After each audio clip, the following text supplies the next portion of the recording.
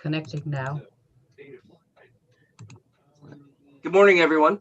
Welcome to the Joint Standing Committee on Innovation, Development, Economic Advancement, and Business. My name is Senator Chip Curry. I'm chair of the Senate chair of this committee, along with our House chair, Representative Roberts, Tiffany Roberts. Before we get started, the committee is assembled today for the purpose of inviting public comment on legislation. We have five LDs, bills before us today that we'll be reviewing. Before we get started, I want to share some information related to the fact that this meeting is being conducted electronically. This meeting is being live streamed on YouTube and people are participating, delivering public comment via YouTube. Via Zoom. This means that if you are on the Zoom as a panelist, then your mic and your camera will be shared and will be live streamed via Zoom or via YouTube and also recorded. So please take a moment and make sure that you have you're on mute and also your camera and your background is all set up for you.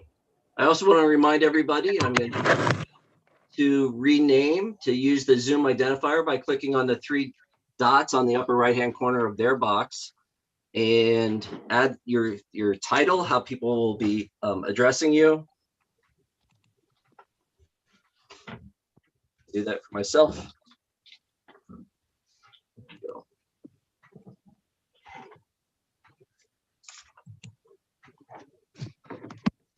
At this point, what I'd like to do is ask the committee members to introduce themselves. Representative Geiger, can you lead us off?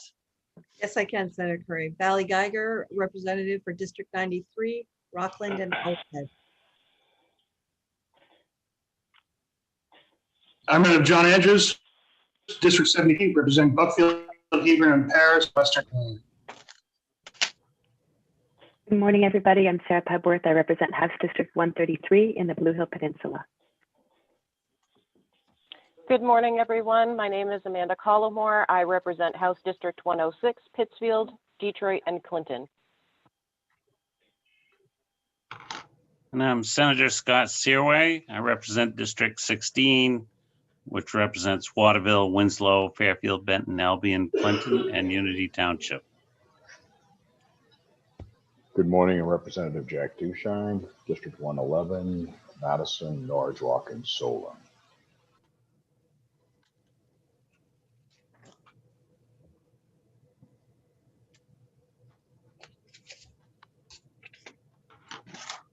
Representative Austin, you're on mute.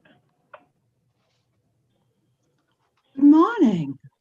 I'm Representative Sue Austin. I hail to you from my hometown of Gray, which I have about 3/4 of. I also have portions of Raymond, Casco, and all of Fry Island. Representative Tavis Hassenfuss, House District 81, Winthrop, Reedfield, and North Monmouth.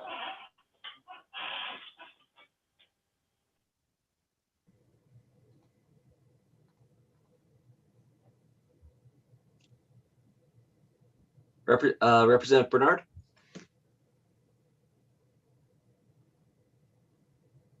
Good morning, everyone. I'm Sue Bernard, representing House District 149, and that's Caribou, Westmanland, and New Sweden.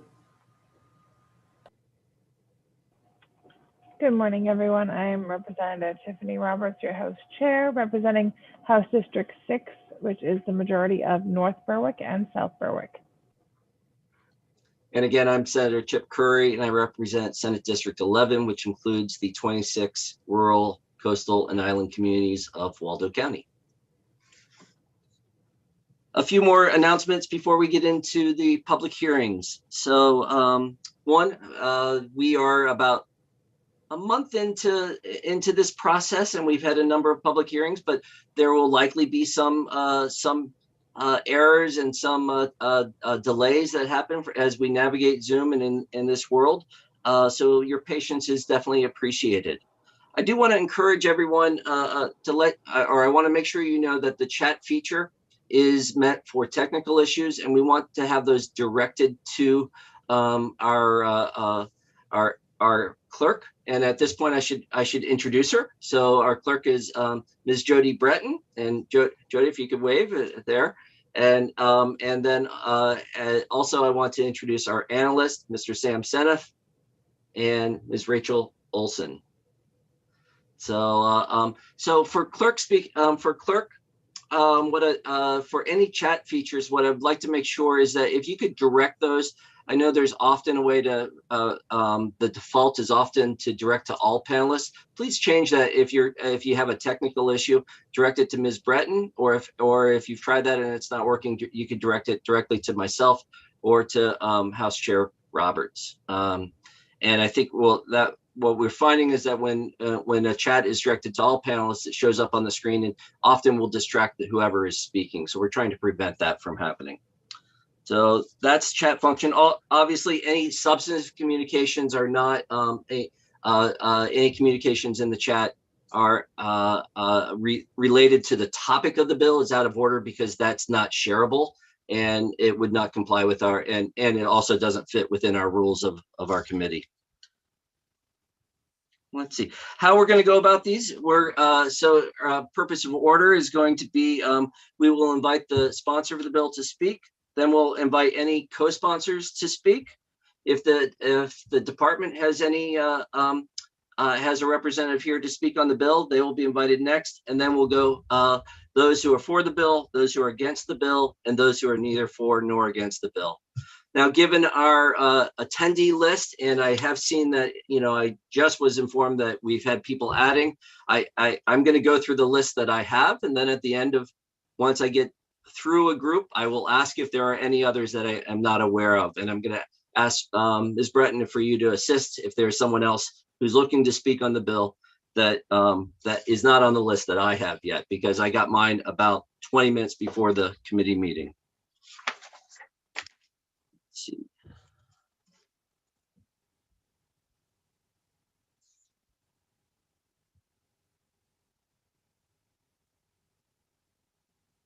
So we will be doing a process of moving people from the attendee into the panelist.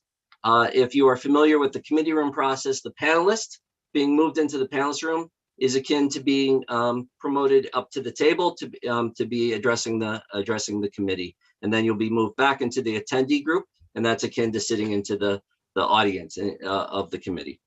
So with that, we'll now open up the hearing on LD 171.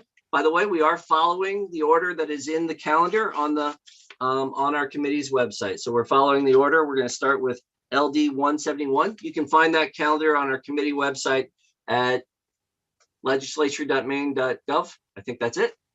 So so with LD 171, and that is an act to enable out-of-state certified public accountancy firms to provide services in Maine on the basis of substantial equivalency.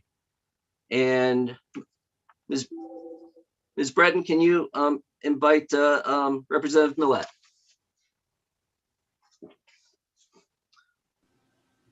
Welcome, Representative Millett. The floor is yours. Good morning. Good to see you. You ready to go? Yes, please. The floor is yours. Welcome. Wonderful. Thank you.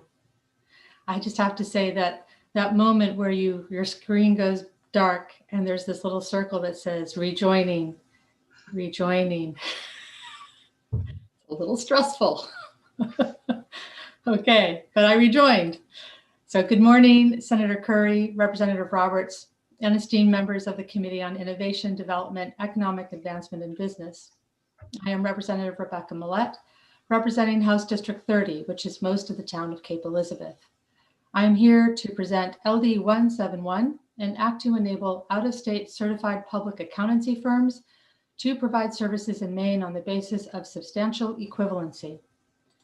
Mobility generally refers to the ability to move across state lines seamlessly. CPA firm mobility eliminates in most cases the out-of-state license registration requirements and extra fees associated with those registrations. Currently, 41 states have different rules, requirements, and associated costs relating to how out-of-state CPA firms can register to perform attest services in their states. Compliance for CPA firms is challenging, costs hundreds of hours to the firms, and makes them less able to compete for business. In states without reciprocity, CPA firms must still register their CPAs, must still register where their CPAs are providing what are known as called attest services. Attest services generally include audits, reviews, engagements performed under the statements of standards on attestation engagements, and engagements required by the Public Company Accounting Oversight Board. In contrast, CPA firms do not have to register as out-of-state firms when their partners are providing non-attest services, such as tax advice, financial planning, or consulting services. Maine already allows individual CPA mobility, which ensures that our CPAs are now able to more easily move around the country and compete for business without unnecessary compliance burdens or extra fees. Indeed, CPAs who formerly had to maintain up to a half a dozen or more licenses can now operate with just one. This legislation seeks to extend the same opportunities to CPA firms. The public has the exact same protections under CPA firm mobility law as they do with the law that requires out-of-state firms to register and pay extra fees. The State Board of Accountancy's authority to investigate, fine, or otherwise punish licensees remains completely unchanged. The proposed CPA firm mobility law also has built-in protections requiring out-of-state CPA firms to meet our state's requirements for peer review and majority ownership of the firm by CPA partners. These requirements ensure that incoming CPA firms meet our core requirements for quality, competence, and professional oversight. Please find attached to my testimony, or I apologize, it was sent subsequently, a proposed amendment to the bill. Sections 3 and 4 were added to reinforce the concept and importance of substantial equivalency. These sections clarify that out-of-state firms, which came to practice in Maine, will need to have similar qualifications as in-state firms licensed by the state of Maine, and specifically those requirements including peer review and CPA ownership percentages. These requirements will ensure the public is adequately protected while lowering unnecessary barriers to practice across state lines. Inclusions of these sections strengthens the Maine Board of Accountancy's oversight and ability to discipline firms practicing in our state without a Maine license. Firm mobility increases the pool of available CPA firms to assist Maine businesses, governments, and nonprofits. Organizations in specialized industries or pursuing complicated strategies will have access to advisors who can guide them toward success. Likewise, as firm mobility becomes more widespread, Maine CPA firms with specialized knowledge and expertise will find fewer barriers to serving clients outside of Maine. Thank you for your time and consideration, and I'm happy to answer most questions, but I will ask that anything too technical you hold for some folks that hopefully are going to be testifying behind me. Thank you. Thank you very much, Representative Millett. I have a question for you before we get started with other questions from the members. Would it be better to, we can post the amendment that you have shared. Would it be best to do that after the another person's testimony, or would you like to walk us through the amendment? I can walk you through the amendment, or attempt to. I mean, it's basically, it just adds technical changes that help more clearly spell out the requirements firms must meet before being eligible for mobility. Just so that people have that, can Mr. Seneff, can you post that? Can we share it? Can you share that? I think Rachel's getting up right now. Okay. Thank you, Ms. Olson. And I apologize. I thought it came through with my testimony, but I didn't do it quite right.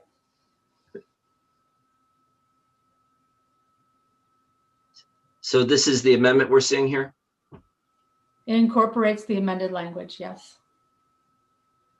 It should be further down. Yeah, that's the, whoop.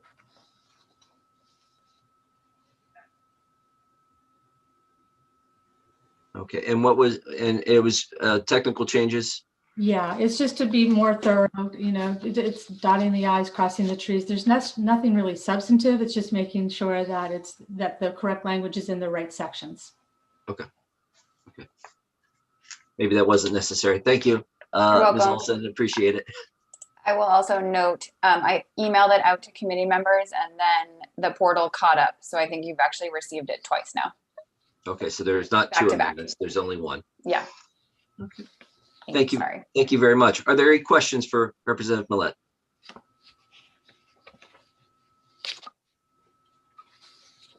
Seeing none? Thank you very much, Representative Millet. Thank you. I hope you all have a wonderful day. You too. Ms. Bill, are there any co-sponsors that wish to speak and give testimony on this bill? I see the number of co-sponsors are on this committee, but I think we're good. Okay. Let's see. Ms. Bratton, if you could invite in Trish Brigham.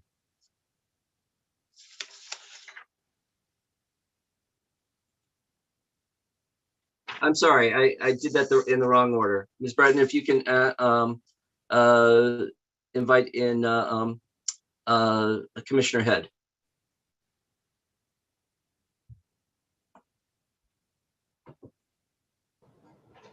I have brought Commissioner Head in as a panelist if she just Great, needs to thank turn her mic and her camera on.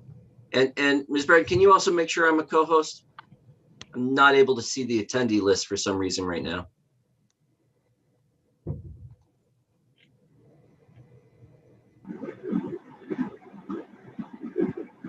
Yes, you are. I'm sorry, I can't see the attendee list. Yeah, I'm good. Commissioner Head, welcome. The floor is yours.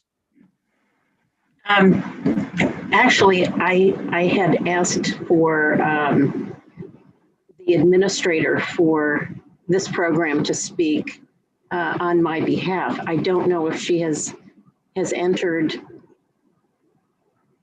this part of the agenda or not. I can certainly speak to the bill itself. I have not seen the amendment, but I can tell you that exactly the same approach has been taken with respect to accounting firms located in other states, as we currently do for an individual accountant who wants to practice in Maine on the basis of substantial equivalence. So this is a very common, we're used to this. We understand the need for it. And I believe that there is a letter from either Catherine, Carol, or myself. I cannot remember, I'm sorry. But we do understand that this would make it easier for out-of-state firms to work in Maine. So we do want to look at the amendment, but I'm sure the technical changes would be okay. Would it be okay for, I think for the work session, we could speak to the amendment. But at this point, I'm not seeing anything that would be problematic. Thank you very much. And who was the person that you thought was going to be speaking? Catherine Carroll, but it was simply a letter, I believe, that we submitted on behalf of the board. I had you listed on my testimony list, though. So I thought you were here to speak. So, well, thank you. Fine. Appreciate it. And now we'll hear, were there any questions for Commissioner Head? Seeing no questions, thank you very much. We'll now hear from Trish Brigham.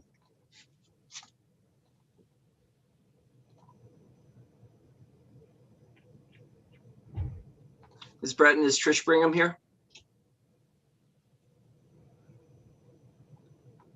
Yes, she's coming in right now. And I think I'm mispronouncing your last name. Trish Brigham, welcome. Yes, hold on, let me get myself on there.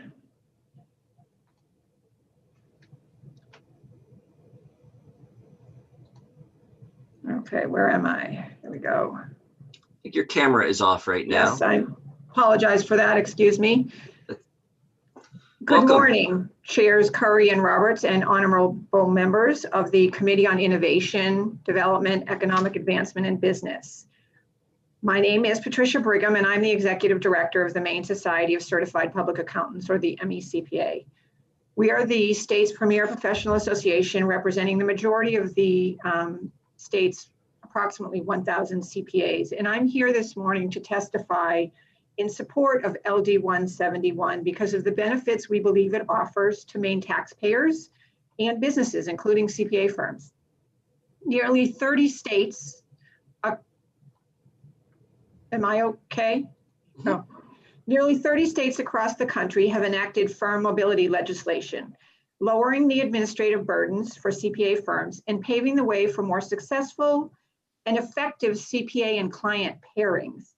As we have seen throughout this pandemic, CPAs have truly displayed their value as business advisors for their clients. The right advisor plays a critical role in helping a business survive and ultimately to thrive. Providing access to a greater pool of CPA professionals is important, as you will hear from Tom O'Neill, who I believe will be providing testimony following me. But of equal value is ensuring that all CPA firms advising Maine businesses are held to the same standards, whether they are licensed here or not. Public protection is an important aspect of any licensing legislation. And as Representative Millette mentioned, protection of the public is built into this legislation through the substantial equivalency clause. According to the National Association of State Boards of Accountancy, NASBA, 55 licensing jurisdictions throughout the United States, including Maine, have substantially equivalent enforcement provisions. This means that firms are held to similar practice standards regardless of where they are licensed. And state boards of accountancy in all 55 jurisdictions can review and discipline firms who do not meet nationally accepted rules and requirements.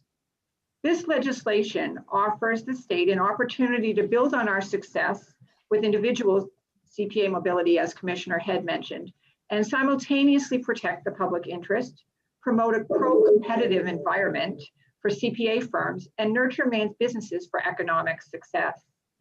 Firm mobility has been rolled out successfully in neighboring Massachusetts, New Hampshire, and Rhode Island. Passing firm mobility in Maine would represent a good neighbor approach to public policy and move the profession one step closer to nationwide mobility, at which we feel the full benefit of CPA firms and businesses will truly be realized. I'm happy to answer any questions you may have. Thank you very much.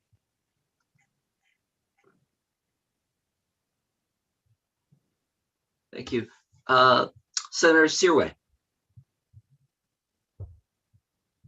Thank you, Mr. Chair.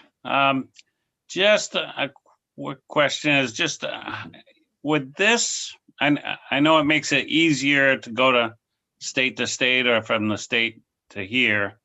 I don't know, in some states, how the laws differ that can make it complicated from, we'll just say Maine to Los Angeles, California. How would that work if you're not up with their accounting laws or whatever?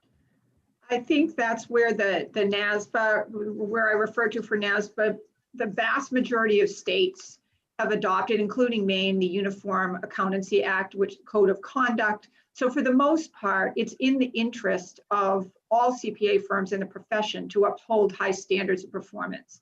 I think the only challenges, and also I should clarify that this bill would not impact very large CPA firms. If you've got a physical presence in a state, you have to be licensed in that state. So this really allows service. For example, I mean, Maine CPAs, there are a certain number of Maine CPAs who now, because of the laws in Maine, are looked at as experts in the cannabis industry. So it makes it easier for them to serve as clients outside of Maine. Most of the challenges may come in where a state requires you to register. For example, if you do work for more than a day in Oregon, as you'll hear from Tom O'Neill, who is testifying, you have to register regardless because you have to pay certain payroll requirements. So I think the fact also that this train is moving, there are now 30 states, and that's increased substantially over the past year, that are taking on and adopting firm mobility legislation. The goal is really to get everybody on board. And we're moving in that direction. So every state, yes, is a little bit different, but in terms of code of conduct, and again, the fact that I think there is widespread support for this, I don't think those challenges are going to pose significant hurdles. Okay, thank you. Representative Geiger. Thank you, Senator Curry. Ms. Briggs, I'm just trying to get a better sense of what the benefit is for Maine businesses. Well, I'm still trying to grapple with what is the issue that is currently, given that there's a shared code of conduct. If a CPA firm in Maine wants to provide expertise on cannabis, this law will not change that because that's whatever state they're being asked to. So what is it doing for Maine businesses? What's the problem that stands in the way at the moment? I think right now, as the economy diversifies, for example, and as you're seeing in many professions, there's so much information out there that people are tending to specialize. So firms have a particular expertise, nonprofit, or a particular segment of the nonprofit, or life sciences. So what this enables a business to do is to access, without excessive cost or administrative burden, the expertise that a particular firm may have. For example, we know there's one firm that really does a lot of the audit work, for example, for school boards. So if there is a particular industry or group in Maine that needs the particular expertise, it broadens the population of CPAs and financial advisors that they can go to get the advice that they need. Thank you. Representative Collmore. Thank you, Mr. Chair. So just to clarify, what this would do would be to allow Maine companies to seek businesses outside of Maine to do tax work. And those companies would not be required to have they wouldn't have to have a license or something to practice in Maine. That's if right now that can happen. So that won't change anything. This really is targeted the attest functions, which are primarily audits where an audit opinion and someone is signing an audit opinion. So right now, individual CPAs, an individual from Maine could engage the services of a CPA anywhere because of individual CPA mobility. And that's where the substantial equivalency that was in the amendment comes into play. So you're not changing anything with this legislation. Someone is still able to do that. And if a CPA firm, for example, a large CPA firm in Massachusetts, if they want to establish an office, if they put an office in Maine, they're still going to have to be licensed. So this is really a middle tier for CPA firms. So basically, if I have a very specific, I'm going to go into the life sciences. We've got the Rue Institute coming. I'm going to use that as an example and stick with that. If I've got a very specific niche business and there isn't a CPA firm in Maine who either is interested, has the expertise or the staff to perform an audit and provide me with an audit opinion, this will allow me then to contract with someone from, I don't know, the 128 belt in Massachusetts, a CPA firm that might have the ability to provide that. I could still do that now, but they would have to license. They would have to get a license in the state of Maine. So all you're doing is allowing them to practice here without getting that license. It really doesn't impact their credibility, their integrity, their expertise. It's just making it a little bit easier for them to come here and work with, for a specific industry, and allowing Maine CPAs who have a particular expertise to do the same.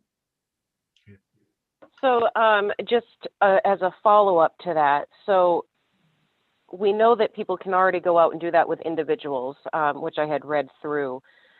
What I'm trying to understand is if they don't have to get a license in Maine and they have to meet these equivalency requirements, is there going to be like a list or a database of approved firms so that people know who they're allowed to contact, or is it that they can contact anybody in any state? I think that that's because if they have to, especially with the amendment, meet these mobility requirements, how are the users to know who is allowed to and who isn't if there isn't a license? Well, first, the same way you would, before I retain the services of a CPA, I'd want to know where they were licensed. So you would do your due diligence anyway. This does not remove that responsibility from any particular company or potential client. So you would have to ensure and convince yourself that that CPA firm whose services you're retaining is licensed somewhere. And once you know that they're licensed somewhere, then it's sort of up to you again during their hiring process and the engagement process for you to be convinced that they are the best CPA firm for your business. Right now, there isn't, right now, really the disciplinary system works by user complaint, so to speak. So if I'm a business, I go through my due diligence, I hire a CPA firm, they don't do what I have engaged them to do, or, depending on what the complaint is, I then can go to the Massachusetts Board of Accountancy and lodge a complaint. I could go to the Maine Board of Accountancy and lodge a complaint because they were doing the work in Maine. So it doesn't really change that, and it doesn't remove the responsibility from the client or the company to make sure they're engaging the best expertise that they can or that they need. Okay, thank you. Representative Austin. Thank you, Mr. Chair. And Ms. Brigham, thank you. Kind of a minutia question. Generally speaking, are the specialized accountants under the umbrella of a firm, or are a lot of them standalone offices? I think that varies. It really varies. Now, as auditing and with AI and the sort of advancements in the technological advancements in the profession, it's tending towards some of the larger firms that have the ability to develop staff, to train staff, to have the technology infrastructure to provide specialized services. But that's just a general observation. It really varies. For forensic accounting and for other areas within, you may have a sole practitioner, but that tends not to be the case when audits are being performed, just because of the peer review and the requirements. You really have to keep up your licensure and your education and your technology, et cetera. So it's not always that easy to do that as a sole practitioner, but that's not to say that there isn't anyone who has that type of expertise or particular expertise. Thank you. And if I may, Mr. Senator Chair, just one more. I was kind of surprised at the number of only 1,000 CPAs. How would that compare with some of our other professions? That I honestly don't know. The number, I will tell you that the number of CPAs has been declining for a variety of reasons. Some of it's demographic, some of it's other career options, some of it's within the profession, there's now an additional 150 hours in the cost of obtaining those credits. There are a variety of reasons why the number of CPAs have been declining. And that, to some extent, particularly for Maine, CPAs they are so overworked right now. They're really bearing a lot on their shoulders. So a shout out to all of the CPAs right now. Between COVID and the PPP, they've really stepped up. And it's like many other industries in Maine, they're struggling to hire talent. So this, to an additional extent, this allows businesses to access, if I mean, I know there are some of my members who are not accepting. I get calls frequently looking for, can you refer me to a CPA who does XYZ? And I will reach out to a firm that I know has that expertise, and they're not accepting new clients because they're stretched too thin. So, and I think that's the case nationally when I speak with my counterparts in other state societies. But as we all know, attracting younger professionals to Maine is a bit of a challenge. So we're probably feeling it more so than other states, but this is a nationwide issue. There are fewer CPAs that are up and working nationally. Thank you. Knowing and understanding the mind of a CPA somewhat as my 50-year partner was, it's a mind all of its own, and it's a beautiful thing. But would the board, the association, be thinking to that end about not adding any more continuing ed at this time, because of the requirements are quite incredible, and I understand why, but at the same time, if it becomes a burden, such a burden that we don't attract, look, you're really kind of speaking to what possibly could be affecting what's happening. The industry, the state societies, there are 55 state societies in US states and jurisdictions. We work closely with the American Institute of Certified Public Accountants, and the industry is well aware that it has its work cut out for us. There's a change to the CPA exam. There are some who are questioning the additional 150 hours, because that does impose on students that are already struggling with debt to get an undergraduate degree. That does pose some challenges. So yes, we have our work cut out for us because it's a great profession, and we're I don't want to get off on a tangent, but we're doing our best to change that and working with the resources that we have. Thank you so much. I appreciate it. Thank you. Seeing no other questions. Thank you very much, Ms. Brigham. Thank you for your time. Ms. Breton, if you could bring Mr. Tom Neal into the as a panelist.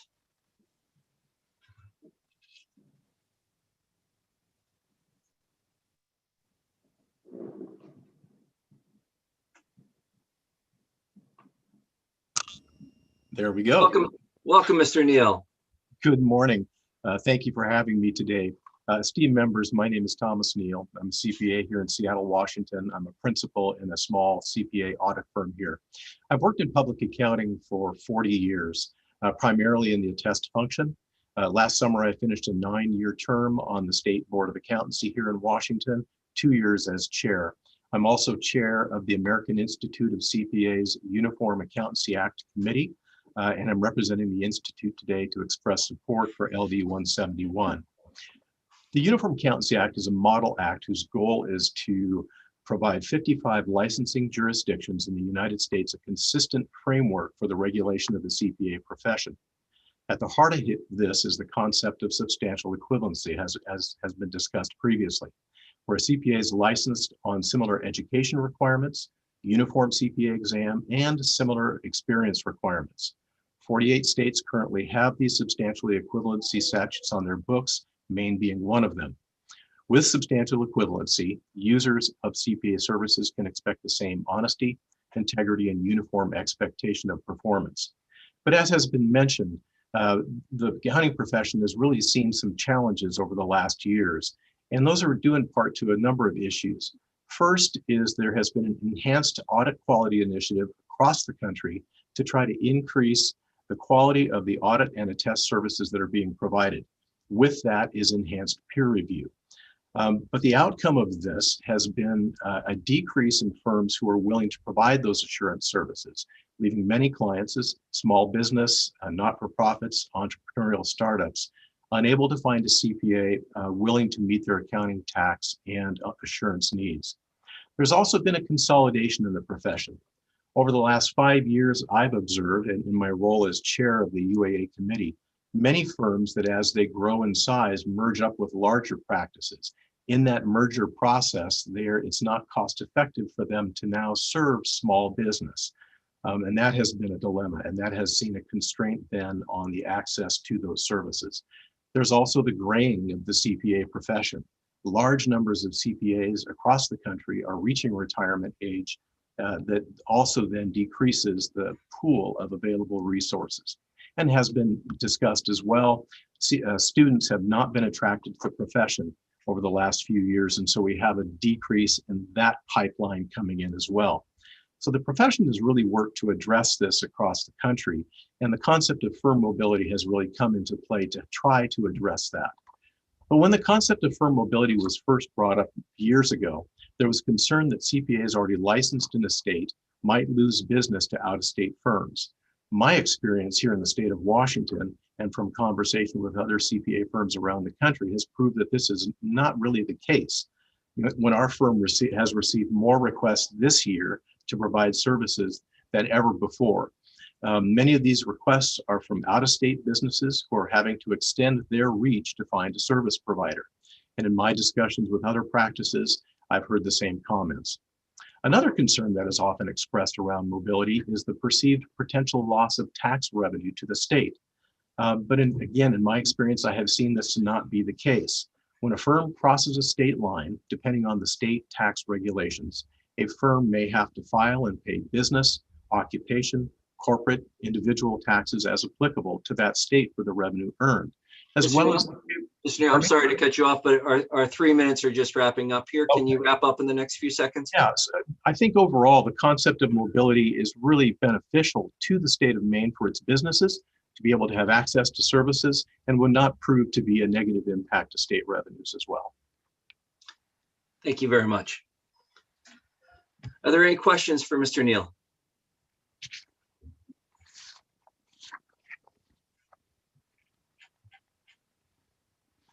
Representative Geiger. Thank you, Senator Curry. So what you seem to be saying is that we have a trend where less people are drawn to the CPA industry, that we're in a situation where many small nonprofits or small businesses are having trouble finding CPAs, that you expect a trend to continue where CPA firms will merge into larger and larger organizations. This seems to be going in the wrong direction. It doesn't sound like this change is going to change that direction. Would that be fair to say? I think you'd have to look at it in a number of different ways. These are impacts that have impacted the profession up to this point, and the profession is attempting to react to that. I know across the country, the conversation has begun about the entry requirements into the profession, specifically the educational requirements, as well as the structure of the CPA exam. While there's a desire to not change the exam or to lighten it up in any way, we still want it to be a rigorous exam. It is being structured for future, I think in 2024, we should see a changed exam that allows more professions to access and become part of the CPA profession. People who have AI or data analytics type skills, people who have engineering skills that are again part of those specialized services that can be provided will have the ability to now become CPAs. So I think we're trying to address some of those issues as we go forward. And as I mentioned, the conversation is happening nationally about how do we decrease some of the prohibitions for people to enter the profession so that it is easier for students to come in, and more importantly, to provide access to those services across state lines. Representative Austin. Thank you, Mr. Neal. A question that I have had over the years when our accounting board has come before us is I'm sure there's been thought given to those CPA folks that retire. And I've often wondered if there wasn't a way that, again, I know from my circle of accountants around me, the cost, the time, and the energy to keep up with the continuing ed, even after they're no longer with their firm, is burdensome to the point that they finally decide to let their certification licensing go. And I just wondered if there couldn't be a bracket where we bring or allow in some sort of really formed manner, allow them to do some of the work that, as has been said by both you and Ms. Brigham, that needs to be done, that maybe they could be qualified and, you know, you have oversight, but tackle some of the, perhaps the less complicated, maybe individual accounting needs that people have. It's a good question, and it is one that our Uniform Accountancy Act Committee has been dealing with over the last few years. A number of states have tried to conceptualize and put into statute the concept of the retired CPA and how best that moves forward. But further, what services that CPA can provide once they are retired, and especially around that question of continuing competency, which is baked into virtually all state statutes. So it is a question that is being addressed and discussed. And I think it's going to keep moving forward because we do have a growing number of CPAs who are moving into that more inactive or retired state. And in many states, there's not a good home for them, if you will. Mm-hmm. So it is an issue that is being discussed. Thank you very much. Thank you. Seeing no further questions, thank you very much, Mr. Neal. Thank you, esteemed members. Ms. Breton, are there any other attendees that are seeking to give testimony on this bill? I do not believe so. Seeing no other attendees and no one else to give testimony, we will declare this public hearing closed.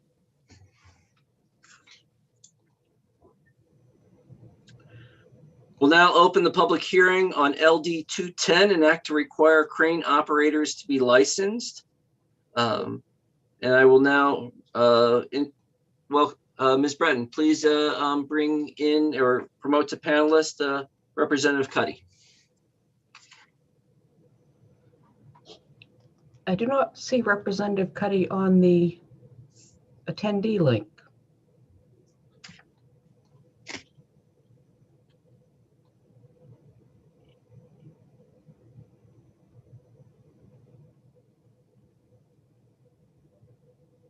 Is he in the panelist list already?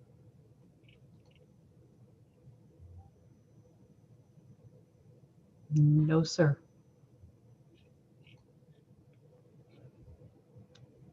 I know he submitted testimony.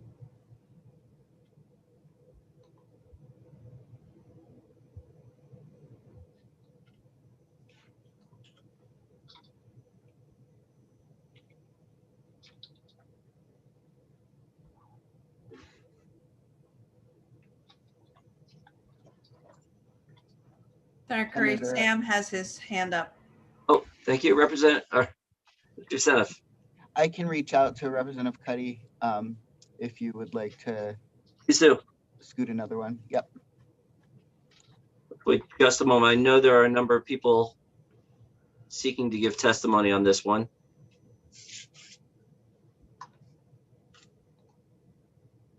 Pause for just a moment then.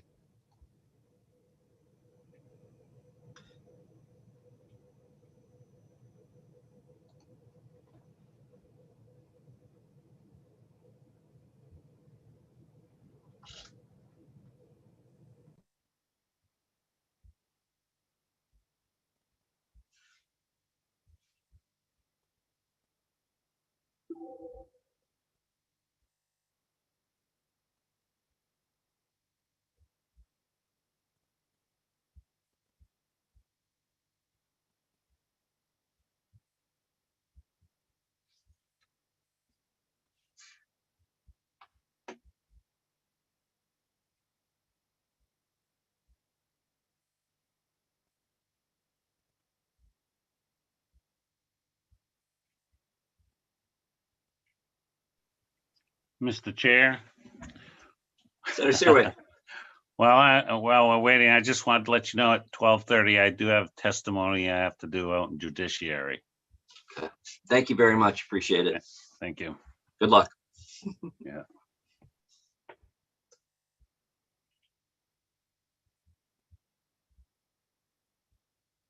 Okay. Mr. Seneff.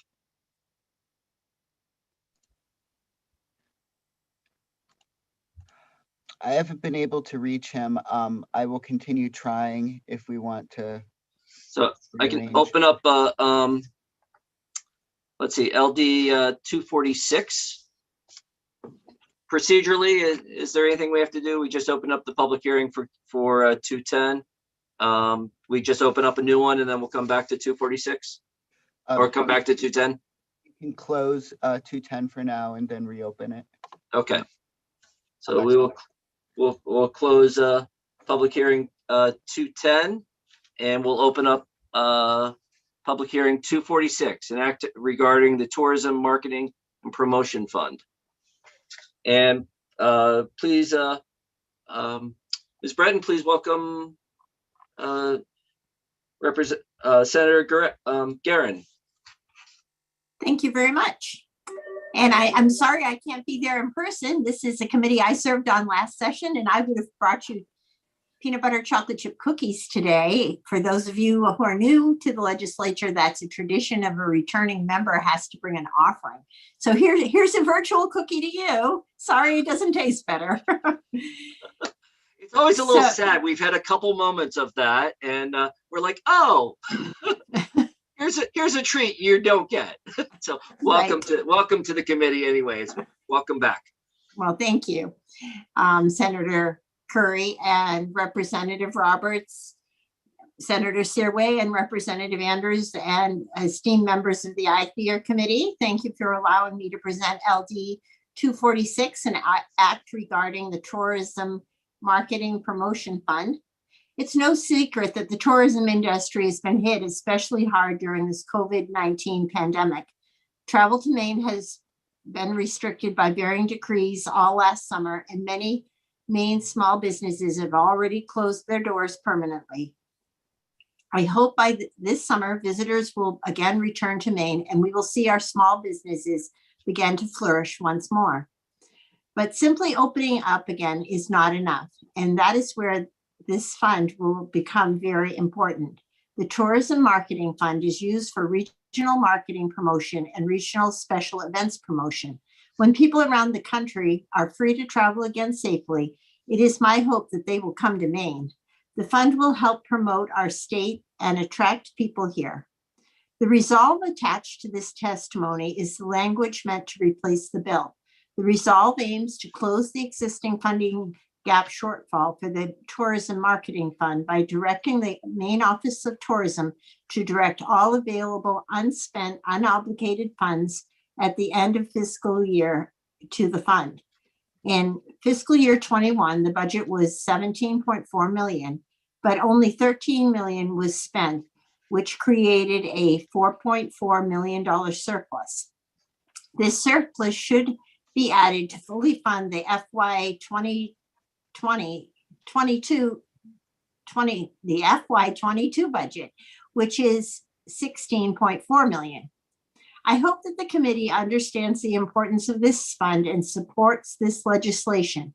Maine's tourism industry is a major contributor to our economy, and we need to be sure that they have the tools they need to bounce back from the devastating losses they continue to take due to the pandemic. Thank you for your time and consideration, and I would be happy to answer any questions.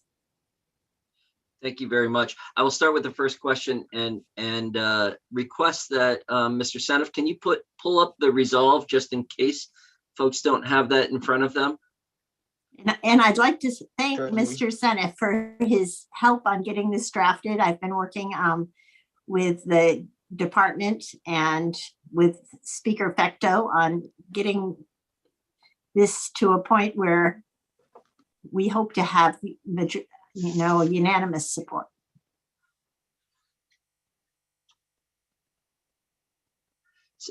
So my question was, so this is shifted from the original, the wholly shifted from the original to this resolve. And I just want to make sure members had a moment to look at that. Mr. Seneff, this was mailed out at what point, if people need to find it on their email? Both last night and this morning. Both last night and this morning. Okay. And I think, if I may, the portion that folks will probably want to pay attention to is this resolved language right at the bottom here.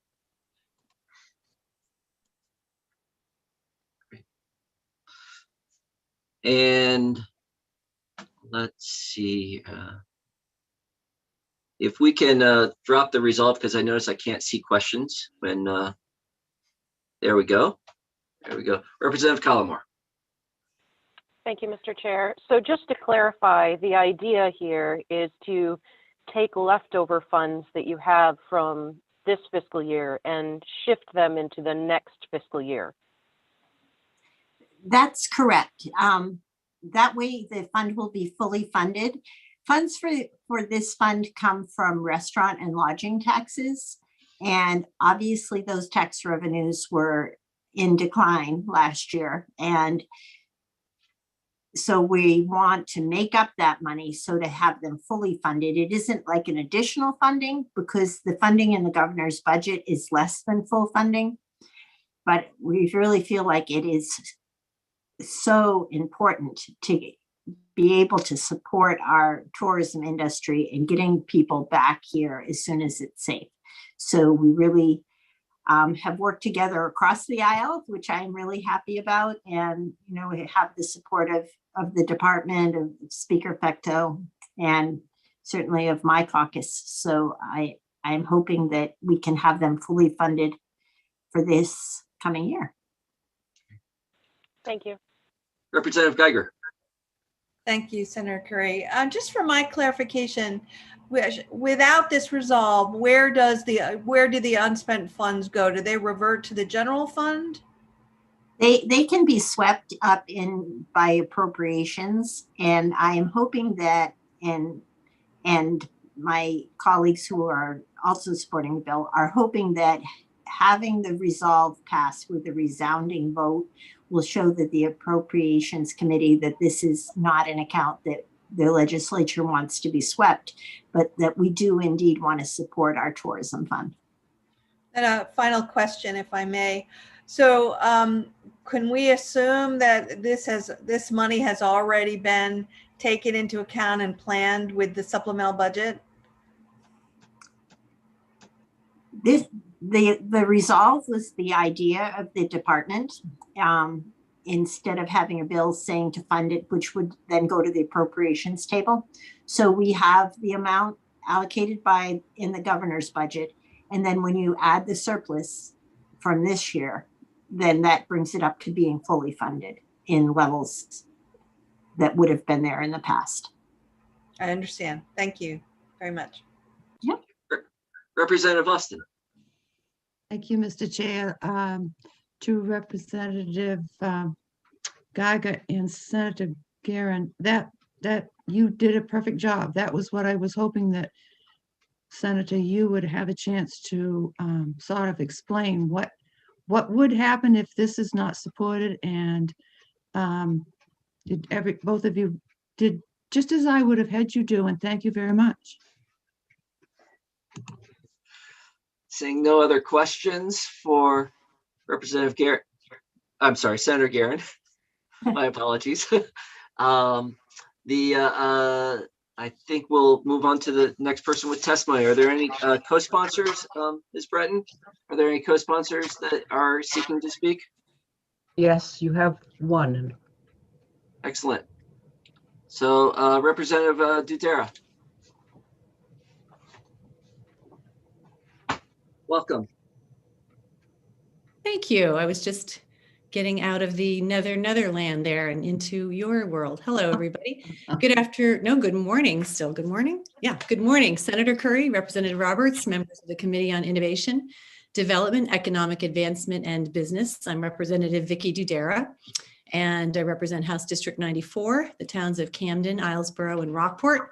I'm here today as a co-sponsor of LD 246, an act regarding the Tourism Marketing Promotion Fund, and I am in favor of the bill as amended by Senator Guerin. The town that I live in is a tourist mecca, and it's been that way since 1857. Tourism is what brought my husband Ed and I to Camden, not quite in the 1800s, but in the mid 1980s. We came up in his Datsun 280Z on a freezing weekend in January, and we fell in love with a dilapidated Victorian right in the middle of town. My husband likes to joke that he never ever should have taught me the term sweat equity, because I convinced him that we should buy the place and do the work ourselves. We named that old Victorian the Blackberry Inn, and we started our journey of stripping wallpaper, adding bathrooms, and turning it into a 10-room bed and breakfast. The paint was still wet when we opened that summer. We ran that place for 12 years. We sold it to another couple who ran it for 20. And I'm happy to say that a few years ago, it sold again to some new innkeepers who are just wonderful. But those years in the lodging business showed me how hard it is to work in tourism. I know what it's like to be reliant on the weather, the condition of the traffic on Route 1, and the ups and downs of the economy. We relied heavily on our local Chamber of Commerce, whatever advertising that we could afford, and we relied heavily on the marketing efforts of the state of Maine. There are always other places, other states that are vying for the same tourism dollars that could come here. So the tourism industry is a very tough way to make a living, and yet it's also extremely satisfying. As an innkeeper, I was really proud to introduce people to our beautiful state. I must have answered that question, what do you do during the winter? Probably a million times. But still, it was a pleasure to show off Camden and tell our guests about other parts of Maine that they could explore. Many of them returned year after year, and some of them even moved here permanently. The lodging industry has been one of the hardest hit from the pandemic. And when I say lodging, I'm also thinking of cottages, campgrounds, and our iconic windjammers, the wooden vessels that take people out for week-long sails on their historic boats. Restrictions aimed at preventing the spread of the virus were necessary as we fought to keep Mainers safe, but these restrictions have taken their toll. Lodging sales for the Rockland and Camden area, Rockland, of course, is Representative Geiger's area. Lodging sales for those two markets combined plummeted 35% last year, and restaurants were also hit hard, experiencing a 30% drop. So these are by and large, small businesses, and they urgently need our help. The Maine Office of Tourism has unspent obligated funds available, and they are needed for the Tourism Marketing Promotion Fund in the upcoming fiscal year. We need to inject that money into marketing to make sure that tourists choose Maine as their vacation destination. Now, more than ever, we need to do what we can do to support tourism because it propels so many small businesses, drives local economies across the state, and it often leads people to choose Maine as their permanent place to live, work, and raise their families. So thank you. I'm happy to answer any questions. Thank you very much, Representative Dudera. Are there any questions?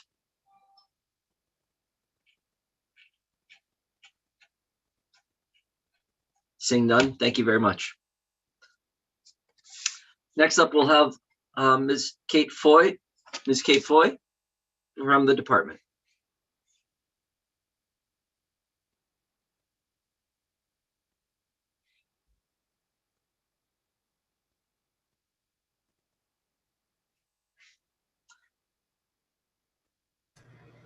Good morning. It's that spinning circle that everyone keeps talking about. Your heart sort of goes like, oh my God, am I going to get in? So I have another screen here to the side. So it's not that I'm not wanting to look at you, but I'm going to read my testimony from over here. Senator Curry, Representative Roberts, and members of the IDEA Committee, my name is Kate Foy, and I'm the Legislative Liaison for the Department of Economic and Community Development. I'm here today to testify in support of LD 246 as amended. The Maine Office of Tourism is charged with administering a program to support and expand the tourism industry and promote the state of Maine as a tourist destination. The Office of Tourism, in collaboration with a marketing firm, develops and executes a statewide year-round tourism marketing program in key domestic and Canadian markets, and provides a full complement of marketing services, included but not limited to strategic planning, market analysis, market segmentation, positioning, branding, creative production services, media services, and web services. Tourism is an important economic engine for Maine, with winter and summer visitation bringing approximately $2 billion in restaurant and lodging taxable sales. The Maine Office of Tourism is funded solely by the meals and lodging tax, with 5% going to the Office of Tourism and the remaining 95% going to the general fund. In 2020, the tourism budget was approximately $17 million. However, since this budget is solely based on a percentage of lodging and restaurant taxable sales, which experienced a substantial loss in 2020, the budget will be less. As we are all aware, COVID-19 pandemic impacted many of the high-touch service sectors in 2020, and the hospitality industry faced several challenges as the state and country reacted to a public health crisis. While Mainers showed grit and hard work to overcome the barriers that the pandemic created, the impact continues to test employees and employers. Direct marketing strategies and tactics for 2020 changed due to COVID-19. The Maine Office of Tourism suspended marketing and media efforts in many markets and instead targeted efforts on in-state marketing beginning in June to encourage residents to explore Maine and support local businesses, as well as marketing to states where Maine exempted visitors from testing or quarantine beginning in July. The marketing plan was adjusted as exempt states were added or removed. Due to the adjustments made in the marketing plan, the Maine Office of Tourism will have funding left at the end of this fiscal year. Maine statute requires that any unspent funds remain with the Office of Tourism and be used for future fiscal years.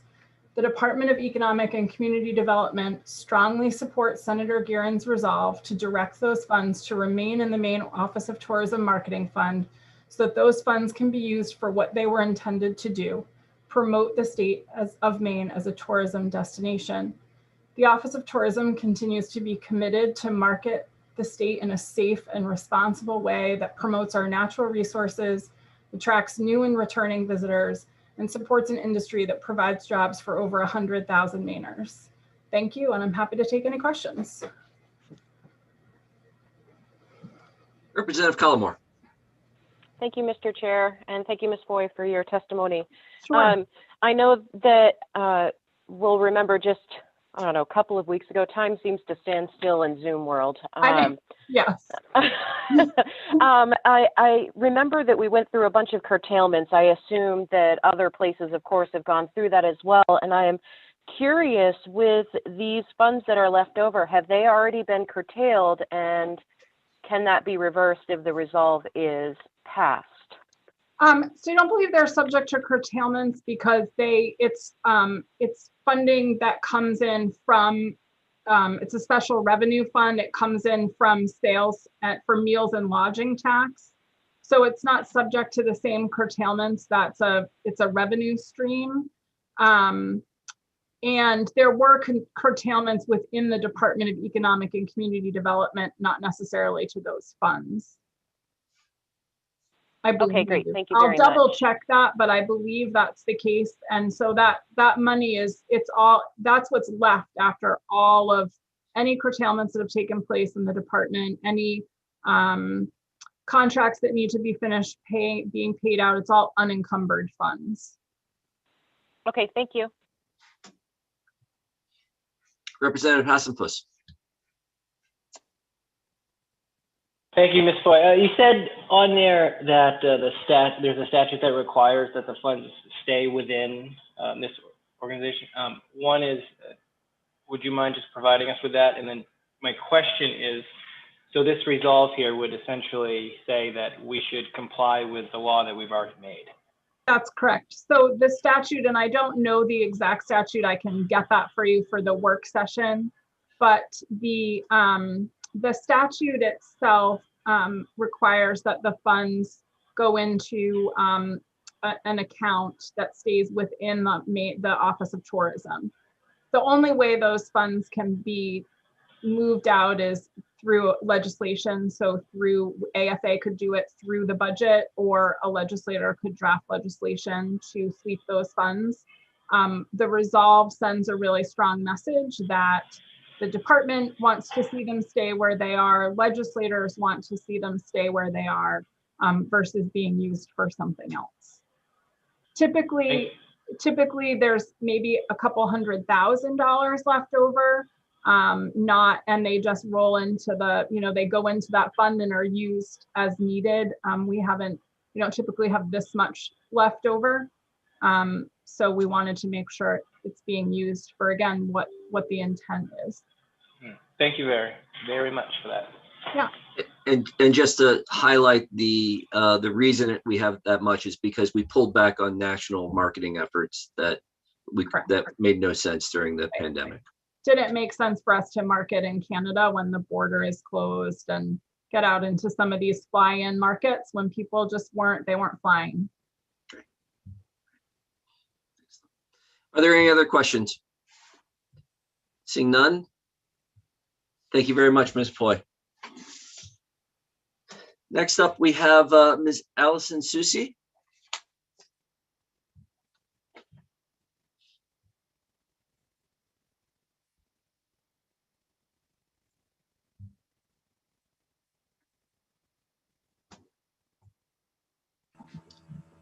Welcome, Ms. Susi. If you could introduce yourself and begin your presentation.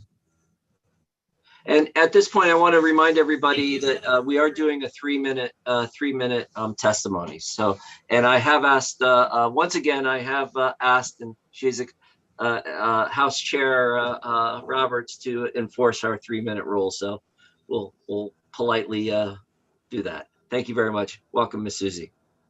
Great, thank you, Senator Curry, Representative Roberts, members of the IDEA Committee. I am Allison Susi. I'm the Director of Government Affairs for the Maine Tourism Association, and MTA is a nonprofit statewide membership association representing every type of tourism business, lodging, retail, restaurants, amusements, cultural attractions, and the whole range. And I'm testifying in full support of LD 246 and the amendment. We worked closely with the sponsor and with DECD on this, and we thank them for their work. But as you've heard, what we're asking for from this committee is to send a message to the rest of the legislature with this resolve that these funds that were dedicated to marketing but unspent last year remain with the Office of Tourism and not be swept for another purpose. As you know, it's very easy for the Appropriations Committee or any legislator in a bill to just use notwithstanding language and notwithstand the section of Title V that states that these are a non-lapsing dedicated amount. You know that tourism has been one of the hardest hit industries, as you've heard, and a successful tourism industry is a big key to the economic recovery for the entire state. It generates hundreds of thousands of dollars for the economy. According to the Maine Office of Tourism, there's a 24-to-1 return on investment on marketing dollars. And this doesn't just benefit the 110,000 workers in the industry. It's an economic driver for the entire state. And there may be some concerns about why we should be spending marketing dollars with the pandemic still continuing, but it is critical that a marketing campaign is strong and it starts immediately. Marketing does more than just advertise short vacations for people in Maine. We're marketing Maine's way of life, and tourism is a great way to bring people into the state when government's always looking for new residents and new businesses, and tourism is actually bringing them here. So we just have to keep them once they come. Also, statistics demonstrate that marketing to travelers is a worthwhile and necessary investment. According to Destination Analysts, a travel and tourism marketing research firm, 83% of American travelers are excited to travel in the near future. And of those traveling, 56% have not yet planned their trip and could be swayed on what destination to visit. So we need to capture that market for this year and for future years. Third, we know that if a state doesn't maintain a marketing presence, its visitation will drop off dramatically. And we need to stay in the minds of those potential visitors and not have them latch on to other places to go to. When times are bad, increased marketing is the key to rebounding, not decreased marketing. My written testimony cites the Colorado example of the harm of reduced tourism marketing, and you can read the details. But in short, Colorado eliminated its marketing budget in 1993, which then led to it losing over $2 billion annually in tourism revenues. In the year 2000, they reinstated their marketing budget, but at less than half of what it had been years before. Ms. And Susi? the state did rebound as it slowly increased. Ms. Susi, can we have you just, Sorry? Can you just wrap it up in the next 10, 15 seconds? Thank you. Yep, it took until 2015 for the state to rebound, so Maine can't afford to risk 15 years to get back to where we were before.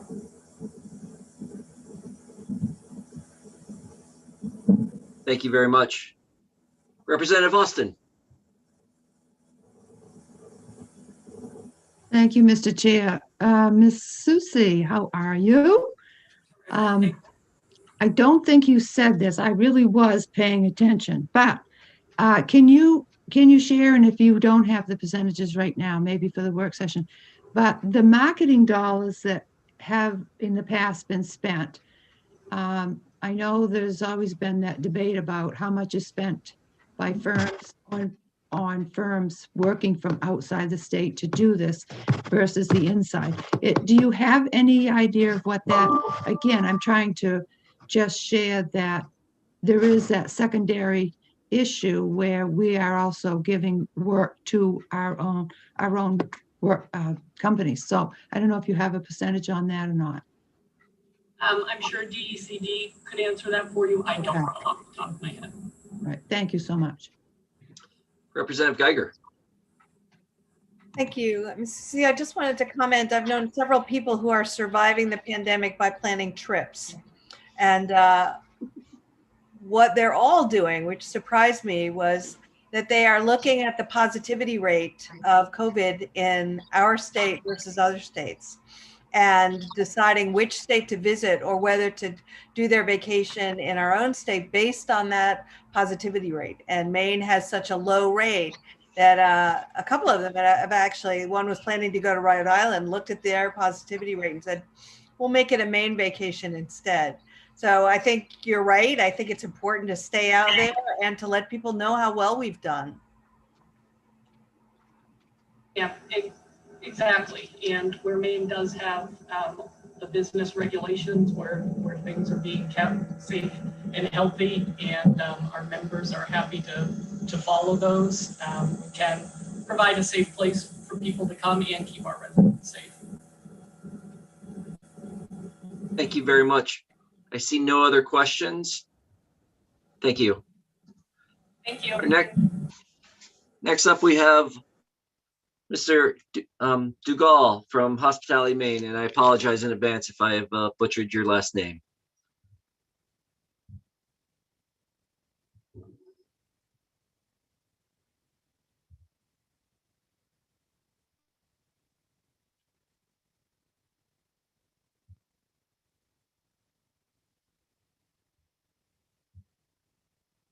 Welcome.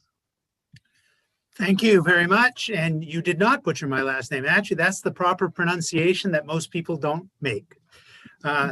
So Senator Curry, Representative Roberts, and distinguished members of the IDEA Committee, my name is Greg Dugal, and I am a resident of Lincolnville, Maine. So I'm a constituent of Senator Curry's, and we've never met. So this is an opportunity to do that right now.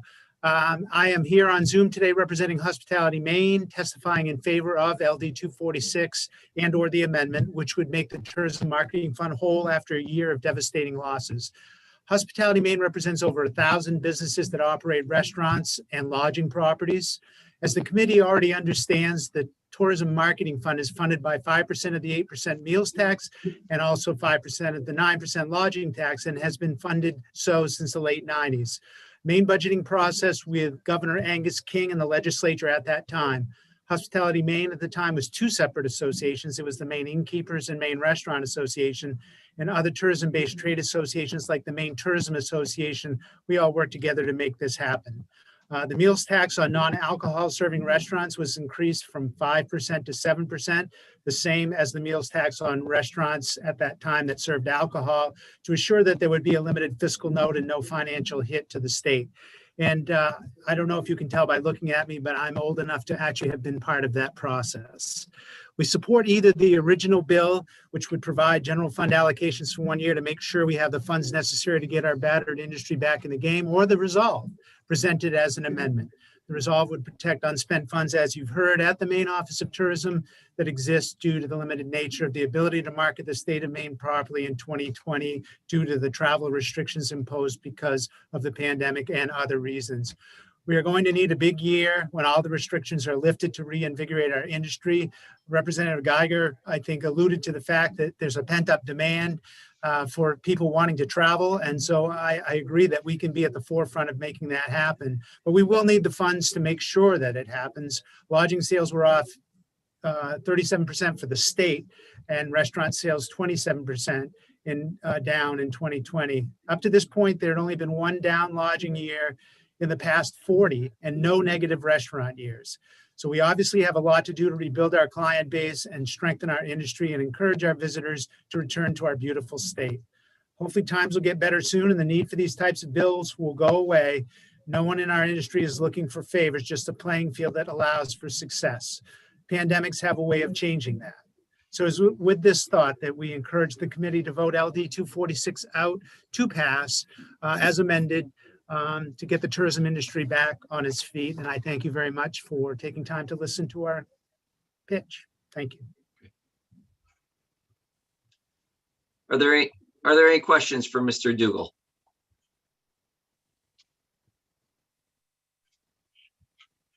Seeing none, thank you very much. Thank you, sir. Ms. Breton, are there any other questions for, are there any other? Mr. Yes. Chair, I believe we have Mr. Picard of the Retail Association of Maine and Ms. Hart of Manchester. Thank you very much. You must have the latest testimony list. So excellent. So Mr. Picard, welcome.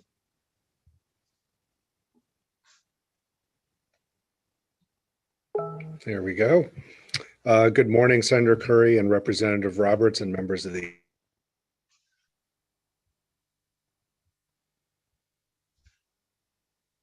I think we just lost Mr. Picard.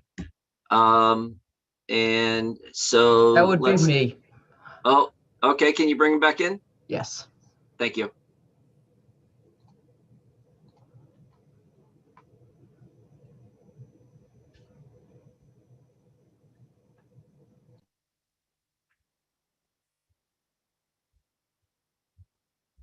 There we go. Good morning again. I am still Curtis Picard. I appreciate your patience, Senator Curry and Representative Roberts and members of the committee. I'm Curtis Picard with the Retail Association of Maine, and I assure you I will not take up my 3 minutes of time. I just want to be an added voice to support what's been presented today in the resolve. I sincerely appreciate the leadership of Senator Garin, Speaker Fecto, Representative Dudera, as well as the other co-sponsors, Senator Lucchini and Representative Sawin-Millet as well. I guess I'm happy to answer any questions, and I'll actually make your time shorter because Deb Hart is also our contract lobbyist. And so she signed up in case I couldn't make it because I'm going to have to jump over to the Health Coverage Committee at 11 o'clock. So I'll stop there and happy to answer any questions.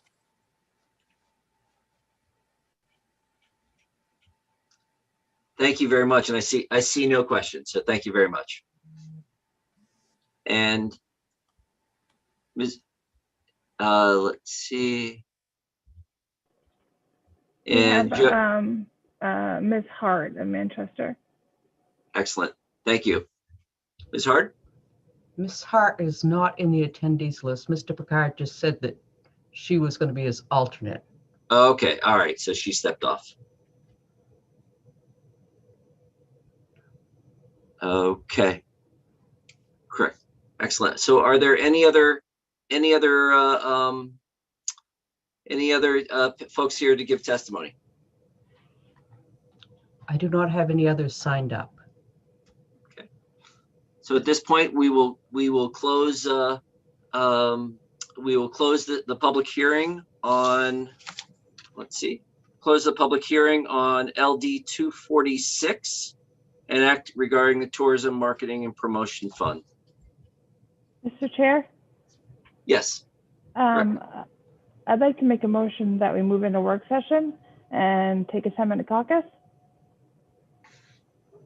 So moved. Excellent. And second, and I don't think we have to vote on that. I think we can just go into caucus. So we'll go into caucus at this point.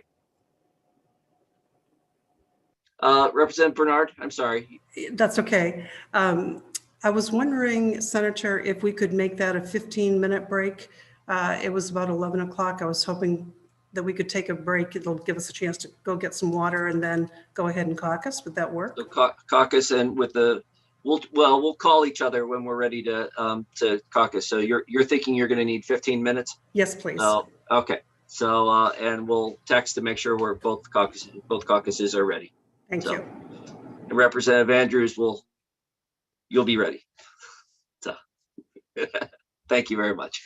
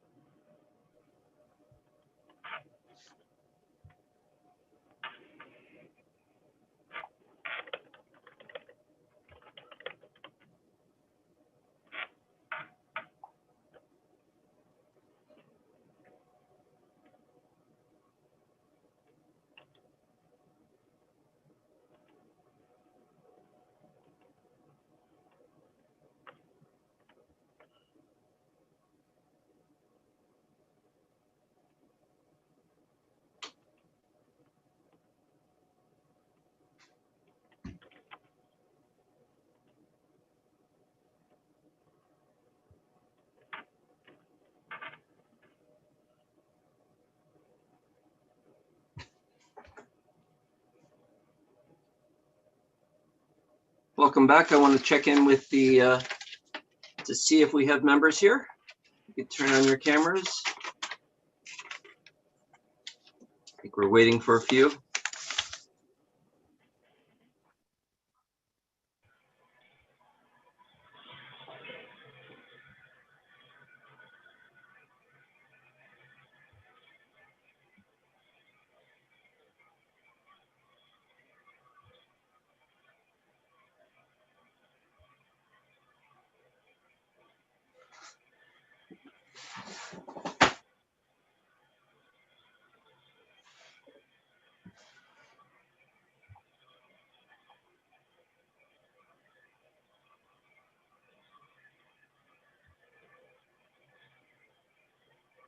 We will stay at rest as our colleagues are. Oh, here's our colleague.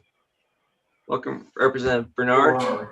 Yes, Senator Curry, they should all be on board here very shortly. Great, thank you very much.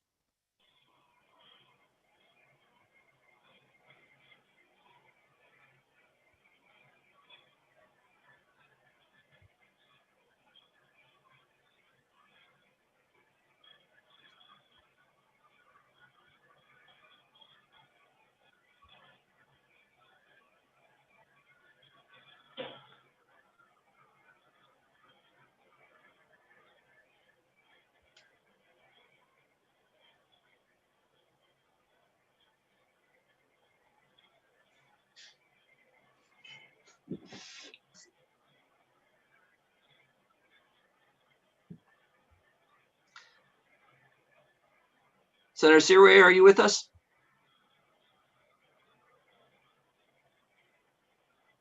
It won't allow me in for some reason. Okay, so your camera, if you could. Let's see. I'm gonna press ask to start camera. There you it go. comes. You're in. Yep. I'm gonna do the same thing for Representative Austin. Oh, that just scared me. Is someone sharing screen?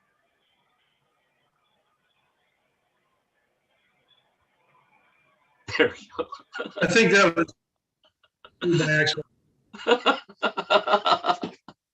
Oh boy, little heart palpitation. So welcome back. We're going to return to where we left off. We had just voted to go into work session on LD 246 and went into caucus to check in. And for those who are watching along, this is at the prerogative of the committee to and typically use when we think that we can immediately respond to a bill. So I'm going to check in with our analyst, Mr. Seneff, if so. In terms of addressing this bill, are there any things technically we need to do to go right into and review, accept a motion? Do anything we need to talk with you about first on this? Nope, I think the bill is pretty straightforward. And if you would want to move to go right into work session, that would be proper. Okay. So we have moved to go into work session. I'm not sure I actually took a vote on that. So all those in favor of being in this work session, raise your hand, please. Thank you very much. That way it's all dotted I's and crossed T's. Chair recognizes Senator Searway. Thank you, Mr. Chair. Just wanted to make a motion ought to pass as amended for this resolve and the tourism. I think it's a really important bill to get moving on. Excellent. So the motion is ought to pass as amended. Is there a second? Second. We see a second. Any discussion? Second was Representative Ducharme.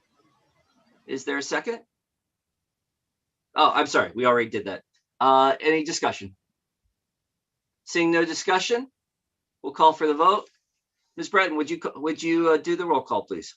Yes, so we have a motion of ought to pass as amended by Senator Searway, seconded by Representative Ducharme. Representative Geiger. Yes. Representative Geiger, yes. Representative Andrews. Yes. Representative Andrews, yes. Representative Pebworth. Yes. Representative Pebworth, yes. Representative Collmore? Yes. Representative Collmore, yes. Senator Lucchini, absent. Senator Seaway? Yes. Senator Seaway, yes. Representative Ducharme? Yes. Representative Ducharme, yes. Representative Austin? Yes. Representative Austin, yes. Representative Hassenfuss? Yes. Representative Hassenfuss, yes. Representative Bailey? Yes. Representative Bailey, yes. Representative Bernard? Yes. Representative Bernard, yes. Representative Roberts? Yes. Representative Roberts, yes. Senator Curry? Yes. Senator Curry, yes. That's 12 in the affirmative, none in the negative, and 1 absent. Thank you very much. Having voted on this bill, we declare this work session closed. Looking for a gavel and I'm missing it. So. Representative Bernard. Senator Curry, I'm wondering if it's possible to go into work session for the sorry, I don't have the LD in front of me, the CPA bill that we took up earlier this morning. 171, LD Thank you. 171. I am recognizing that we have a lot of people waiting in terms of in our attendees list, and I feel that we've just kind of given them a little delay, and so I would appreciate to be able to get those folks to be able to come forward so we could go back onto schedule with our public hearing. Absolutely understood. Yeah. Thank you. So thank you. So we will open public hearing. Or open the public hearing. I'm sorry, 1 second.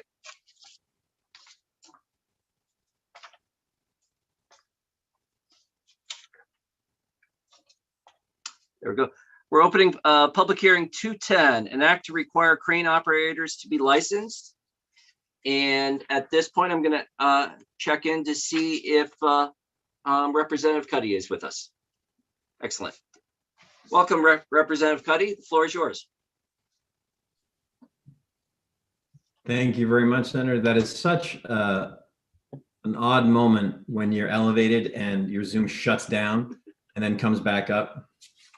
In case you weren't nervous about testifying over Zoom, have that one to come at you. So it's great to be before you folks hear an idea. I apologize for not being available earlier. We are having a great discussion in EUT that continued on. I'm finding being on 2 committees plus shepherding a number of bills to be quite a challenge, as all the senators know, and I'm sure my colleague Representative Pebworth knows, my colleague on labor. It actually does feel pretty comfortable being before you with Representative Austin. You know, she was on labor with me last time. Representative Pebworth here feels a bit like a labor committee almost. My goodness. So yes.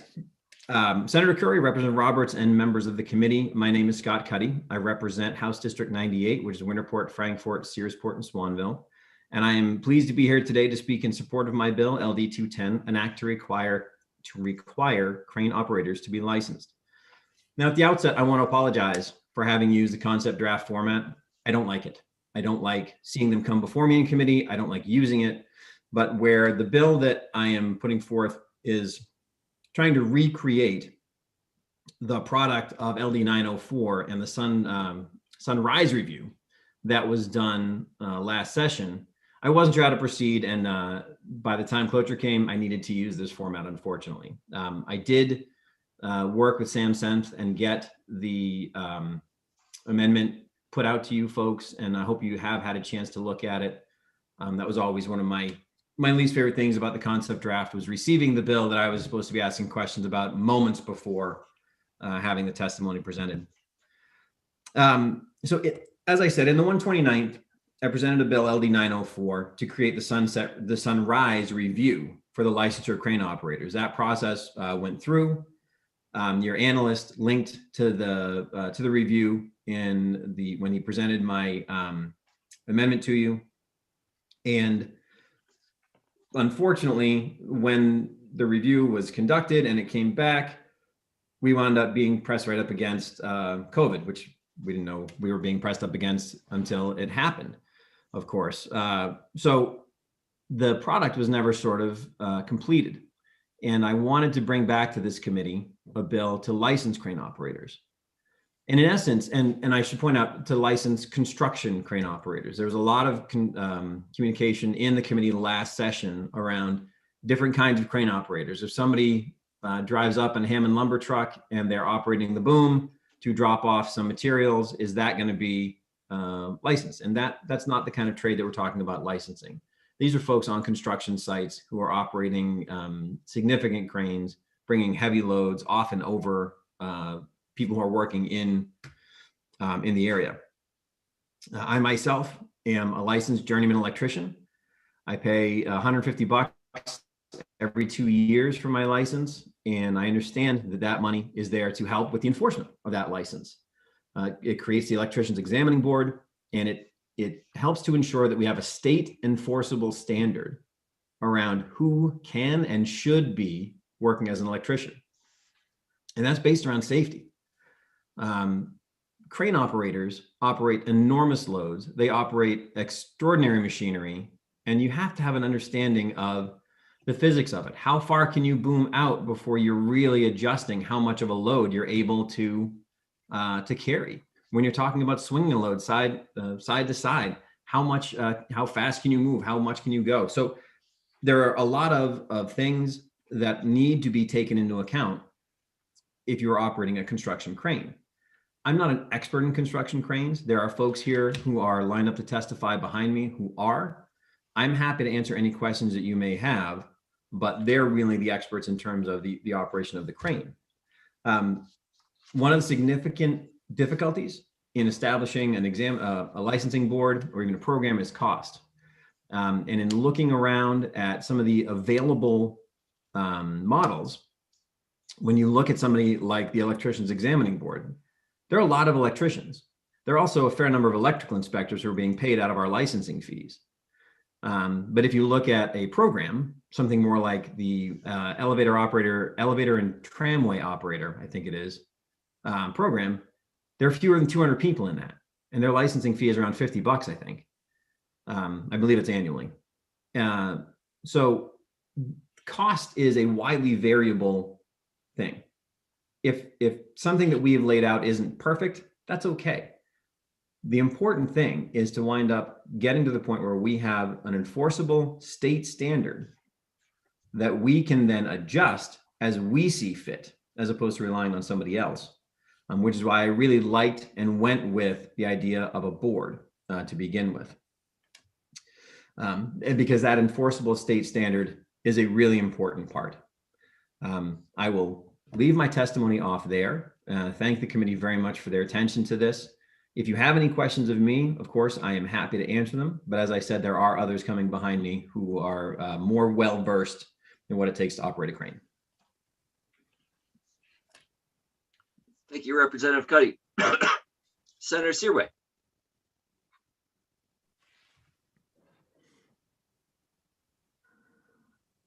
Thank you, Mr. Chair. I just built a log home about 2-3 years ago, and they had to have a crane, on a truck, a boom truck. I'm just concerned if you're going to get into this licensing and what size and whatever, these people was well versed in how to handle it. That's what they do is post and beam construction, whatever. But is this going to increase the cost of building, especially residential homes and whatever, if they need one of these? And is it going to put a strain on these carpenters that use these trucks, because now they've got to go and get trained for it and licensed and whatever? Those questions I have. I just wondered what you think about that. Sure. I did try to address that a little bit, that question, Senator, and thank you for it in my testimony, that we're really talking about construction sites. And when I'm saying that myself, and my intent in this is not a small residential site. What I always think of is when I was driving back and forth to Augusta when the medical center was being built in Augusta, you had these major cranes that were shifting huge loads up to the penthouse or up on top with the air handling units and other machinery that was enormous. They weren't setting they weren't setting rafters in place. They weren't putting a roof on a log cabin, that kind of a thing. And it is my intent that we're going after commercial and industrial, I guess, is what I'm thinking. And the cost for the license has got to be something that is doable. And training for cranes is something that is already required, but there isn't an enforceable state standard. So I think the cost element should be very small. I see a number of questions and I will get to those. I just want to remind everybody our process for the public hearing is going to be the sponsor, any co-sponsors, the department, followed by anyone for the bill, anyone against the bill, and then lastly, anyone who is neither for nor against the bill. I'll remind everybody, this is the public hearing phase where our goal is to get the public's message and to clarify with clarifying questions, and I'm sure we'll have lots of debate in the work session. So, and with that, I will go to Representative Andrews. Thank you, Mr. Chair. I was wondering, did you come up with this bill yourself, or is it a model from another state? Thank you. There are other states that have crane licensing, but what the bill doesn't come from another state. I worked with your analyst to put together something that matches up with existing Maine legislation around licensing boards. Representative Collmore. Thank you, Mr. Chair. So unless I've missed another amendment, what I'm reading in this is that a crane means a fixed or mobile machine used in construction for lifting and lowering a load, moving it horizontally with a joisting mechanism, an integral part of the machine as described in 29 CFR 1926.1400 on January 1st, 2020. So if that is the definition of a crane, but your intention is not for all cranes to be licensed under this, I think that we have a little too much ambiguity between what the intent is and what the bill states. So I'm curious as to whether you're looking to do another amendment that would re-clarify these definitions before the work session, because as I read this right now, in the research facility that I work in and the manufacturing facility that my partner works in, that those overhead cranes would require every one of the students that we have operating them to receive a license. Well, if the definition were to capture things like that, I would absolutely be open to amending it further to get the group that I'm intending to encompass. Yeah. And thank you very much for pointing that out and for your question. Thank you. Representative Hassenfuss. Thank you, Chair Curry. Representative Cuddy, did this bill proposal come about because there's been a problem where people have been injured or almost injured? Or is this a reactionary type piece of legislation, or is it designed to prevent what might happen in the future? Thank you, Representative Hassenfuss, for the question. There have been accidents with cranes. There wasn't a particular accident that drew me to this idea to try to license crane operators, but there have been certainly been accidents with crane operators and cranes over the years. Yeah, but so I guess it is a marriage of both. There have been incidents in the past, but also going forward, we need to have an enforceable standard at the state level that we can apply so that licenses can be checked and we can ensure that people have received the proper training. You know, you mentioned there was something about training currently. Do you know what that is? I'm going to leave that for folks who are coming after me. There is a national OSHA standard, but you know, I will say that I have seen OSHA on job sites before, but it has always been when they are filling out a report on the accident that has occurred. So when you are trying to get OSHA to, and it's not that OSHA doesn't care, it's that OSHA has a few people for the state of Maine and they're trying to do everything they can. But when you have a number of accidents, you end up going and filing accident reports and checking proactively on the buildings they can, but it's just not many. So to have them have to do this as well, it doesn't function. Representative Geiger. Thank you, Senator Curry. Representative Cuddy, I'm just looking at the Chambro testimony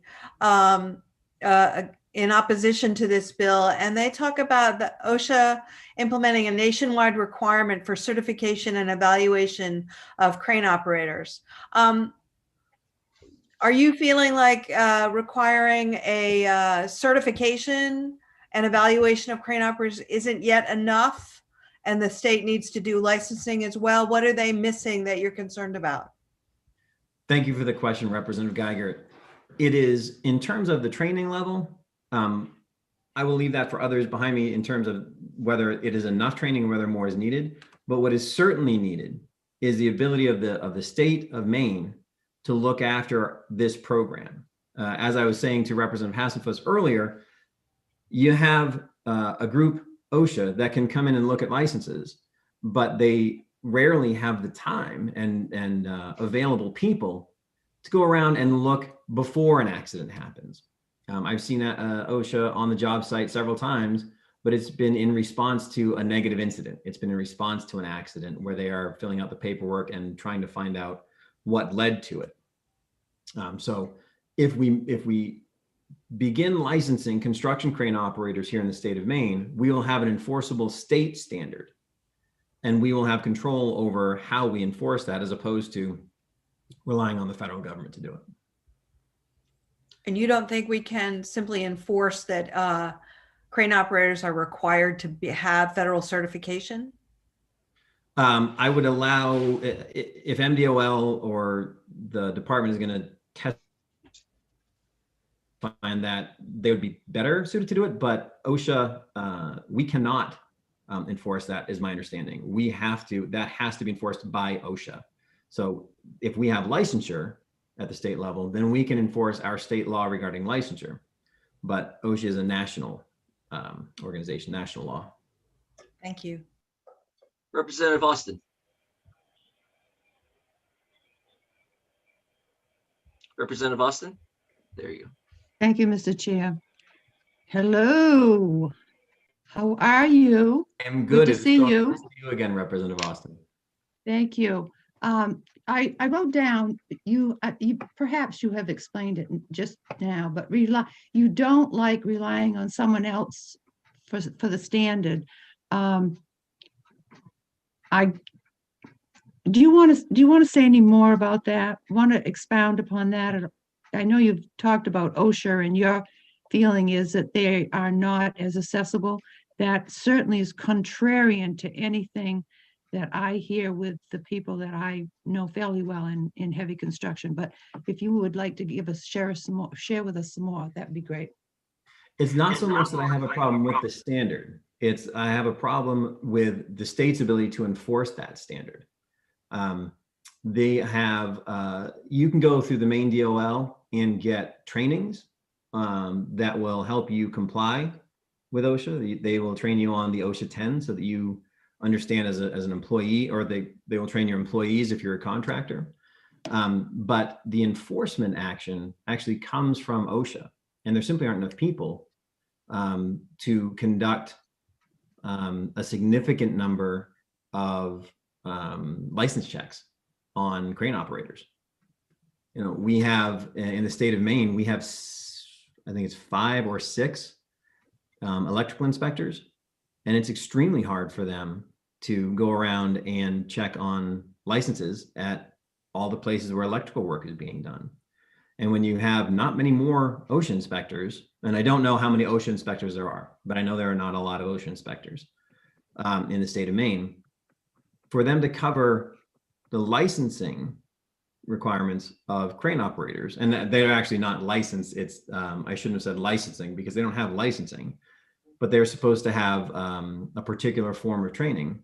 For them to go and find out whether or not these individuals have that on top of all the other duties they have, where they're trying to make sure that people are paying attention to slip, trip, and fall requirements. They're trying to make sure that electrical panels are set up appropriately.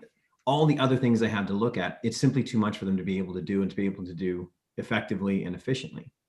And if we were to have a state licensing board and licenses or a program, that would give the state the ability to enforce that as well. And that's what I'm hoping to accomplish. Thank you. Thank you very much. I'm going to ask,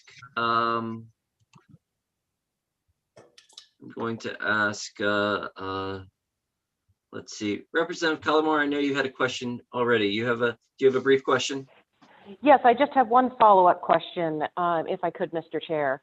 The Representative Cuddy, you have mentioned a couple of times that there have been a number of crane accidents, and that's the only time we see OSHA on sites. I can tell you from experience of being on construction sites, they're not there only after, but if that's what your experience, what my question really is how many heavy crane operating accidents are we actually seeing that requires an additional board that OSHA isn't already able to cover?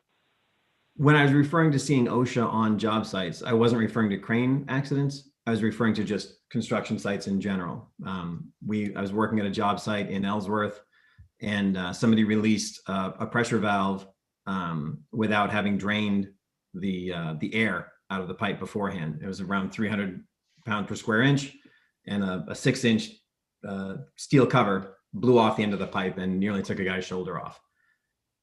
And then the job was shut down for a day. OSHA came through and interviewed a bunch of people.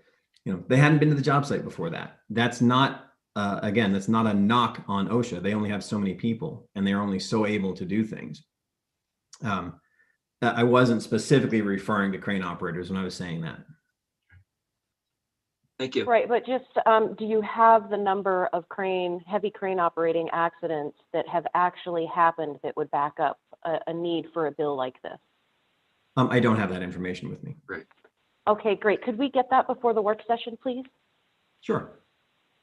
Thank you very much. And now, seeing no other questions, I'm going to ask, are there any co-sponsors that would seek to speak? I don't believe this bill had co-sponsors, Senator. Okay, no co-sponsors. I'm going to now ask Commissioner Head to join us and give testimony.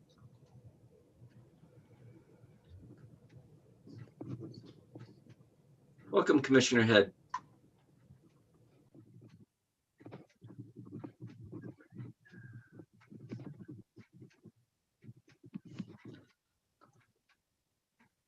Welcome, Commissioner Head. Are you with us?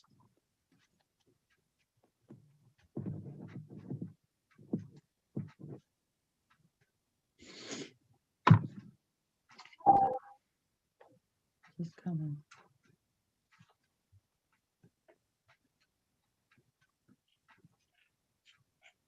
Welcome. I'm so sorry. I am so sorry. No problem. I am We're just not used to this. Thank you very much for the time to comment on this amendment sponsored by Representative Cuddy.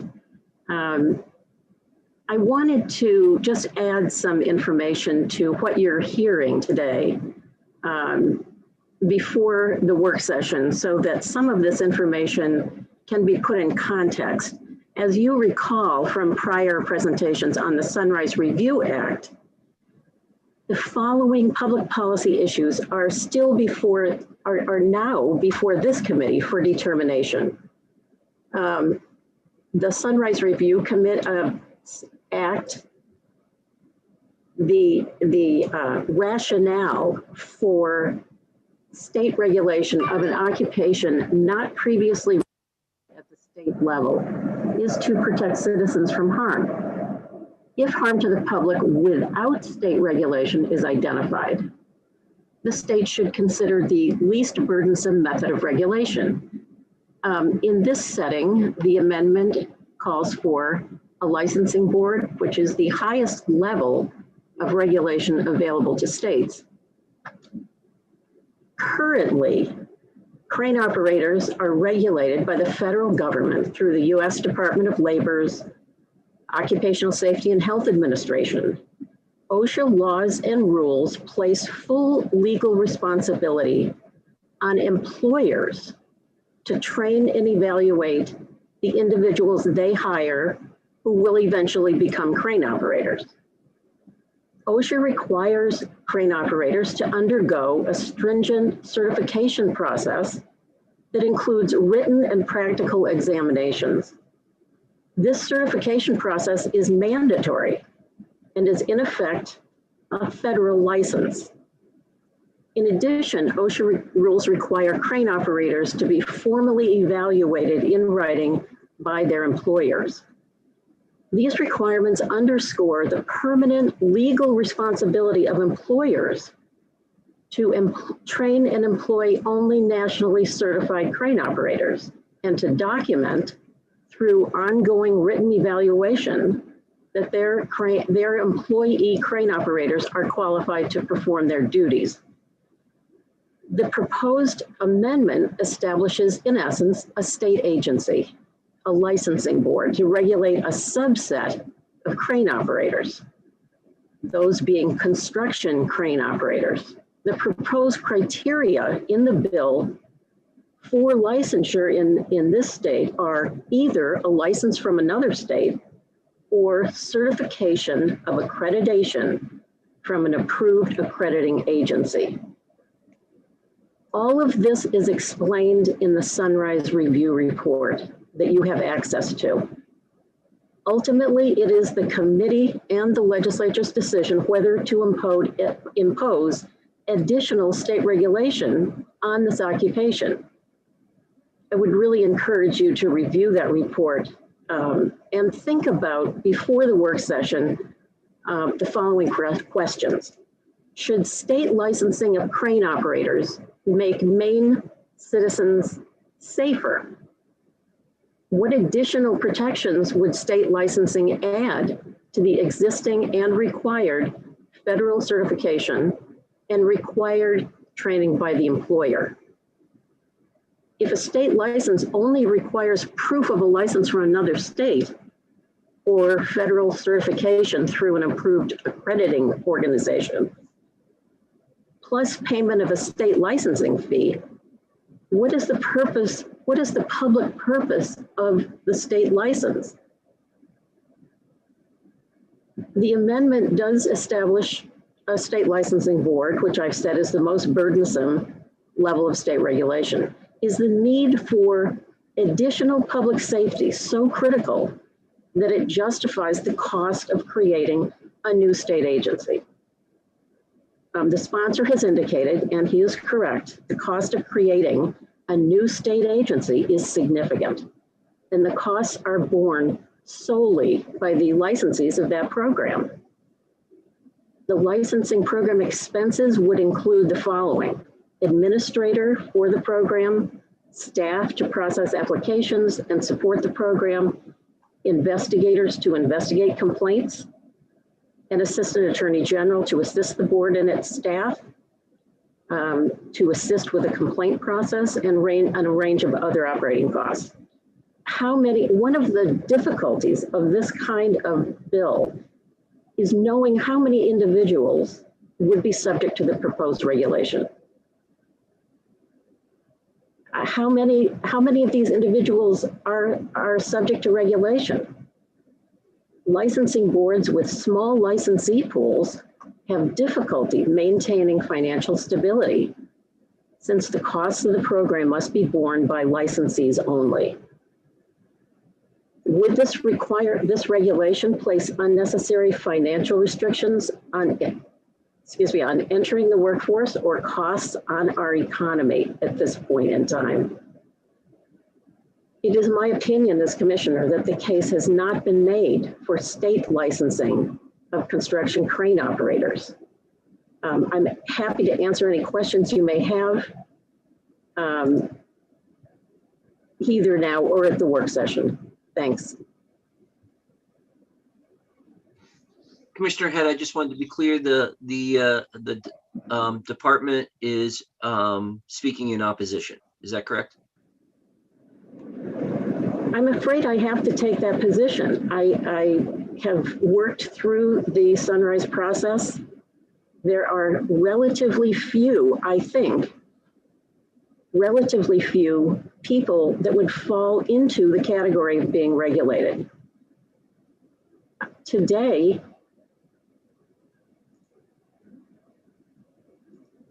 I mean, if you think about the licensing process, the only thing you have to show is you have a certification from one of the approved accrediting agencies. So in essence, Senator, I don't see the case as being made that a state agency being created is justified. I think the federal government has done a lot of work in this area. I think there needs to be a cost-benefit analysis, if you will, between the safety that is already in place provided by the federal government through certification, mandatory certification, and what the state will add to that by issuing a state license on top of the certification. I mean, the certification is really the training and the evaluation through examination to qualify somebody to operate a construction crane. So I guess, yes, what I'm saying is I don't think the case has been made to justify the cost involved when there is already regulation in place. Thank you. Representative Roberts. Thank you, Mr. Chair. Thank you, Commissioner Head. I just have a question. I can't quote the statute exactly or in the Sunrise, but you referenced taking into consideration the safety risk. So I'm wondering if you have information regarding our neighboring, say, New England states, 3 to 5 states there, and how many of them have seen it prudent to have a state licensing program for this occupation. The Sunrise Review report does have information within it that there are 16 states that have certification plus state licensing. The rest of the states do not. They rely on the federal program. Those 16 states may have had a state licensing program before OSHA got involved in this. So they just decided, you know, it's an add-on here. We will use the federal certification as the safety mechanism here. I don't have any more information than that, but it is something that you could find in the Sunrise report itself. Okay, so you're not sure what states around us that have the same type? I'm quite sure Massachusetts has the state license and requires state national certification. Yes. Okay, thank you. Before we move to additional questions, and I see you, I wanted to just check in with Mr. Seneff. Did you have something to add? I will pull that information for the work session, Representative. Okay, thank you. Thank you. Representative Andrews. Thank you, Mr. Chair. Are you able to operate a large construction crane in Maine without federal certification or licensure? The answer is no.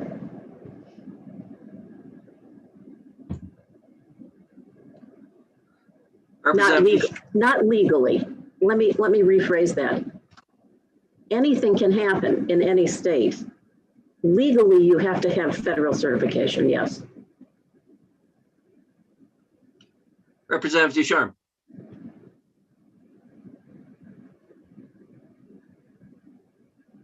Thank you very much, Chairman Curry, for taking my question. Commissioner Head, do you have a sense of the cost, the aggregate cost of all of what you pointed out being the department that would have to be supported by the licensing fees? And I ask that because I think it would be helpful to understand that according to the Sunrise Review, as of October of 2019, there were 320 crane operators in the state of Maine, according to the Bureau of Labor Statistics. So I think it would be helpful to understand what that aggregate cost would be to set this up, because clearly, as you have testified, the license cost is going to be directly reflective of what that overall departmental cost is. And I know that the sponsor of this bill indicated that it was his hope that the license fee would be a, quote, reasonable amount. Well, I don't want to dash anyone's hopes, but for example, the Electricians Examining Board has over 13,000 licensees. They have 5 inspectors, and the board is able to pay its full regulatory costs. It has been in place for many years. So it's not really some, first of all, the number 380 something is a pretty small number for a full-blown licensing board with inspectors. However, the bill doesn't say anything about the staff involved, but the direct costs of that program, inspectors or whatever else is included, which we don't see here in this bill, would have to be covered by the licensing fee. So it is absolutely impossible today to project what that fee would have to be. The bill itself does not contain a license fee cap, which would need to be inserted somewhere. The cap is really important so that fees can be adjusted up and down, but below that cap. So there's a lot left unsaid in the proposal. But I go back to the information that there are relatively few people who are going to bear the cost of the entire licensing program. So I'm sure that eventually you will ask for or be given a financial impact statement, but without more detail in a proposal, it will be very difficult to project what the total regulatory cost of that program would be.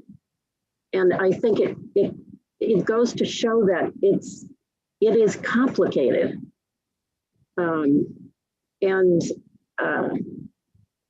I'm sure you'll be getting some kind of fiscal report from OFPA eventually. But if there are inspectors involved, and it sounds like there would be eventually, although that would have to be in a budget bill of some sort, the cost is going to be high. I don't know how high, but it wouldn't be comparable to the Electricians Examining Board with over 13,000 licensees. Thank you. Representative Calabro. Thank you very much, Mr. Chair, and thank you, Commissioner Head, for your testimony today. You mentioned that if the bill went, that before the bill, right now, it is currently the responsibility of the employers to ensure that their employees conform to the national standards in order to operate a crane. Working in a research facility where cranes are used quite well, we have to move big items like wind blades, so we have overhead cranes. If this bill went forward, would that mean that employers are no longer having the burden the way that they do, or do they have two burdens, one at the federal level and now one at the state level if this went through? You would have two burdens. They have the burden based on the federal law and rules. They would then be, some employers pay for whatever it costs to train someone. I don't know whether they would also decide to pay the license fee, but that would be a minimum amount in comparison to the cost of training and evaluating someone. So they're not going to get a break here with this bill. They will always have that responsibility. Thank you. Commissioner Head, before I let you go, I have one other question. The sponsor put forward the argument that this gives the state the ability to review complaints and to deal with to review. So it wasn't necessarily, if the standard was the same as the Fed, it wasn't like so much that it was setting a new standard, but it was the ability to review and to manage that. Is that how you see that in terms of this bill? Is like that's still within the authority of your regulatory body to review complaints and to manage it, those who hold a license. But as described, the standard was the same as the federal, so it would be those functions that any proposed commission or regulatory body would deal with. Is that correct? Well, let me put it this way. One function of the licensing board is to review applications for a license. So in this case, I suppose somebody could apply for a license without the national certification, but they would be rejected because that would be the base requirement. So I think there has been a feeling that there are people out in the public doing this kind of work without a federal certification. So looking at that element from the state's perspective, licensing boards do not have authority for unlicensed practice. So that would be just like every other licensing board, that would go to the Attorney General's office. If for some reason someone filed a complaint that so-and-so doesn't have a certification card, that would go from the board to the Attorney General's office.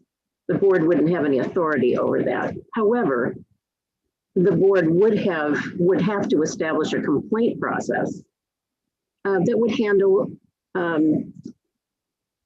allegations of fraud or negligence. So they would be able to handle those according to this amendment. Yes. Great. Well, thank you very much. I see no other questions, so we will proceed to those in support of this bill. So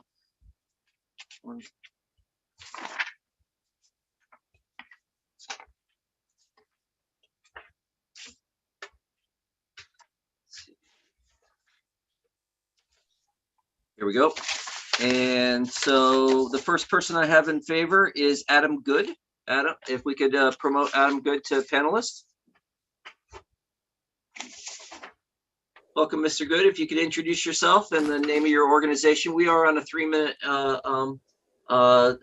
time limit now. So if you could, Representative Roberts, we'll give you a heads up when we get to that point. Thank you, Mr. Chair. Senator Curry, Representative Roberts, members of the Joint Standing Committee on Innovation Development, Economic Advancement and Business. My name is Adam Good. I serve as the legislative and political director of the Maine AFL-CIO. We represent 40,000 working people in the state of Maine. We work to improve their lives and working conditions, and we testify in support of LD 210. Obviously, this was a concept draft. It proposes to require licensure of crane operators by the Department of Professional and Financial Regulation. We testified in support of the bill that led to the review in the 129th. Many working people who are members of local unions affiliated with the Maine AFL-CIO work in the trades. They have told us that their working conditions include serious and legitimate issues related to health, safety, and quality control and mechanical and heavy equipment work that licensing programs would address. This concern applies to crane operators, which is a dangerous job, can be safer through licensure process. The current system is made up of a patchwork of national and third-party certifications and benchmarks for work in mechanical trades and heavy equipment operators. Licensing programs could help improve safety by rolling existing appropriate requirements in with additional guidelines. Revenue generated from a licensing program can help fund monitoring and enforcement. This helps to protect lives and both public and private property. Working people who perform labor in the trades deserve to not have to deal with unsafe and unlicensed personnel on a job site.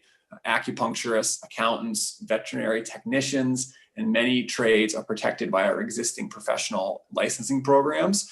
The same licensing system that works for these professions should protect the public and the people who work in the trades using heavy equipment like cranes.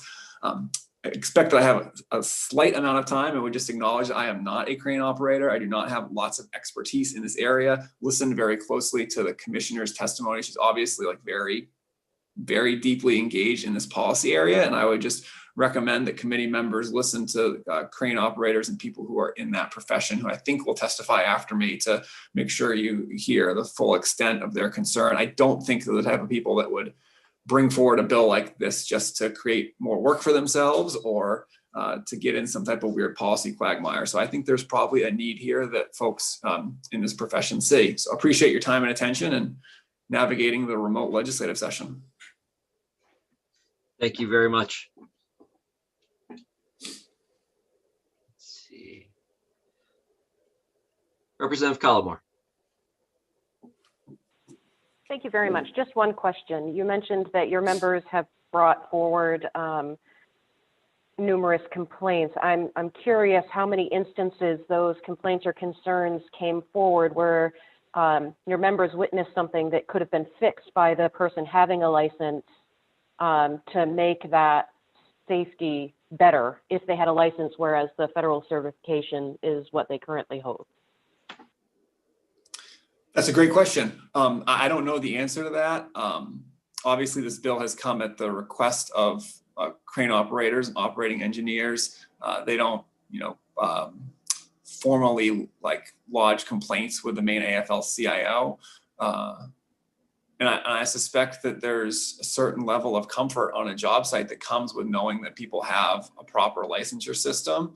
And whether there's specific instances of people dealing with direct and immediate harm or not, I think there's an element of people who work in these trades that would be comforted knowing that there is some type of consistent licensure process that everybody's following. So I know there's I've learned this morning that there's a set of federal rules and a set of state rules around this stuff, but clearly there are people in this profession who think that it would be helpful to have some type of standard that the same way we go drive down the road, we know that everybody operating a car has a license and has followed a certain process. I think there's folks who are operating cranes and moving very heavy things around, building very big public structures in the state. And I think they would have a certain peace of mind that other people who are doing that work are following the same type of licensure requirements as they are. So. Thank you. Representative Hassenfuss.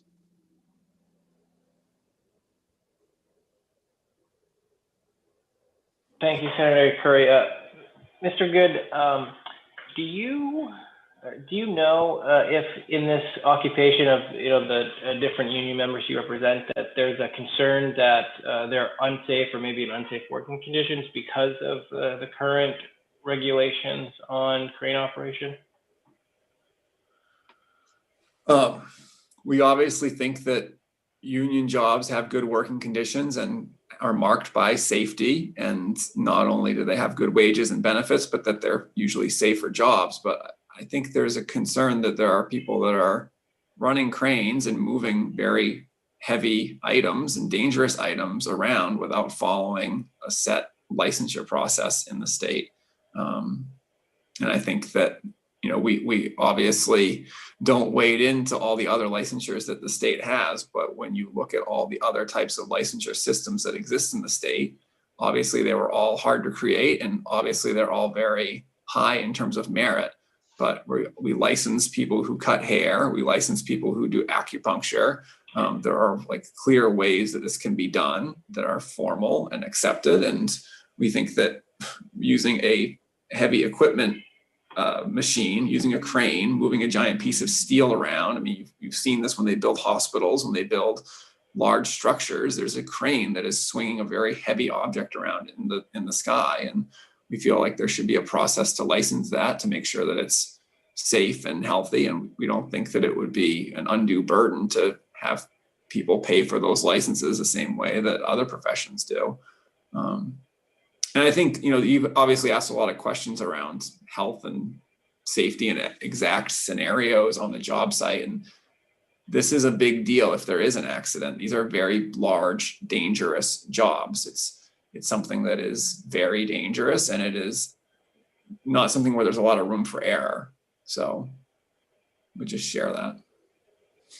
Thank you very much. Seeing no further questions for Mr. Good. Thank you for your testimony. Enjoy your afternoon. Next up, we have Mr. Christopher Carey.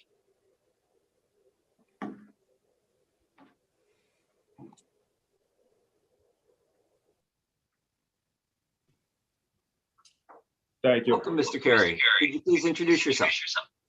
Thank you. Good morning, Chair Curry, Chair Roberts, members of the Innovation, Development, Economic Advancement, and Business Committee. My name is Christopher Carey. I am the legislative representative for the International Union of Operating Engineers, Local 4. I am speaking on behalf of over 5,200 members of the Operating Engineers, Local 4. Our membership is made up of heavy equipment operators, mechanics, apprentices, equipment house employees, surveyors, wastewater technicians, and some public sector employees. Some of the most recognized members are the operators that you see operating very large cranes that are constructing our buildings and repairing our infrastructure. Local 4 fully supports LD 210 and act to require crane operators to be licensed. This bill gives the state authority to determine who meets the proper requirements in order to operate a crane in Maine. The federal government has set their standard for the country, but is that good enough for the state of Maine? It is not enough for states like Massachusetts, Connecticut, New Jersey, New York. All of these states have further enforcement because they feel there needs to be a standard that goes further. For example, a test on one type of crane could qualify you to operate different types, much larger and challenging cranes. In the state of Massachusetts, they take it a step further and break it down to very specific cranes. The federal license expiration date is 5 years long. This is a long period of time to go without a refresher course or have learning about federal law changes or state law changes. If the state of Maine changes a law, we should be aware of it and be able to recognize it. If Maine passes this bill, the state will be able to determine what is a suitable expiration date and is whether a refresher course would be required. In conclusion, I would like to say that we believe that this is an important bill, and it is to intend not only to make the workplace safer for the people on the site, but also for the public that are around the site as well. There's a lot of work that needs to be done in regards to licensing for our trade in the state of Maine. And our hope is that you will acknowledge that. I would like to thank the members of this committee for taking the time and listening to our concerns. Thank you. Thank you very much, Mr. Carey. Before we go to questions, I just wanted to ask Mr. Seneff or Ms. Olson, for the work session, is it possible to have like a list or a review of what the distinctions are for those states that have taken on how they have increased standards? I think that's a new wrinkle in this that we haven't heard from, is what are the increased standards that other states have engaged in. If that could be brought to the work session, that would be wonderful.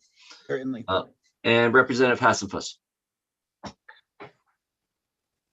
Carey, Mr. Carey, you asked, is the federal standard good enough for Maine? And so I'd like to put that question to you and say, why does Maine need to go beyond the federal standards that are already in place? I would say two main factors. Just the separation of the equipment is a large factor in that.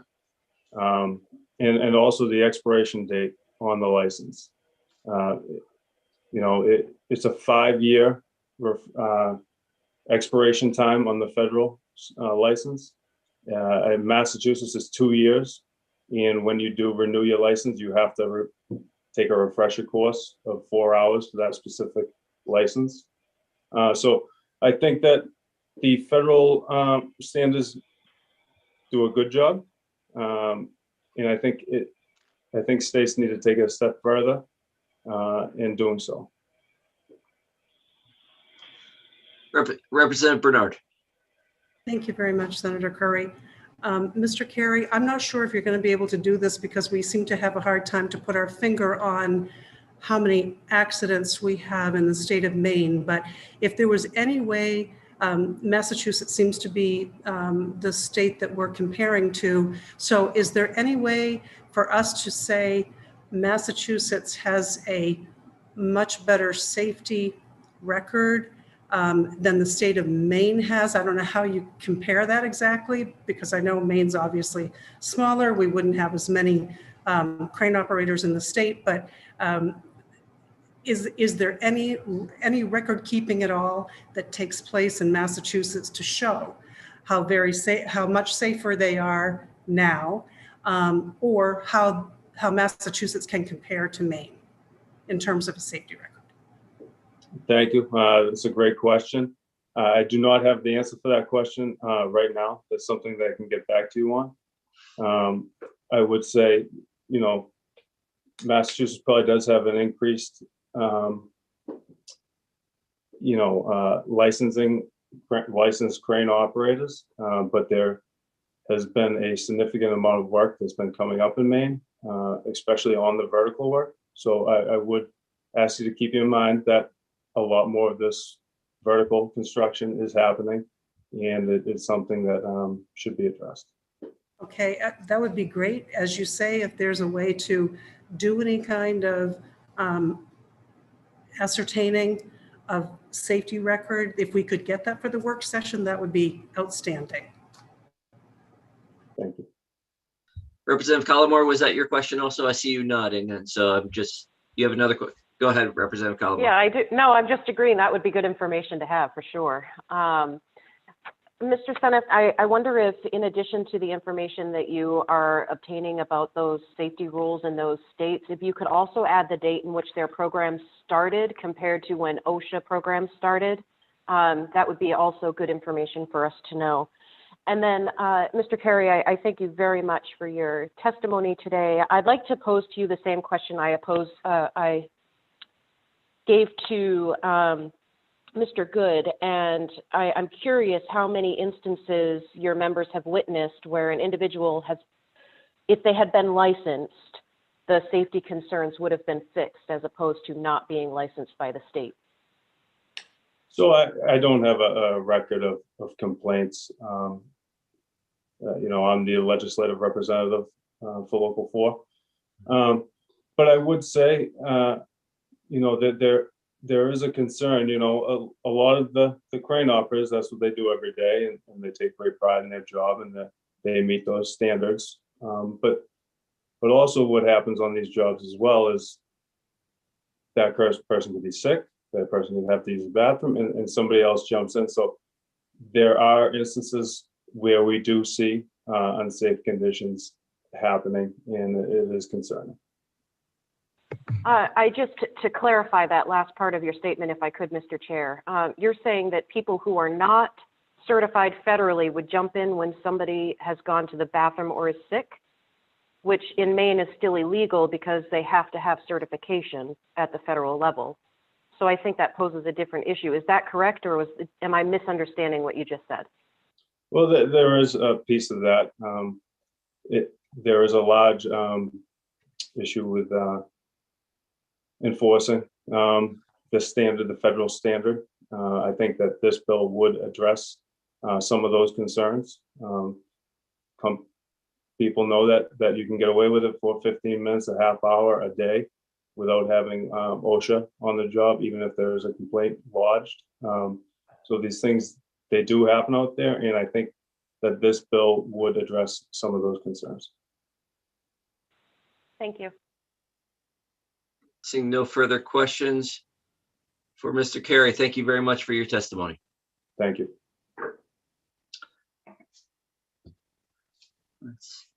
And at this point, I'd like to invite Mr. Provost, Grant Provost. I do not see him on the attendees list. He is, he's no longer, okay. We will circle back. Maybe he's watching via the YouTube channel. So we'll keep a watch out for him. And Mr. Shedlock.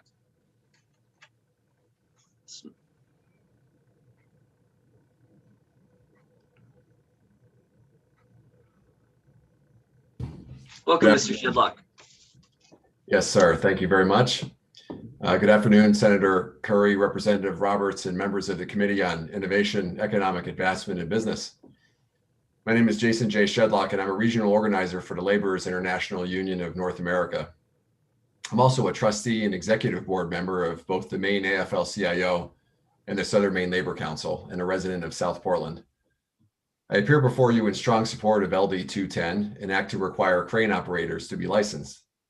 Here in Maine, Local 327 of the Laborers International Union represents over 300 working women and men. Laborers' work exists on each and every construction site you see, whether it's building structures, roads and bridges, erecting solar fields, linking pipelines, or ensuring the safe operation of power plants or paper mills. Critical to our mission is to ensure that each and every member gets home safely to their families after their shift. It's for this reason why I sit before you in support of LD 210. More often than not, our members are working on projects where there are multi-ton cranes swinging above their heads on a daily basis. In 16 states and Washington, D.C., and a number of other cities, the operators of those cranes are licensed by their state to do so. Maine is not one of them. I would ask the committee, why is it that when my members travel to Massachusetts or the 16 other states or other jurisdictions that require a license, that they can have the surety of the operators having a state safety licensing program in process, but in Maine, their home state, they do not have the same assurance of a professionally credentialed operator in the seat of that crane above them. I will remind the committee that currently one needs a license to cut someone's hair in the state of Maine, although I'm not sure if I would really know much about that, but not to operate a multi-ton crane. And this hard hat right here is no match for a falling piece of concrete or steel at 100 feet above. The laborers who are working on the job site below these pieces of machinery deserve the surety of a state licensed operator in the seat of this equipment. As buildings get taller and the crane equipment gets more complex, we need this legislation now more than ever. Based on the current number of crane operators working in Maine, the cost of a licensure, even at a modest fee, would undoubtedly generate more than enough revenue to administer a modest licensure structure as LD 210 outlines. I'm very disappointed but not surprised that the Department of Professional and Financial Regulation would be opposed to this legislation. We should not wait for a tragedy. Our public policy should set an example and put the health and safety of the construction industry front and center. We should not wait for other examples of tragedy. We should lead. For the safety of the members of Laborers Local 327 and all of those working below these pieces of machinery, I urge you to vote ought to pass on LD 210. Thank you for your time, and I'm available for any questions you might have.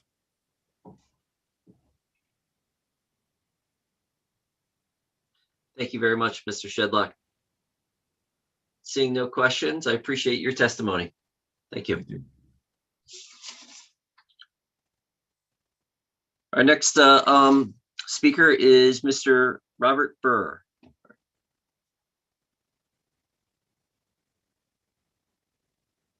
Mr. Burr.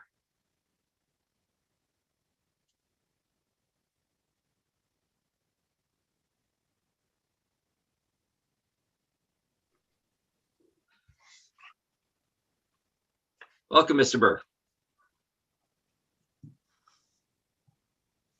Good afternoon. We're in the afternoon. Senator Curry, how are you? Very good. Very good. Welcome. Good morning, Senator Curry, Representative Roberts, and the IDEA committee members. My name is Robert Burr. I'm the business representative for the International Union of Operating Engineers, Local 4. I'm here to testify that the IUOE are here in support of LD 210 and active required crane operators to be licensed. The IUOE represents heavy equipment operators and mechanics in the construction sector throughout the United States and Canada, including 500 men and women right here in Maine. The IUOE members have helped build infrastructure that moves and powers America, from bridges, skyscrapers, to power plants and pipelines.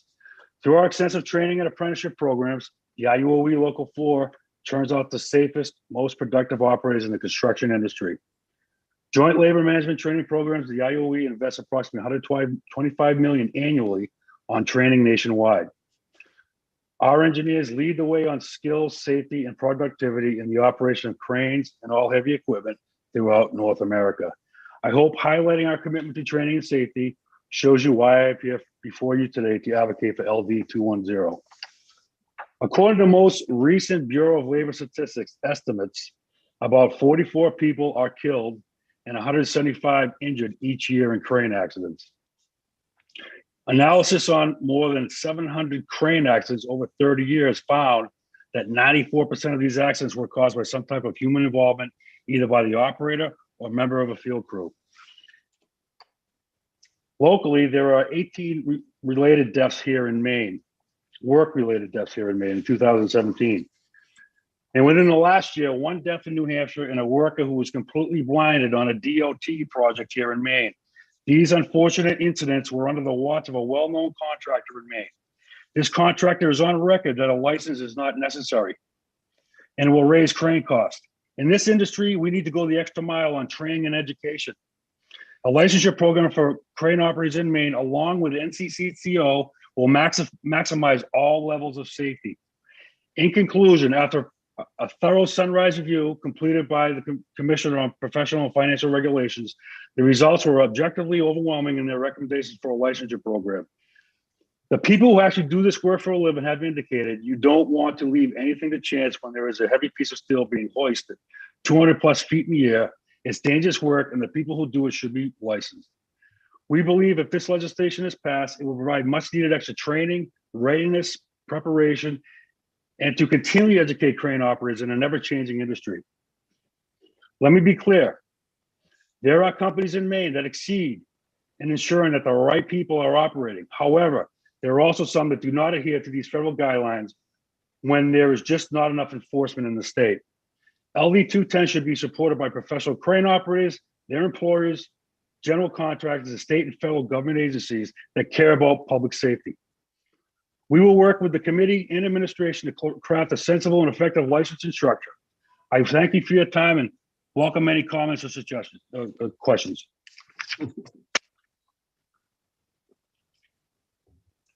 Thank you very much, Mr. Burr. Thank you. So, Representative Collmore. Thank you, Mr. Chair, and thank you, Mr. Burr, for your testimony today. I'm curious is you're the first person to list numbers, so thank you very much for that, because that's something that we haven't been able to obtain for information. And I'm curious as to how many of those accidents would have been prevented should a licensure program exist. So Representative, I think it should be known that we're all about safety. We should be preventing any accident, and a licensing program with training and education is going to help us in that endeavor. You're asking me to give you some examples about crane accidents? No, I'm just curious as to how a licensure program in Maine that would mirror the federal requirements, correct, maybe with the exception of having to re-up every 2 years instead of every 5, though that is not listed in the bill. How would our licensure program that would already stay at the same guidelines fix or prevent accidents? So if we're following the same guidelines that they are already following as crane operators in order to operate in our state. So a little bit about what I do. I'm a representative for our members up here in the state of Maine, and I constantly are on job sites, and I've seen the gamut of crane operators. There are crane operators that do have this NCCO certification and some that don't. It's up to the employer to make sure that they are holding that certification. It's not enforced in the state of Maine. The only time you're going to see any enforcement if that crane boom is on its side. Okay, we don't want to get to that point. We do not want to get there. We are about safety. I've seen guys and women get hurt in this industry. That is why we're talking about this. This isn't a union, non-union thing. This is about safety. This is about moving the needle to make sure that we are training and putting the right people in the seat. Bottom line. Representative Bernard. Thank you. Sorry about my mute button there. You did give a statistic, and I'm not sure I wrote it down correctly, Mr. Burr. It was in 2017, you said there were so many accidents in the state of Maine, and I'm sorry, I didn't write it down. Right. I'm sorry, there were 18 work-related deaths in the Maine from the Bureau of Labor Statistics. I will get that actual number to you. I mean, that number is what I read on their estimates. So okay. I can get to a footnote on what that data comes from. Okay, and Mr. Burr, that is work-related, not necessarily right. Crane-related, is that correct? It's quite possible. There could be some with some cranes involved. I don't have that data. Okay, thank you. And before I go to Representative Geiger, I want to recognize Mr. Seneff. You had a clarification? I will get I actually have the BLS website on crane injuries up now, so I will get that data for the work session. Great, thank you. And Representative Geiger. Thank you, Senator Curry. Just a question. I know as a nurse, I have often talked with many drivers who were licensed by the state of Maine, and they were required to meet regular physicals with MDOT. And those physicals often involved making sure their blood pressures were controlled, their blood sugars were controlled. Is that part of the licensing infrastructure you see? And is there anything currently like that? It doesn't sound it. It sounds like the federal certification is simply on education. Once you have it, you have it. So are you looking at this licensing as including something like what Maine drivers go through, commercial drivers go through? Yeah, I mean, listen, ideally that'd be the way to go. I'll give an example in Massachusetts. If you hold a hydraulic license in the state of Massachusetts, you need to maintain a DOT physical, okay? Ultimately, that would be ideal here. I mean, clearly we have some opposition on trying to get, a safety standard in place with our own commissioner. So, I mean, that's one thing we could talk about going forward. It makes sense to me to have somebody if you look behind me, that's a tower crane. You would like that guy that's 200 feet, 300 feet in the air, make sure he's physically able to do the job, wouldn't you? Especially if he's working around people underneath. So that's where we're at. Representative Hassenfuss. Thank you, Senator Curry. Mr.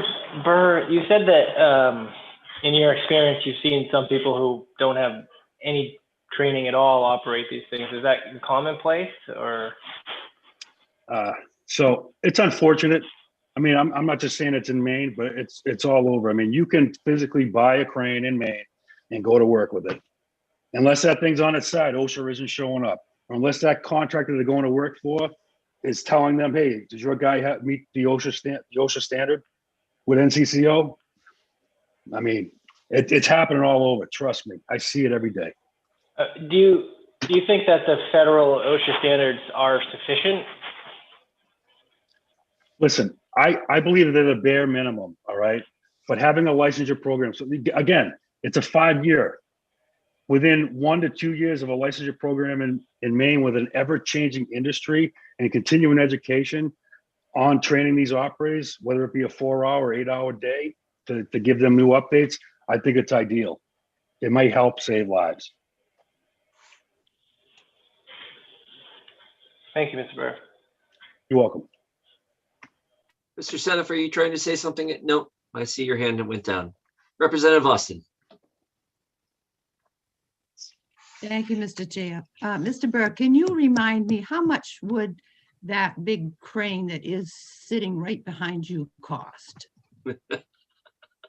Well, there were 2 cranes there. I'm going to say well into the millions. How's that for an answer? That's pretty good. That's a pretty good answer. I think that's self-sufficient. Thank you. You're welcome. Okay.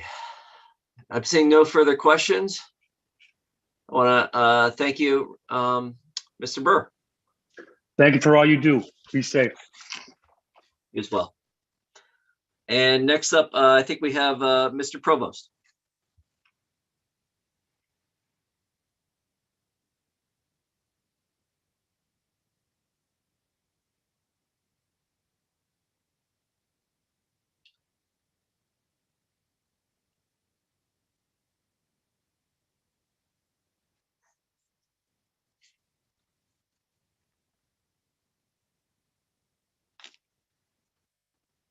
Mr. Provost, are you with us? I am. Welcome. Thank you. The floor is yours. Please go ahead with your testimony. Thank you. Good afternoon, Representative Roberts and Senator Carey, and esteemed members of the Innovation Development, Economic Advancement, and Business Committee. My name is Graham Provost, and I'm the business agent for Iron Workers Local 7, and I rise in favor of LD 210 and act to require crane operators to be licensed. Iron workers erect structural iron for buildings and bridges. We do miscellaneous iron such as stairs and ornamental iron, erect structural precast, hang curtain wall, and glass as well. What I will focus on today is the erection of structural steel, the aspect of the trade I'm most familiar with. When I was on the tools, I spent most of my time as a connector. My partner and I worked up on the structure, bouncing on beams 4 to 8 inches wide, waiting for other beams to be hoisted to us by local 4 operators. This process begins with me and my partner on a truck loaded with structural iron. We have 2 large chokers for unloading, and we take as much at a time as we can. When the loads are lifted, they compress, they clang together as the operator skillfully and slowly picks up each precarious bundle of iron. The iron workers receiving each load space them with enough room for shakeout. My partner and I are now off the truck, and we work with 30-foot chokers connected to the crane. We start to sift through the piles, pulling out beams individually and putting them facing upwards for other iron workers to find gravitational centers. These centers will be used to place a single metal choker for hoisting to us when we're on the structure. Now the fun starts. My partner and I load up our harness with tools and as many bolts as we can carry for the soon coming beams, and we climb a series of ladders until we reach the open iron. Here we will wait. The operator swings the hook over to the ironworkers on the ground. They run across the field of beams, standing on their flanges, selecting them in a sequence the foreman has chosen. The beams are packed in tight next to each other, and it's a balance between being sure-footed and knowing what's going on in the yard.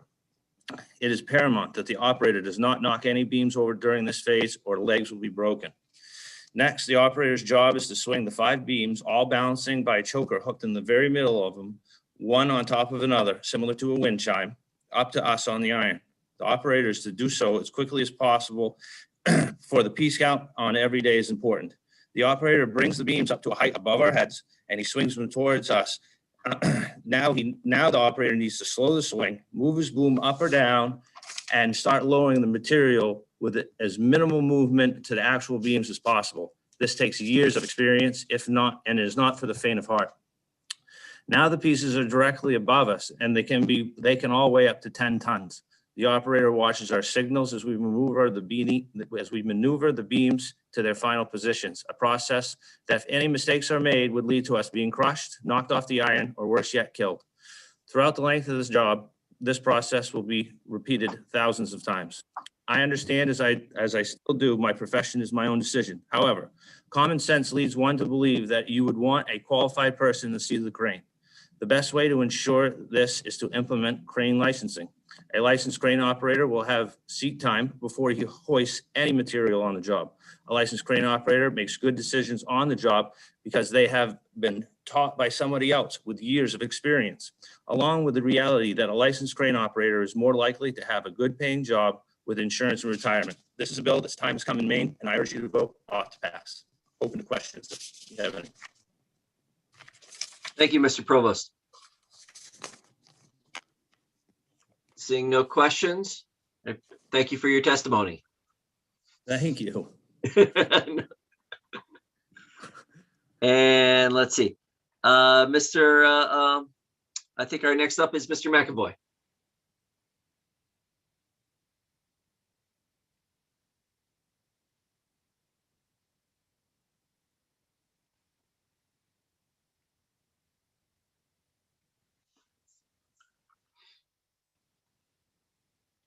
Welcome, Mr. McAvoy. Thank you, Senator. You introduce yourself and begin your testimony, please. Thank you, Senator. My name is Tommy McAvoy. I am the safety officer for Local 4, the operating engineers.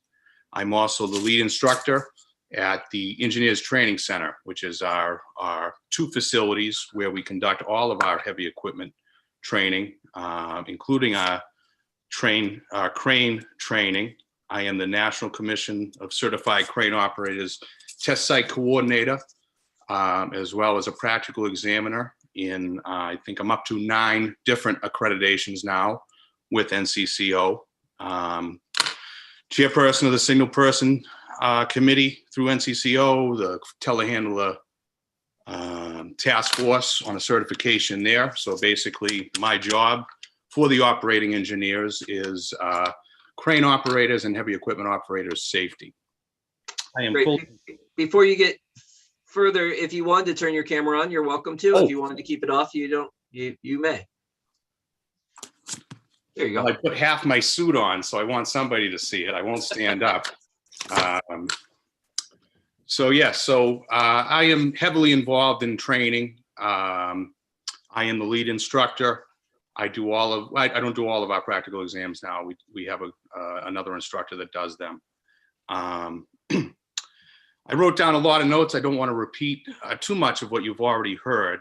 Obviously, we've talked a lot about the NCCO, which the federal requirement was a gift to us safety officers. It is a good thing. We certainly have our members get it, and we believe it is crucial. The issue there is enforcement. I believe OSHA has 4 inspectors that I know of for the entirety of New England. Not one of them is a crane operator per se. They're not certified or licensed. I've responded to several accidents with OSHA involving any of our union members. We go out as safety officers and they do their best to keep up. They ask a lot of questions, but to think that they're crane experts is a stretch by any means. Most of the time when you'll see OSHA, the employer will call them, when they know things are good, hey, come take a look. They walk around, they check their box, and they won't be seen until there's an accident or another callback. So the big question when you talk certification versus licensure is, what is Maine's recourse if we have a bad actor in the crane field? Multiple accidents, multiple DUIs. Pennsylvania, New York has even put in a moral clause. What is this person's moral background? I believe that was response to the terrorist acts. but it also, tells you a little bit something about the guy's personal life. So you have that thing. In response to this federal mandate, NCCO has updated their code of ethics.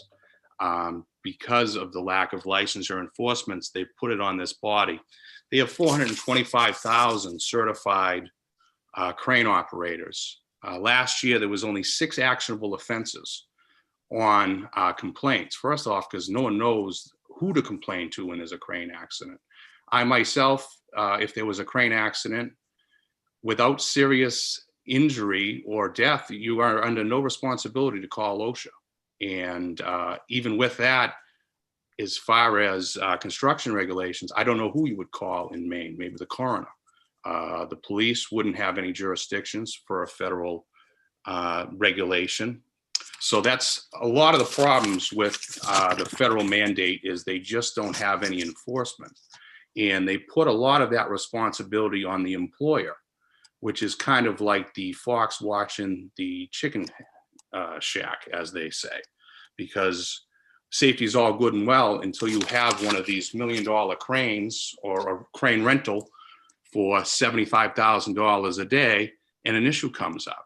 Are you going to send that crane home and pay $75,000, or are you going to have somebody make that pick?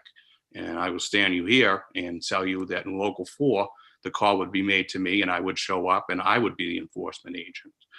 Maine does not have that, and you're not going to wait for OSHA. There is also, with the employer responsibility mandate, there's something we call the employee thinks that the employer owns that certification. Of course, that's not true. They do not own that. They have. Okay, 15 seconds. Okay, well, I am long-winded, as you know.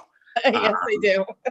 So basically, what I'm trying to say there is they think that employer owns it and there's no one for them to turn to. If they had a board and a board looked at these complaints, they would find that this bill does not go far enough. Thank you.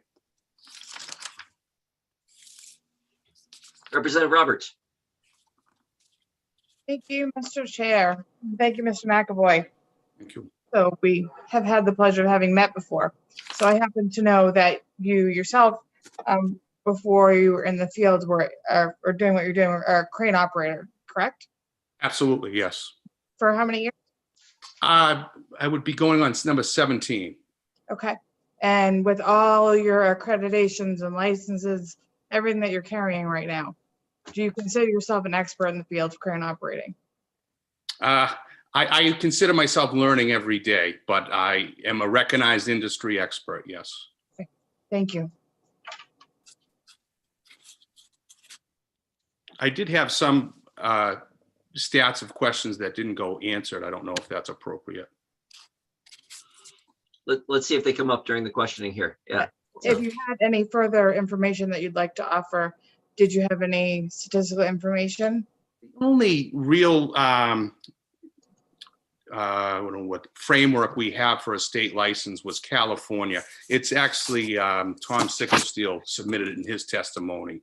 California saw an 80% reduction in crane accidents after they put their license in. And the reason why you don't know how many crane operators you had, because you don't have a license. I don't identify as a crane operator to the Bureau of Labor Statistics. And in our database, we don't have, we maybe have 10 guys that only hold the crane license that would identify as crane operators. They're operating engineers. They don't necessarily just run cranes. So to think that there's 325 operators would be farcical. If there's 13,000 electricians, we usually run about 1/3 to a little bit more of crane operators. So you're looking maybe 4,000 or so. Mr. McAvoy, would you be available for our work session? It seems like you probably have a lot more information than there's time to share today. Yes, I would absolutely. And I sit on many boards and I've never got paid. So I can't imagine any of these boards are too expensive to run, and the licensure, I'm sure, would pay for it. Representative Collymore. Thank you, Mr. Chair, and thank you, Mr. McAvoy, for testifying today. I'm just curious, in Maine specifically, how many incidences or accidents could have been prevented if there was a license instead of the federal certification? It would be impossible for me to say that because I couldn't even tell you how many accidents were there because there's not even a method to report crane accidents in Maine. So without that starting point, it would be very difficult. The only real stat I have is that California that looked into it and had an 80% reduction. I do know when I respond to an accident, my first piece of paper that I use is the Massachusetts 520 CMR 6.00, which is the heavy equipment standards that cover it. Because once you have that comprehensive list, you don't have to go and grab different regulations from everywhere. You put a simple 25 thing list of what operators must do, including their inspections, and it's makes it very easy for the operator to go by. Just to follow up on that, to clarify, all accidents are required to be reported to OSHA, correct? No. Death and serious injury. Only death and serious injury. Okay, so with death and serious injury accidents, I'm not saying that not every accident, of course, is a learning experience. I've worked for environmental health and safety officers. I'm very familiar with reporting for near misses and stuff like that as well. So, but of those reportable accidents, how many of those reportable accidents have happened in Maine? And if you don't know, that's okay. I would ask that we please have that information for the Yeah, I don't know because my statistics are from the Bureau of Labor Statistics, so they don't break it down by state. I do know that the top three, that statistics may exist because I do know that the top three crane accidents, there's states that do not have that license. Texas, I'm blanking on the other ones. And the number 4 is New York, which has, extensive licensure, but I got to imagine that the number of cranes in New York City alone, someone had told me the number of cranes in New York City alone equals the rest of the country. So I think it's fair to say they would be up higher. Yes, thank you very much. Seeing no further questions, thank you very much, Mr. McAvoy. Thank you, Senator and committee members.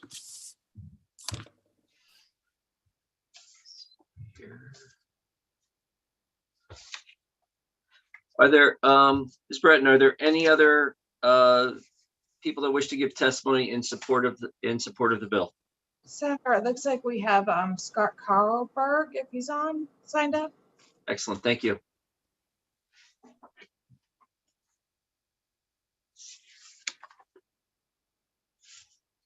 Mr. Carlberg.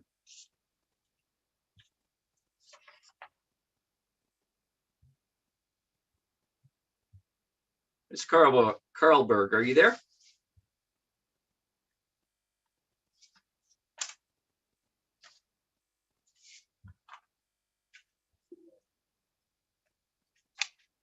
We'll try that again. Mr. Carlberg, it looks like your camera is off and you're muted. Ms. Breton, let's see. Let's see if we can invite him to fix those.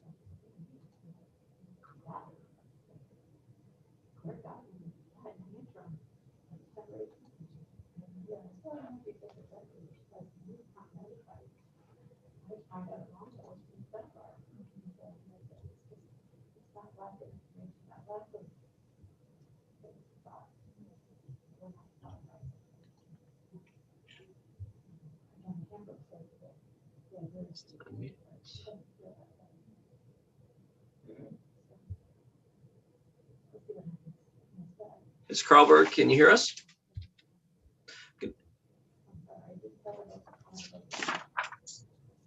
Okay, I'm going to.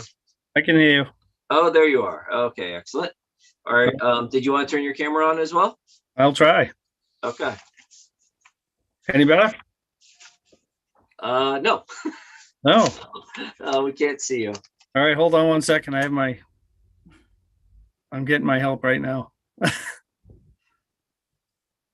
It might be that you're using a different camera. If you have a laptop, it might be closed.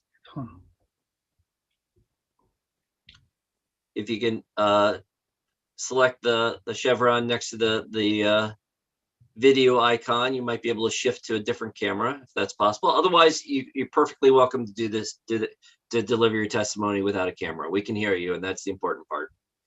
Okay. Well, I'll start. My wife's trying to help me out. So Senator Curry, Representative Roberts, and members of the IDEA Committee. My name is Scott Kalberg. I'm a 23-year member of the International Union of Operating Engineers, Local 4, and I am in support of LD 210. As with any profession, education and training is required. Just as you would not want me to lead the way with your most important piece of legislation because I am inexperienced, I would not want you to jump in a crane without the same degree of experience. Education is expected before you start anything, and cranes are no exception. Getting comfortable with controls and what they do is easy enough, but knowing the basics of physics, math, ability to read and understand manuals, terminology, graphs, load charts, computers, mechanical skill, and all the parts of the crane and their purposes, operating procedures, and above all, safety. Operators start operating smaller cranes, and to most people, that seems the logical starting point. However, that is where the danger lies. Most people have more respect for a larger crane, and this is a terrible mistake. The larger crane has fewer critical lifts to make on a given project and can perform nearly any lift on the job site. Conversely, the smaller crane has a limit that is easier to exceed. The smaller crane that most operators learn to operate is actually the most dangerous because being asked to make more critical lifts that are at or close to the capacity of the crane in a certain position. You are always asked to do more with a smaller crane. As with most things, once you acquire more skills, the bigger crane you can operate. You still need the same skills to operate any crane, but because of the risk when operating a smaller crane, it requires proper training before jumping in the machine. My introduction to cranes was not ideal. I was working on the bridge in Bath, Maine before I got into the union. Because I had my Class A driver's license, needed to drive the boom truck, which is a small crane. The lead supervisor told me the levers are labeled, and if you hurt anyone or damage anything, you're fired. With a lot of luck and some informal instruction using a plumb bob after work from a relative who was a crane operator, I made it through for a few months till I was fortunate enough to get into the union. I did not operate another crane until I was able to take the beginner crane course and other subsequent courses, along with many hours of practice at our training facility before being assigned to another crane. And currently, my son-in-law, who lives in Lisbon, Maine, is a new member of my union, and after 6 months of being a journeyman, he decided that he would like to run cranes. He took a giant step backwards by applying to the apprenticeship program and being accepted so he could learn from the bottom up the knowledge and skills needed to become a crane operator. And he's currently working as an oiler on a tower crane in Boston. I'm open to any questions. Thank you, Mr. Carlberg. Representative Collmore. Thank you, Mr. Chair. Excuse me, I'm sorry, I was chewing. I'm a little conflicted by the testimony you've given, Mr. Carlberg, simply because we were told that the intent of this bill was not for small scale construction. It was for large construction areas. And your testimony seems to conflict a little bit with that when we're talking about the much smaller cranes.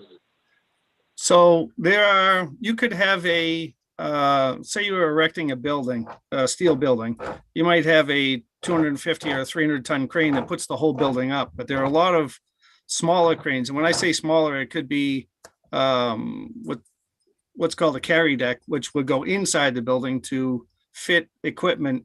It's still the same construction site. What I would call, what you would call small may be different. You could have a crane inside the building. You could have cranes on the outside, putting the exterior on or putting equipment into the building. But there's still, many tons. They're still big. They're considered big, but in the industry, they're smaller. No, I understand that, but one of the things that I brought up as a question before was whether or not this would impact research facilities and manufacturing facilities that have overhead cranes that do just what you're saying, which is bring new pieces of equipment in or move equipment around. And it sounds like this would cover that as well if we're going by that. Overhead crane is a certain type of crane. I've run them myself. Actually, in Skowhegan, we did we rebuilt the paper machine that was in there, the big one they have, and we used their overhead cranes. But inside the building, we also used those carry decks, and outside the building, we also used. But overhead cranes aren't generally used to build something because they're installed while you're building it. Okay, thank you for the clarification. Sure. Are there any other questions? Seeing none. Thank you, Mr. Carlberg. All right, Appreciate thank you. your testimony. And I think that wraps up everyone that I have in favor of LD 210. Is that correct? I want to move over to against. Oh, Representative Bernard, you had a question? You're muted.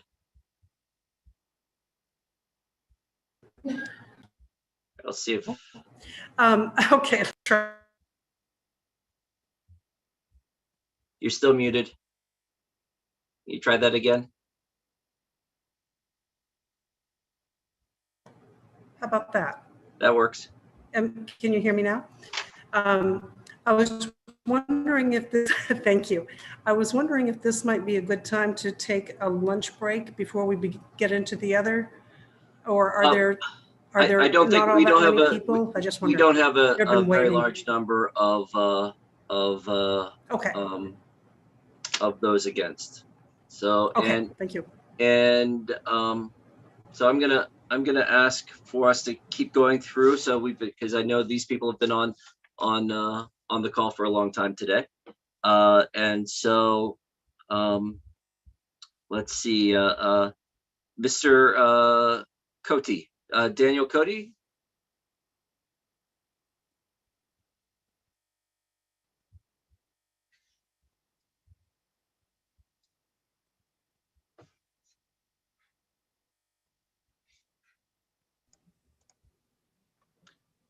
Welcome, Mr. Cote. Good afternoon. Thanks for the opportunity to speak to you today. A very interesting day. Listen, everybody. A little bit about myself. My name is Daniel Cote. I'm the president of the Cote Corporation, located in Auburn, Maine. Cote Corporation was started in 1966 by my grandfather, Armin Cote, a construction crane operator, and was run by my family, my father, Daniel A. Cote, for the last 50 years. I'm one of three third-generation Cotes in our family-run crane and rigging business based here in Central Maine. We employ 45 team members, and currently we employ about 20 crane operators. We consider ourselves the largest and most qualified crane and rigging company in northern New England. Our customers include the U.S. Navy, Bath Iron Works, Central Maine Power, the state of Maine, and many hundreds of construction and construction-related customers. OSHA's original crane and derrick standard dated back to the 1970s. It was not functional because it was out of date by 35 to 40 years because of technology advances in cranes. In 2002, OSHA assembled a 23-member panel of contractors, manufacturers, suppliers, insurance companies, safety professionals, and government representatives to create a new crane standard. And in 2008, that standard was finalized, and in 2010, it became the new law. The operator certification portion took effect in December of 2018, and a requirement for employers to evaluate and document operator training and aptitude on each particular machine took effect on February 7th, 2019. So the crane and derrick standard created by the OSHA consensus was created by industry professionals and is probably considered OSHA's greatest success story in all of rulemaking. We had been working on operator and rigger licensing and third-party qualifications since the 1980s and 90s. So that's our company in particular, trying to professionalize our industry. With the advent of the National Commission for the Certification of Crane Operators, NCCCO, which you've heard referenced a lot today, since the late 90s, we've been working with industry partners like Chimbro, AGC of Maine, Associated Builders and Contractors, hosting operator and rigger training and certification here at our facility. I've personally trained hundreds of riggers and signalmen in the fall of 2010 to help our industry get compliant with the new OSHA law. Our crane operators had already been compliant since the late 1990s. I'm not aware of a single company that owns a crane that does not have operators that are appropriately trained and licensed to meet the standards of the new OSHA crane and derrick standards. As recently as 5 years ago, we would have supported this legislation. In fact, we worked towards it on several occasions, and I was on several committees to try and get crane operators licensed in Maine. Maine's construction industry is doing a great job today, and almost all of our customers ask us for proof of our operators' qualifications and for our crane's third-party inspections. And we send that information out dozens of times per week. So there aren't too many crane incidents in Maine that our small crane industry is not aware of. And to my knowledge, I can't think of a single crane incident or accident in Maine that this legislation would have prevented. If this proposal is about public safety, we wholeheartedly disagree with this proposed legislation because it's totally redundant government legislation that will change little or nothing with our small industry. Construction safety can't be legislated. It has to be a culture that's nurtured and grown and has to be embraced by all the involved parties. And that's what we're finally seeing in our industry over the last 5 to 10 years. Representative Cuddy gave an example of a construction project that he saw at the new hospital being built in Augusta, and these big cranes putting the air handling units up on the roof. That was our company. And our company made 72 trips with cranes to that construction site. And if you'd like to guess how many times we were asked by the general contractor for our operators' licenses before we showed up, is 72 times. The industry itself has embraced OSHA standards, and we're asked by the owners of the construction projects, by the construction managers, by the construction companies, or the subcontractors we're working for to provide that information on our operators every single time we go to a job. The industry is doing a great job. Now, this legislation is very recent, right? The last part of this law took place by OSHA in 2019. We are seeing great results. And I don't think there's any states that have started a state licensing of crane operators since that time. And I don't think there's very many states that have state licensing boards that have better crane safety rates than the state of Maine. Maine is doing a very good job, and we should be very proud of Maine's construction workers and construction industry for how safe we are. We are leading the nation in crane safety. There's no statistics to support that we need this legislation. And if you have any questions, I'd be happy to answer them.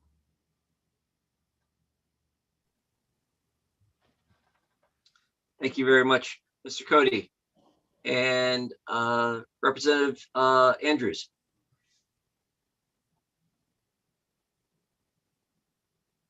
Thank you, Mr. Chair. Mr. Cody, is your business unionized?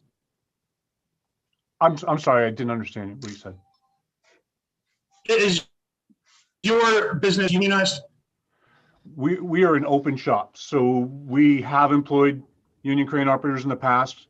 At this point, most of our crane operators are not in a labor union, but we are not unionized. We have employed in the past both union and non-union crane operators. And to follow up on that, if this licensing commission were to happen, how many seats on that board do you think would be given to organized labor? I would hate to speculate, but I just really don't understand why we're having this conversation. What the point is of this licensing board when we're doing such a good job with safety. I would rather not speculate on that, but it seems like there's a tremendous interest in it for some reason. I agree. Thank you, sir. Representative Cullimore. Thank you very much, Mr. Chair. And Mr. Cody, thank you for your testimony today. That you've kind of got to the heart of what I've been asking each person is, how would these safety concerns be addressed by having a license as opposed to the federal certification? I'd like to follow up with a question that I asked of your incident reports that happen. You service quite a bit of the state from what you've said here, and I'm curious how many of the incidents that you've had occur were because somebody was not certified under the federal standard, and if they were, and the incident happened, would that have been prevented had we had more strict guidelines in the state as opposed to the federal? Well, for our company in particular, we have been licensing our operators. And I believe that we were one of the very first companies in the entire country to have that accomplished by the NCCCO standards. So we've been working on it for a very long time. We are very interested in professionalizing our industry. And all the advantages to us are, of course, that when we have a safe industry, our insurance rates are lower. We have easier compliance and lift planning, and we don't waste a lot of time trying to convince people that what we're doing is safe. This new crane law that's taken place, has required people to have licensed operators, qualified riggers, qualified signal person. That was already happening an awful lot before this law took place. And so I don't know of a single incident where this crane license, the state licensing board, would have made a difference. The days that I think a lot of people are talking about when crane companies or cranes were operated by people that didn't know what they were doing, I think that's a very long time ago. Not in my professional lifetime. I'm 47 years old. I have been in the crane industry my entire life. I don't remember it. I haven't seen it. What do we want a safe industry? Absolutely. We all benefit from it. Cranes cost millions of dollars, and no company is going to put that millions of dollars worth of investment in the hands of somebody that they don't consider innately qualified. We're not going to do it. Our insurance company is not going to let us do it. Our workers' compensation company is not going to let us do it. The contractors we're working for are not going to let us do it. There's a lot of hands in the pie here trying to make sure that everybody's doing the right thing. And my opinion is that this is very redundant what the state is looking to do. Thank you very much. Representative Hassenfuss. Sorry, I didn't mean to cut you off, Representative Collins. Representative Comer, I think you've asked the question a few times, and my interpretation of how the law is written is that this would not impact the work that you do with the overhead cranes, where you do some work. My interpretation of that is that it wouldn't affect that. Thank you. Thank you very much. I Hassenfuss. appreciate that. Mr. Cody, can you just help fill me in on the way that your industry works? I presume that a majority of the contractors would subcontract out their crane work.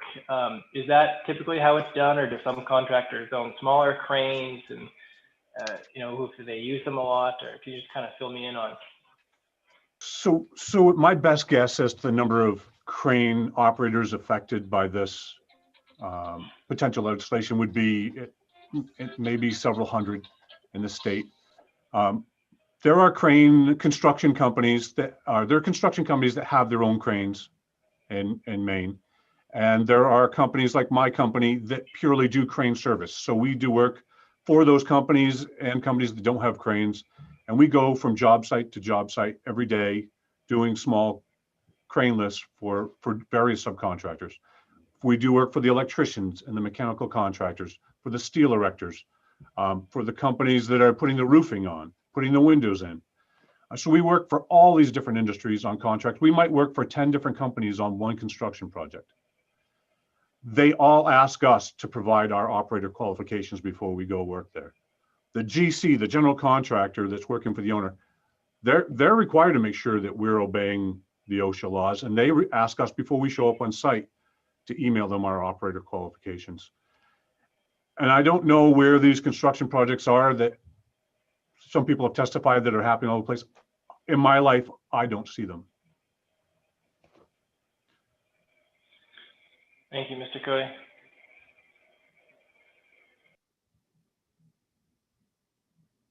Representative Ducharme. Go ahead, Representative Ducharme. Thank you. My question is one that's been asked before, and I don't know if, thank you, Chairman Curry. I'm sorry. Mr. Cody, thank you for your testimony. In the state of Maine, we keep trying to find out what the incidences of accidents have been, and we don't seem to be able to find that number. Perhaps with your experience, you might be able to give us some idea of what that might look like that would be impacted by this bill? Quite honestly, I tried to gather that data for this conversation here today, and I couldn't put my fingers on that data. One, I think the only really pertinent information is really what that incident rate is since we've had the new federal regulations. Those have only been in effect for a few years, and I don't think that data is released. There are incidents that happen, I think, in our industry every year. We don't have the big dramatic incidents that you see happening in Miami and New York and in the big cities. We don't have big cities where these big skyscraper cranes are. You know, we kind of fly under the radar as far as risk with that stuff goes. But as far as me collecting that data, I couldn't tell you where to find it. I couldn't get it from the Bureau of Labor Statistics. It doesn't look like it's broken down in such a manner that we can grab that very easily. Okay, thank you very much for that question. And just one quick follow-up. I'm familiar with your company, and I know you've been around in the business of heavy lifting and cranes for a number of years. Are you considered somewhat of an expert in the state of Maine in the business of cranes and handling and so forth? I would like to consider our company the very best that you could talk to in the state of Maine as far as crane and riggings. I have a lifetime of experience in the industry. I'm a mechanical engineer.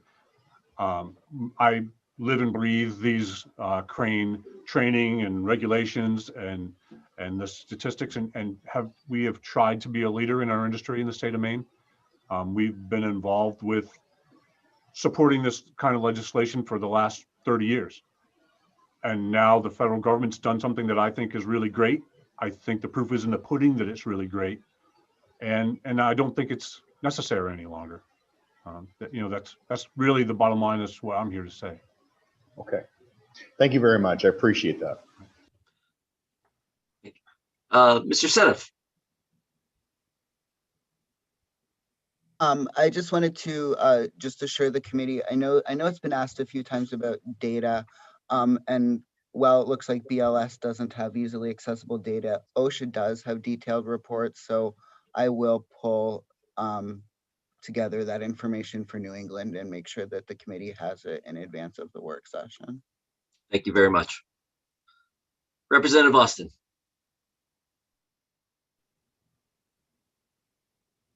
Thank you, Mr. Chair. I apologize. I've missed a little bit. I'm struggling with some internet connection, which I never have. So I don't know if this crane subject matter is just so fiery that it's blown my wires. Just kidding. But to Mr. Cody, I just want to say how glad I am to finally meet you.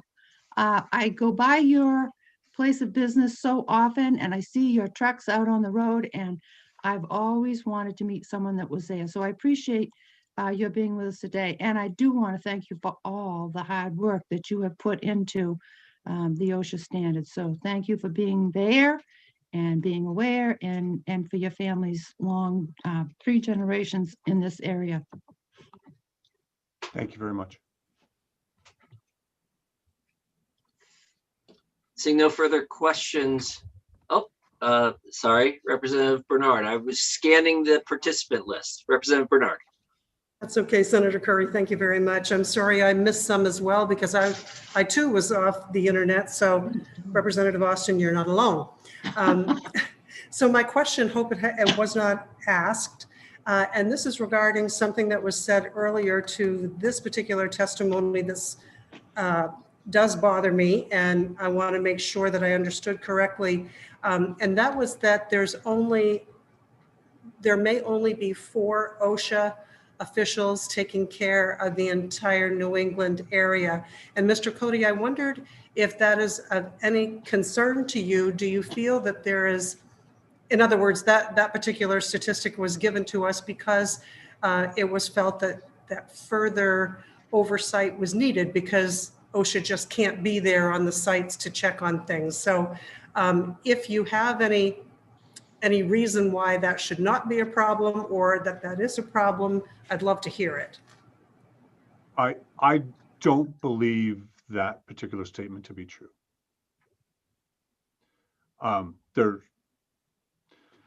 To give you an idea of how often OSHA inspects our company, or that we actually talk to them on our job sites. So let's say that we work on an average of 10 to 15 different job sites in a day. We probably see them every few weeks on our job sites. So I really don't know the number. I do see that OSHA has made a very grand effect on my particular industry, and the sense that the people that we work for have embraced these OSHA requirements. So even though OSHA is not on the job site, they have to keep records that when they have a crane there, that the crane had a third-party inspection, that the crane operator was qualified, that the riggers were qualified, and that they had the appropriate licenses. So even though OSHA personnel are not there, the enforcement is taking place by lots of different individuals, whether those are the people that work for the state of Maine that are hiring us, or a general contractor that's hiring us, or the particular college or university or hospital. They're asking us for this information as well. It is asked from us every single day.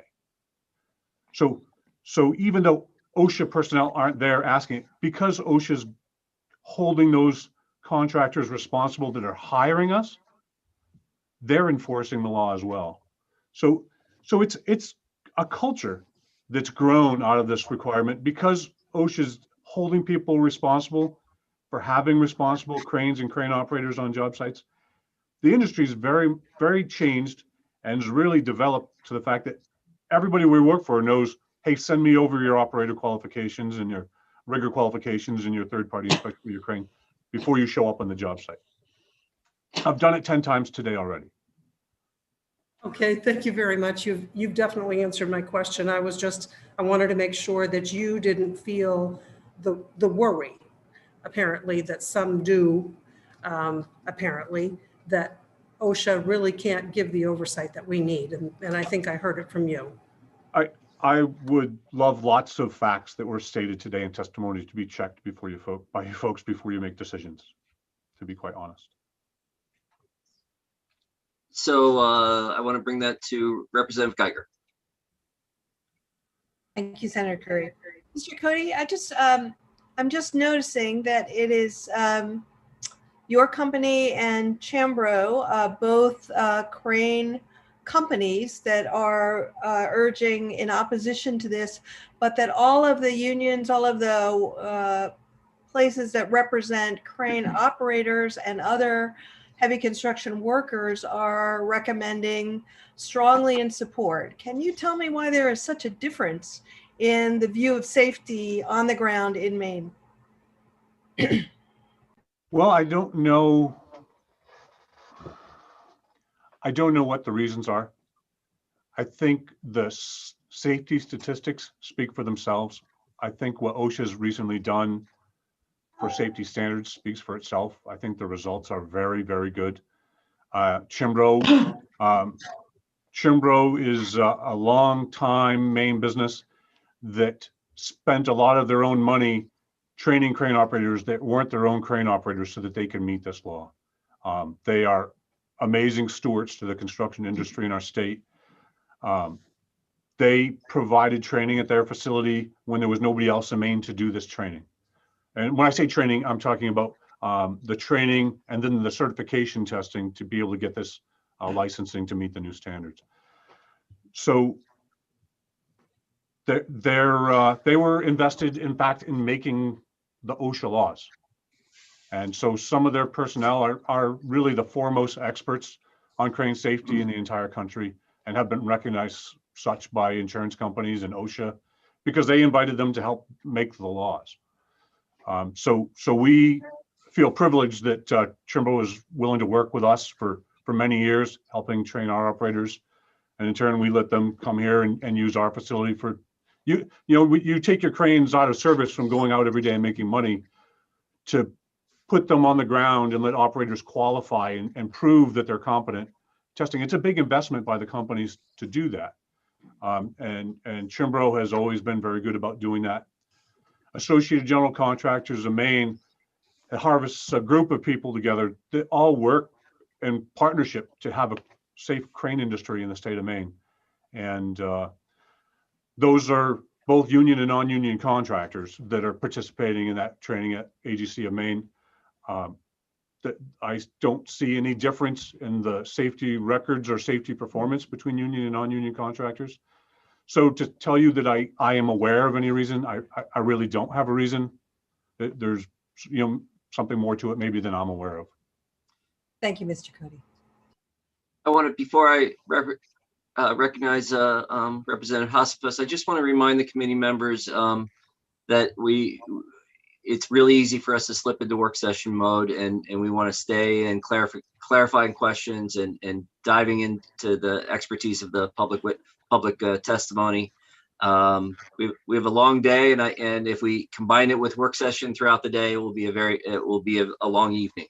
And so let's make sure that we're staying on questions and clarifying questions for the public folks giving public testimony. I don't want to be short on that, but I also don't want to be doing work session throughout the day. So with that, I wanted to recognize Representative Hasenfuss.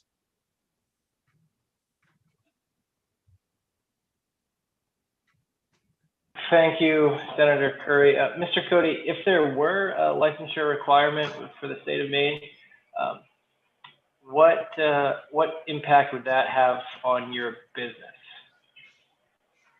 I don't think it would be a significant impact at all on my business. I think it's a redundant government activity doing something identical to what the federal government is already doing. So the cost is nominal. We would pay for the cost for our employees. I don't think that it would be an expensive fee. I don't think it would bother me. We're already doing everything that the state's talking about requiring, and this proposed legislation is requiring. We're already doing it. So there's nothing there that bothers me, except for the fact that I don't understand why so many people are for it when it's so incredibly redundant. There's absolutely no teeth to this whatsoever that's not already in the OSHA legislation. The OSHA laws are really well enforced by everybody involved in these construction projects. So I don't, how does it affect my company? Very little, except that I hate our state to waste its resources and you all to waste your time on a subject that I think doesn't really deserve it. Thank you, Mr. Cody. Seeing no other questions. Mr. Cody, thank you very much for your testimony. Thank you for Thank you for the opportunity.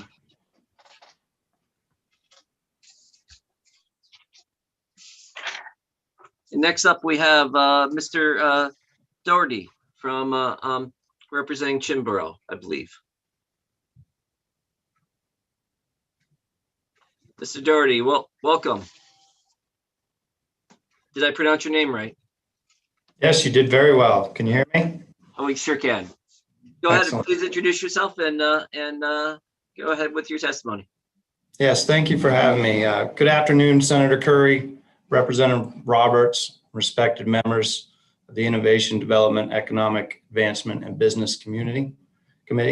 My name is David Doherty. I am a resident of Corinna, Maine, and the Crane Development Manager for Chimbro. I am providing testimony today on behalf of Chimbro in opposition to LD 210, the act to require crane operators to be licensed.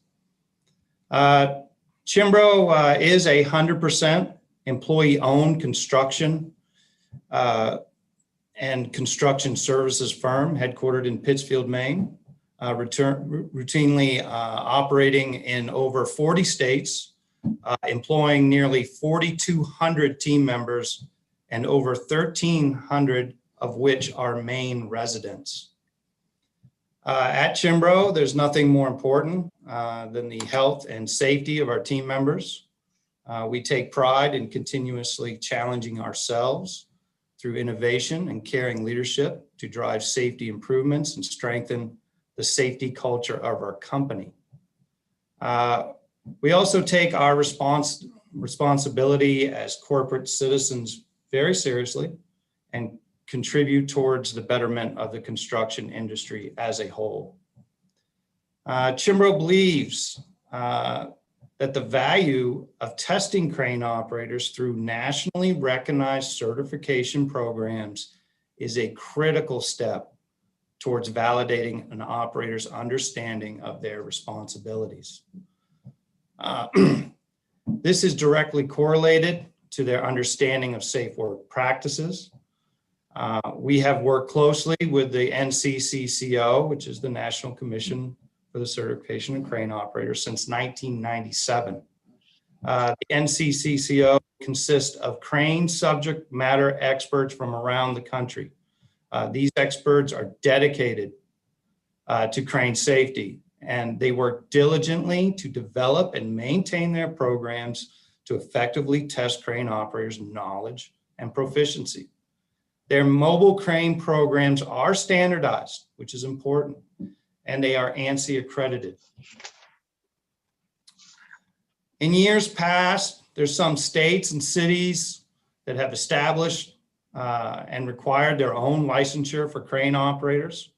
However, in November of 2018, OSHA implemented a nationwide requirement for the certification of evaluation of crane operators and evaluation of crane operators, which is important. Chimbro fully supports the federal requirement, and we are proud to say that all Chimbro crane operators were certified long before certification became law. In closing, the current OSHA rule is effective and governed. The need for state of Maine licensure is unnecessary. It provides no additional safety value. Such a requirement is not only redundant, but costly and burdensome to the license holder, the employer, and the state of Maine. That's what I have, and I thank you for your time and consideration of our position on this matter, and I welcome any questions you may have. Thank you very much. Do we have any questions? Representative Collmore. Thank you very much, Mr. Chair, and thank you for your testimony as the representative for Pittsfield. I'm excited to see Chimbro here today on the call, and I appreciate your testimony.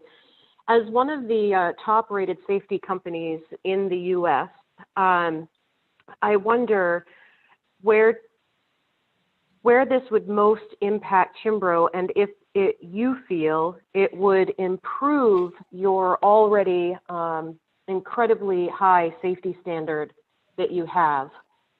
Where would the burden also be on you guys should this pass, in addition to having the already stringent things that you have in place for the federal requirements? Great question. Thank you, Republican Collmore. With 75 certified crane operators here at Chimbro, we would have a quite an administrative task here in the office to track everybody's renewal dates for yet one other state license. There would be obviously the fee, which by the testimony I've heard today would be substantial due to the low number of crane operators in the state. So those would be the two internal issues for Chimbro. Understand also a company like Chimbro that travels throughout the states. Many of our crane operators hold multiple state crane licenses.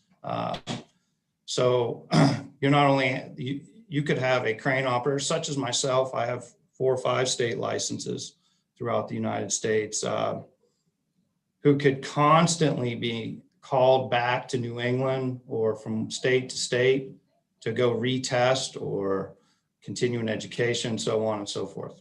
Does that help? Yes, thank you very much. You're welcome.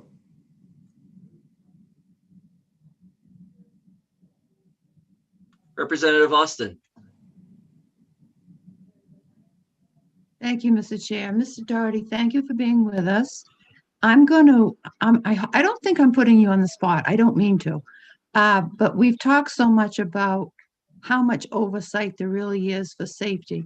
And I'm wondering, does everybody hear me? Am I okay? Okay. I'm just wondering if you can attest to, your organization is a very, very large organization. But let's go down to another subsection of construction. Some of our other, they're very, very prime companies here in Maine, but they're a step in size down. Do they not, or do they or do they not generally have someone within, it may be within human resources, but an actual safety officer that also gives oversight to all of this on machinery? Are you aware of that? I wouldn't want to speak for other companies' organization as far pertaining to safety and how they go about mandating it. I would say that in my experience, though, the subcontractors that are much smaller that work for Chimbro, most of them had either, most of them had a safety specialist, ma'am. Thank you very much.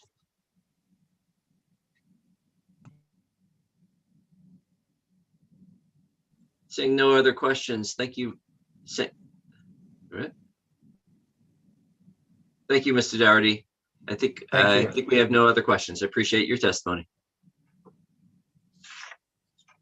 Next up, we have Mr. Matthew Marks.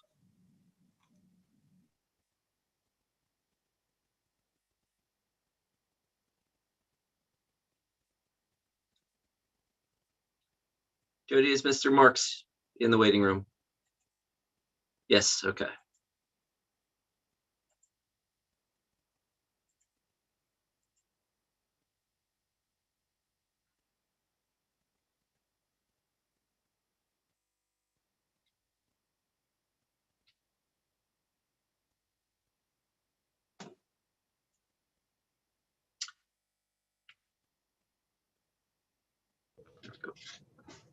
Welcome, Mr. Marks. Could you please introduce yourself and begin your testimony? We have about 3 minutes for testimony.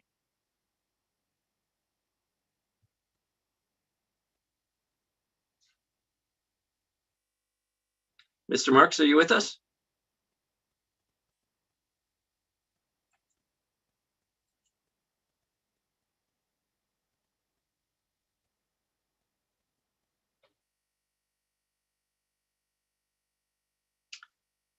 Mr. Marks, we're waiting for you. Looks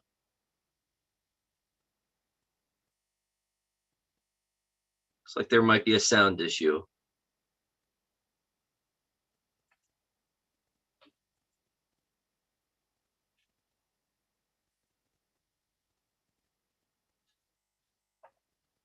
Ms. Breton, are you working with Mr. Marks? I'm not sure if Mr. Marks is connected or not. Okay, he's in as a panelist. I moved him in. Okay, there we go. There we go. I made it. Welcome. Senator Curry, Representative Roberts, distinguished members of the committee, I appreciate the time today. I know it's been a long hearing, so I'll keep my comments brief. My name is Mal Marks. I've been with the Associated General Contractors for over 10 years. I'm the chief executive officer now. I started in the operations part of our business. I live in Scarborough, so I'm a lifelong Mainer as well. We have as I think Mr. Cody had said, we've been working on crane certification for a number of years. In fact, we started long before it's actually required by OSHA, and it is a collaborative. So we are training both union and non-union firms here in Maine. We also have been doing this so long that we've gained a lot of experience about what works and doesn't work. And I can tell you that some of the things today, I'd like to sort of walk through the process because there's probably some clarification about the actual certification that had come up during the discussion today. One of them is that we actually test on the style of crane. So when we do the training and education portion of it, we're actually preparing those folks to learn all they have to about the kind of crane that they're going to run. That happens during the classroom training portion. And I included in my written testimony a copy of the curriculum, which AGC America wrote with some of the folks who are leading in the insurance industry as well, with the advice from OSHA. That curriculum is extensive, as you can see in the written testimony if you have a copy, but also beyond the written test, when they complete that, and again, they're taking that test on each kind of crane or each type of crane that they would operate. They then have a practical exam that happens a bit later, and that practical exam is pretty interesting. If you haven't seen it before, there are stanchions on a course, and it's set up for each type of crane design, and they have to maneuver a counterweight through a weight through the course without knocking over tennis balls on the top, and it's timed. It's very difficult. So we teach that, and we run that test as well. We have a third party that actually conducts the written test, so that isn't conducted by us. That way, we've ensured that we're in compliance and that there are folks outside of our organization who are doing that. So, and we've been doing that for about 10 years. I came together as an industry to make that happen, and we were partners before looking at licensing here in Maine. As you heard, when the federal certification was decided and it became a national certification, we decided that that would be a better approach, and that's what we've supported. A couple things here that I wanted to clarify that came up in questions, and hopefully I'm happy to answer other questions as well. But one of the things that was asked was, did you have, or the other states that have licensing? In our review, it looked like all those were done or preempted the national crane standards. So I think in Massachusetts, it was 2000, Connecticut, I think it was 2014. So that actually happened before the crane certification came into effect. The other thing is on OSHA inspections. There are 9 OSHA inspectors here in the state. 4 of them, just in Maine, not throughout New England, there are 9 here in Maine, and 4 of those are actually already trained in doing to review cranes. That's one of the specialties. Yes. Can we wrap it up in 10, 15 seconds just to keep with the 3 minutes? I can. To keep it simple, I'm happy to answer any questions. We have a certified instructor here who can come for the work session if that's something you're interested in. I will tell you there's a gray area that will come up, and that's about the delivery trucks for construction sites. I know it was mentioned about boom trucks that deliver. OSHA sees that activity as they start to put lumber, for example, through a window in a construction site as construction activity.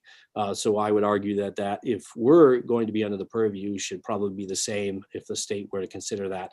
Other than that, I've outlined a series of questions that we're concerned about how this license actually be administered if it's outside PFR. Thank you. Thank you very much, Mr. Marks. Representative Collmore. Thank you, Mr. Chair, and thank you, Mr. Marks. I just wondered if you had any other questions that you had heard that you wanted to address answers to that we may not have had clear responses to before. Yeah, Representative Collmore, I want to be careful on this line of questions. Can you ask a specific question? The 3-minute limit is we're really trying to be and we have a long day today, so I don't want to just have it was just open-ended that questions.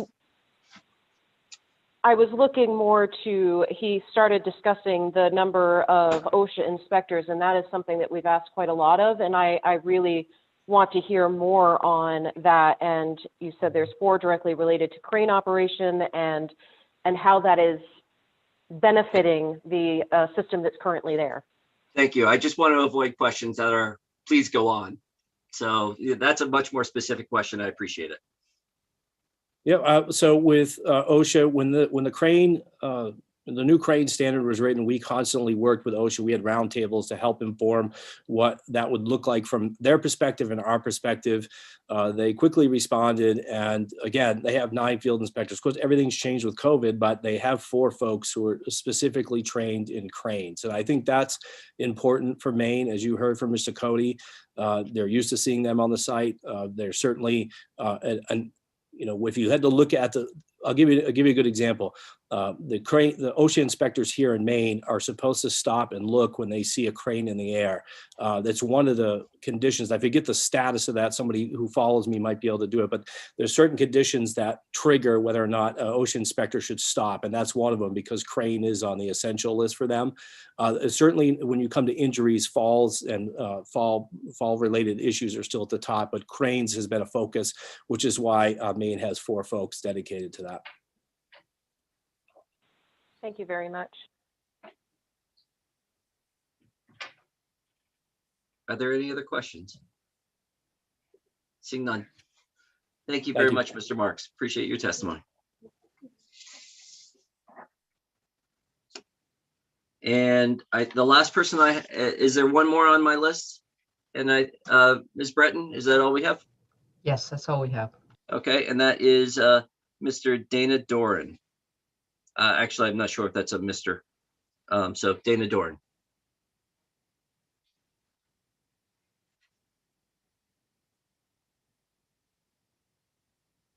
Welcome.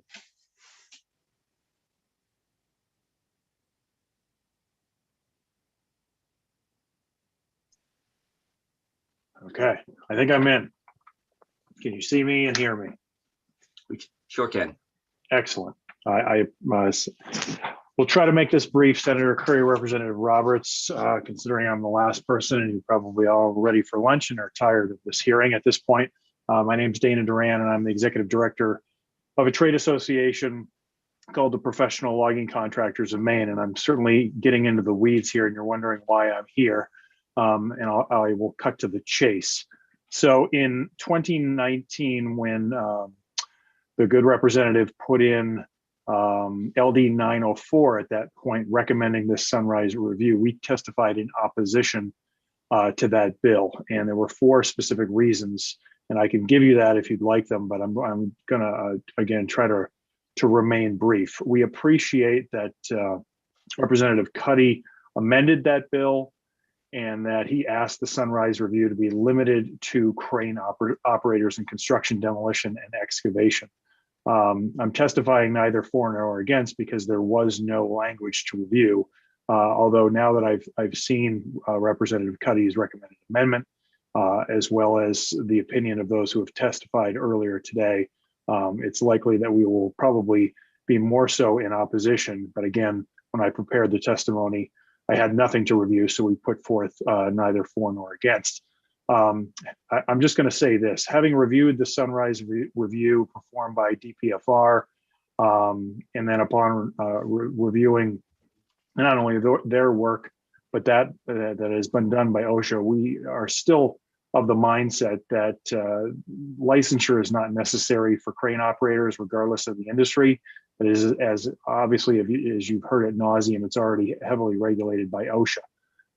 That said, if the bill does move forward, we would ask that the definition of crane operator be limited to only those who work in heavy construction and not extending itself to general excavation. And I'm going to explain why. In the logging industry, we have a lot of crane operators. We have crane operators who process and pick up wood. We have crane operators on every single truck that delivers wood to a mill.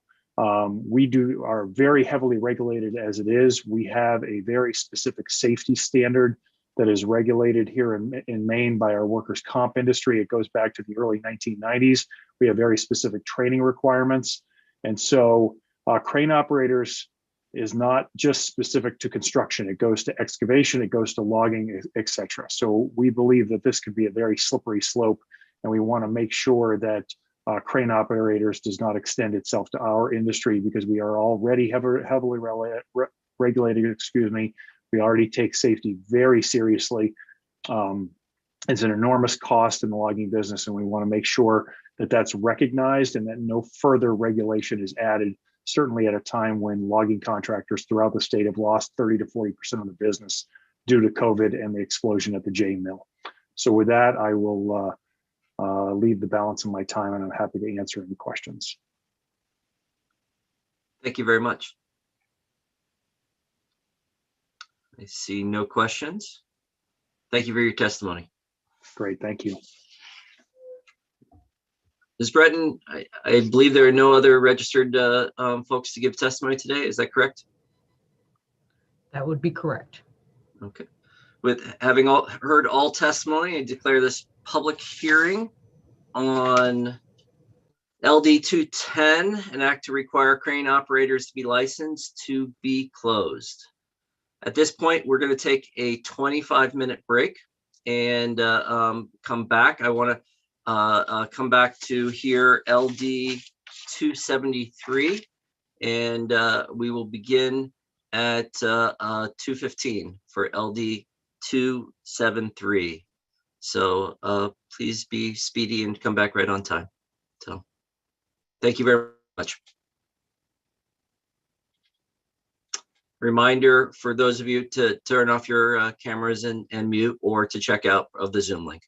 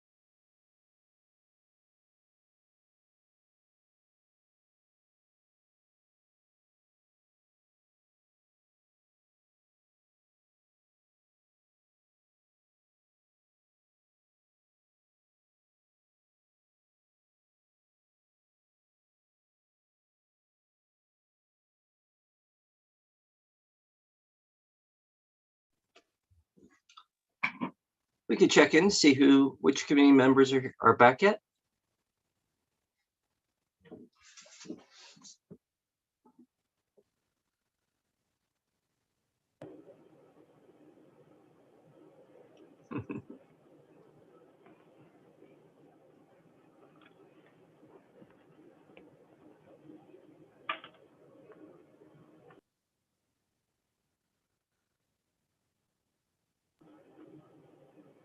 Just testing my mic. Can you hear me?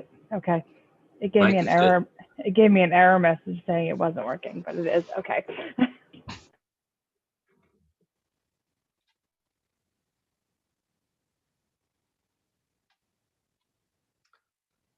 Senator Searway, are you back with us? Representative Bernard?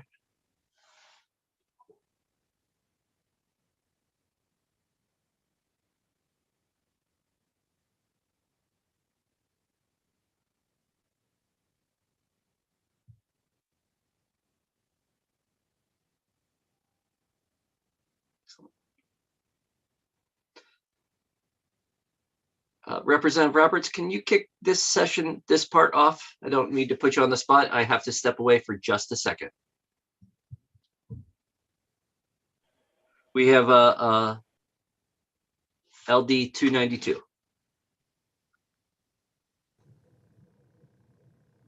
$292 or $273?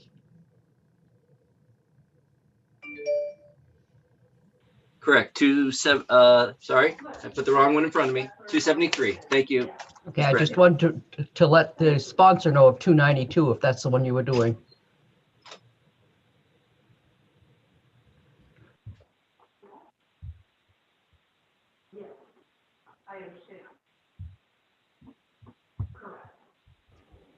Okay. 1, 2, 3,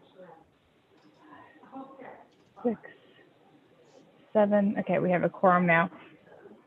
Okay, with that being said, we'd like to open up the hearing for LD number 273, an act to sustain Doctors for Maine's Future Scholarship Program. And the sponsor is Representative Zager of Portland. Representative Zager, you're on. Just to remind everyone, we have quite a list of people testifying, so we are going to be adhering a little more strictly to the 3-minute testimony timeline.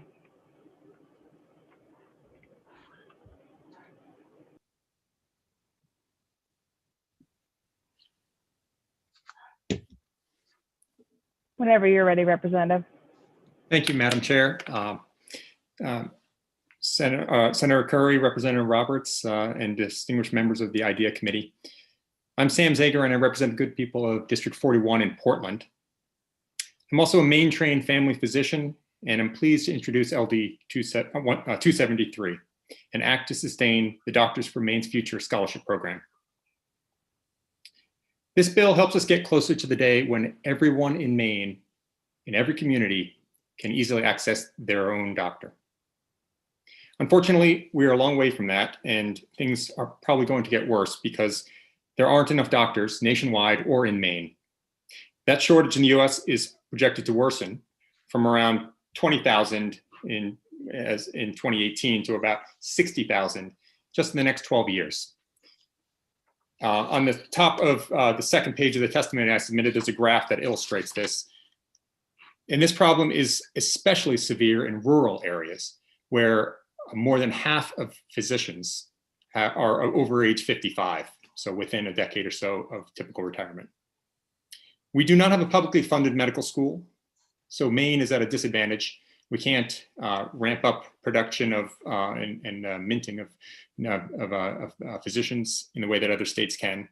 And put another way, bright young Mainers aspiring to serve our communities as doctors often have an added cost or added disincentive for even endeavoring to do that because of the tremendous costs.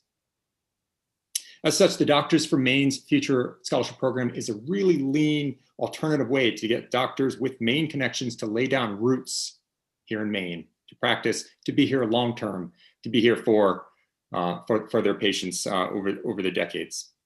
I've seen hundreds of medical students consider which specialty to consider. And unfortunately, the practicalities of loan debt are real. But the intangibles fostered by the Doctors for Maine's Future program really go a long way. When I asked why he stayed in Maine, one of my former medical students in the Tufts Maine track wrote, "I have been supported by this community throughout my education, and I could not wait to give back to this great state. The kind-hearted, hardworking people of hardworking people of Maine remind me of my calling to become a physician." So our investment as a state for the last 10 years or so in the Doctors for Maine's Future program is efficient and very high yield. You're about to hear testimony from others about how DMF far outperforms norms when it comes to producing primary care physicians, which is very good for Maine. The Journal of the American Medical Association, which represents all specialties, not just primary care specialties, published a large research study in 2019 that quantified the connection between primary care and health. And they found that for every 10 additional primary care physicians in a population of 1,000 people, of 100,000 people, for every 10 physicians in a population of 100,000 people, that was associated with a 51-day increase in life expectancy, which is an astounding increase in such a composite variable as overall life expectancy. That's 14,000 life years. So think of it like 14,000 people living another year just by adding 10 physicians to that mix, to that community. You'll hear primary care physicians, which Doctors for Maine's Future is really good at producing. You'll hear today from doctors and doctors in training who are taking time from their very busy schedule because they're concerned about the trends that were illustrated in that graph that I just mentioned. I won't read to you the brief history of the program. You can see that in the testimony. I recognize you all have been working for hours in hearings, but I do call your attention to the rest of page 3 of my testimony. I want to thank you so much for hearing this bill today, for your service to the people of Maine, and for considering the Doctors for Maine's Future Scholarship Program. It really does help ensure the health of our constituents throughout the state. And I also want to thank Jody Breton for her administrative assistance this morning. I'd be happy to take questions that the committee has, and I really appreciate your attention to the other folks that are giving their time to testify today.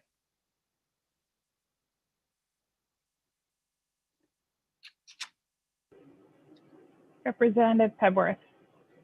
Thank you, Madam Chair. Thank you, Representative Zager. I so appreciate this bill. Can you talk a little bit more about what the strong ties to Maine are that are necessitated by this bill? Sure. I will mention that Dr. Joe Linder, who is the Dean of Students for the Tufts Maine track here in Maine, could give you more details, but I do know from being an assistant professor in the program that there's people who grew up in Maine. Typically, the ones that I've mentored typically grew up in Maine, or they have gone to college in Maine, or in some way have have to make a compelling case in their application that they have connections to Maine. It's hard to require people to have it's hard, I suppose, hard to come up with exact criteria, but it seems to be working. And if you're interested, you can go over some how it's really achieved some profound goals in what it set out to do a decade or so ago.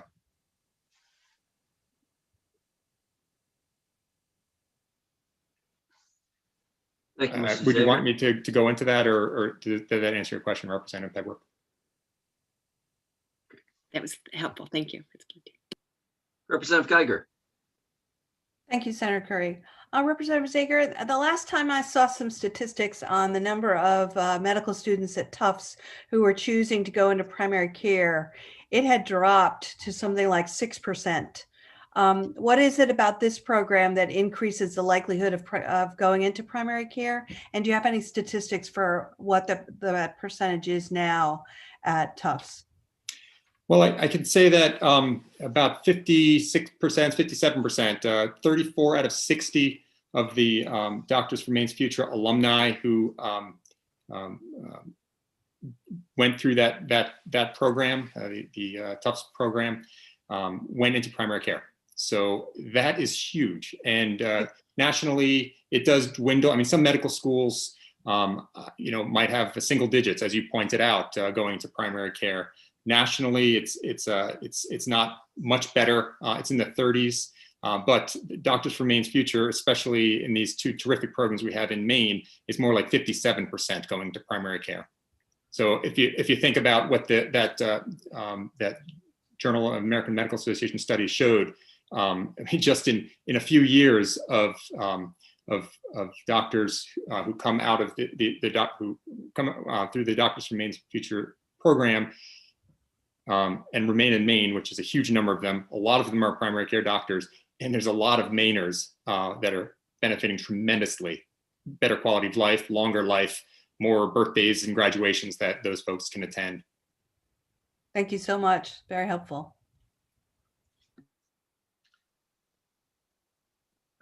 Seeing if there are any other questions. I don't see any other questions. At this point, I'll see if there are any co-sponsors. Is Representative Corey joining us?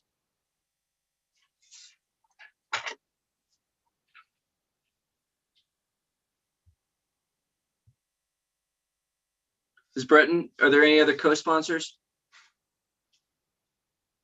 I'm here. Okay. Excellent. Thank you.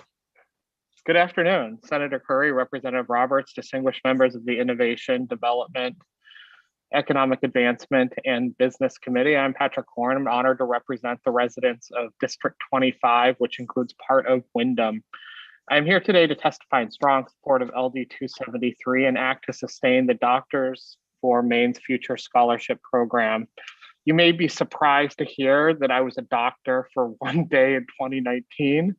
Don't worry, I didn't let this go to my head. 2 years ago, I had the opportunity to participate in Maine Health's Doctor for a Day program. I went through medical school and residency all in one day. It was quite a feat, I'm gonna say for others, but not me. Over the course of the day, I was partnered with Dr. Jessica Evans, a medical student from Van Buren enrolled in the Maine Track program, and a Doctors for Maine's Future Scholarship recipient, and later with Dr. Nick Hansen, a resident in Maine Medical Center's emergency department. It was an experience I'll never forget. When I graduated from medical school, I was presented with how much student loan debt I'd accrued, and it was truly staggering. Good thing I left my checkbook at home. The legislation before you today will continue a program that helps medical students with a strong tie to Maine who go to medical schools in Maine lower their medical school debt burden, so they won't experience the same dread I felt as I questioned how I would ever repay my debt on a resident's salary. A legislator's salary would be even worse. By making medical education more affordable to Mainers, we have an opportunity to help address the shortage of physicians in Maine. During my experience, I was encouraged to share what the Maine Track program and relatedly, the Doctors for Maine's Future program is working. Of the Doctor for Maine's Future scholars who have finished training, 56% are currently practicing in Maine. With that in mind, I hope this committee will join me in supporting LD 237 so that we can continue funding the Doctors for Maine's Future Scholarship Program. Thank you, and I would be happy to answer any questions you may have. We need to shorten up the name of the scholarship program to make it easier to read in testimony. So maybe abbreviate it. So I'm happy to answer any questions about my day experience. Thank you very much. Are there any questions from the committee? Representative Collmore. I'm just curious, Representative Corey, how much did your one-day schooling cost to get your doctor's degree? I wish I still had that piece of paper, but I think it was north of $200,000. I did get a stethoscope at the end of the day. I don't know if that's worth $200,000, but I do have a stethoscope now. All right, thank you. Thank you. Excellent. Seeing no other questions, thank you very much, Representative Corey. Thank you. Bye-bye. And Ms. Breton, are there any other co-sponsors waiting to speak? I do not see any. Okay, great. No one in the attendee list. Okay, great. So we're going to start with the folks who have registered in favor. And so I'm going to lead with Adriana Nadeau. And please pronounce your name properly. I think I just butchered it. So. I do not see her in the attendee list. Senator. Okay. So is Caleb Swanberg in the attendee list? Yes, sir. Yes. Thank you. Hello. Let's see here. Okay. Thank you. Thank you for having me. Senator Curry, Representative Roberts, and distinguished members of the committee. My name is Dr. Caleb Swanberg, and I'm speaking today in strong support of LD 273. I'm an Aroostook County native. I grew up in Caribou. I'm Tufts Main Track alumnus, and now an attending family physician at Pines Health Services in Caribou. And there's no doubt that the excellent training, unique culture, and financial assistance I was lucky enough to receive at the Main Track was what made my return home possible. A few months into my medical practice in Caribou, I met an elderly, endearingly obstinate woman named Mrs. M. She was plagued only by two problems: debilitating dizziness and a broken primary care system. For years, different physicians had taken perfectly reasonable stabs at diagnosing a cause for her dizziness, but all had been dead ends. And as years passed, doctors moved on, but her symptoms progressed and she lost her independence and she lost her faith in the medical system. At our first visit, I promised two things: to hear her story from the beginning, and that I was here to stay. She had been taking a drug called nortriptyline. It was an old drug, great for anxiety, great for sleep, but unpredictable in the elderly. I suggested she stop it, and I distinctly remember her laughing at me.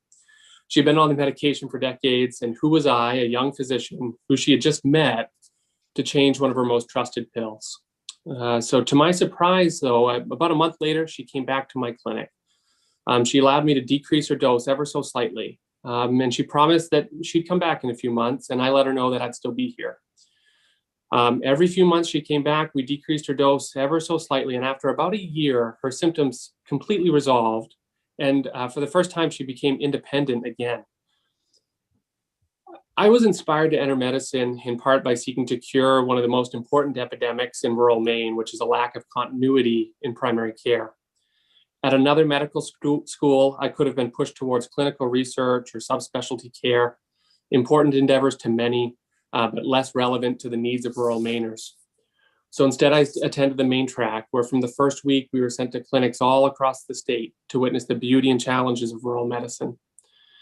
Entering training, I was keenly aware of the financial precipice on which I'd stand.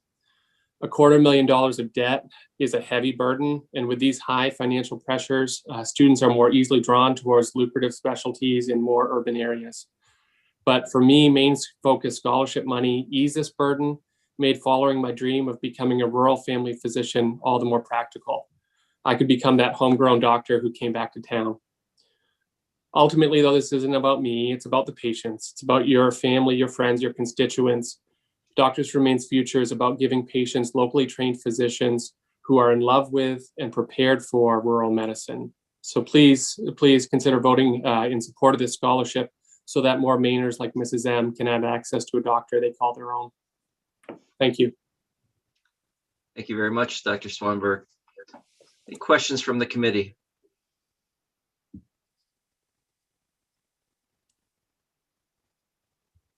It was an inspiring testimony. Thank you very much. I appreciate your testimony. Thank you. And Ms. Breton, is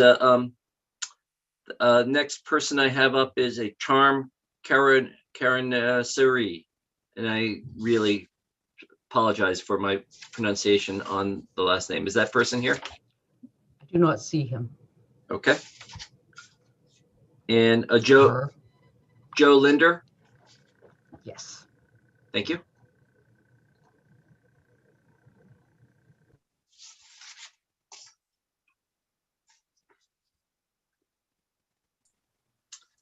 Hello, welcome. Hello, can you hear me okay? Yes. Great, thank you. Senator Curry, Representative Roberts, and members of the committee, I am Dr. Joe Linder, the Assistant Dean for Students for Tufts University School of Medicine, Maine Medical Center, Maine Track Program. I am here today in strong support of LD 273. Since 2008, I have had the privilege to play a leadership role in the Maine Track, and I have the opportunity to get to know each and every Maine Track student, including Caleb and those you will hear from today.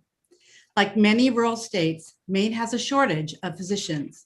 While there are many reasons for the shortage, two stand out in particular. Maine is only one of 6 states that does not have a state-sponsored medical school. And two, the cost of private or out-of-state tuition resulting in a significant student debt. In an effort to address this problem, Tufts Maine Track offers a rigorous training program exposing students to rural clinical practice and providing firsthand experience in local communities throughout the state, including such towns as Caribou, Belfast, and Norway. Most importantly, in an effort to ensure that Maine students have access to medical education at a cost on par with that of a state school, Maine Medical Center guarantees at least 20 Maine students in each class receive scholarships initially intended to cover about 50% of their tuition. In 2009, the 124th Maine legislature appropriated approximately $3 million to fund a scholarship program at FAME for Maine students who attend medical school in a Maine-based program.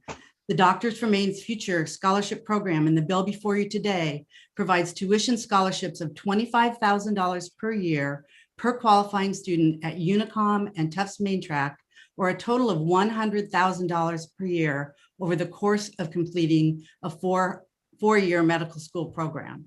Sorry, $100,000 over the course of completing their 4-year medical school. This is a unique public-private partnership between the state and the medical schools. The Doctors for Maine's Future program requires that Maine Medical Center and the University of New England privately raise dollar-for-dollar matching funds to support additional medical students. For example, when 4 medical students qualify for state-funded scholarships, Maine Medical Center raises and matches private funds for scholarships for another 4 students. The Doctors for Maine's Future scholarships provide an important incentive for our philanthropic donors as they see the state invest its scarce resources in the future health of our communities. And it's working. I am here today to tell you that the legislature's investment is paying off with huge dividends and ask you to continue the support for scholarships. Nearly 1/2 of the practicing graduates are in Maine. Of the Doctors for Maine's Future scholars who have finished training, 56% are currently practicing in Maine. More than 50% of graduates initially pursue a primary care specialty. The outcomes we are seeing as a result of Tufts Maine Track and Unicom programs, practicing in primary care, practicing in rural community, and practicing in an underserved area are desperately needed if we hope to grow and maintain access to necessary primary care for your constituents throughout Maine. MMC and our Maine Track community hospitals believe the financial support of medical education scholarships through the Doctors for Maine's Future program is a strategic investment by the state of Maine in our future healthcare workforce and in turn, the health of our communities. Thank you for allowing me the time to speak with you today. I will be more than happy and proud to answer any questions about our program and its success. Thank you. Thank you, Dr. Linder. Any questions for Dr. Linder?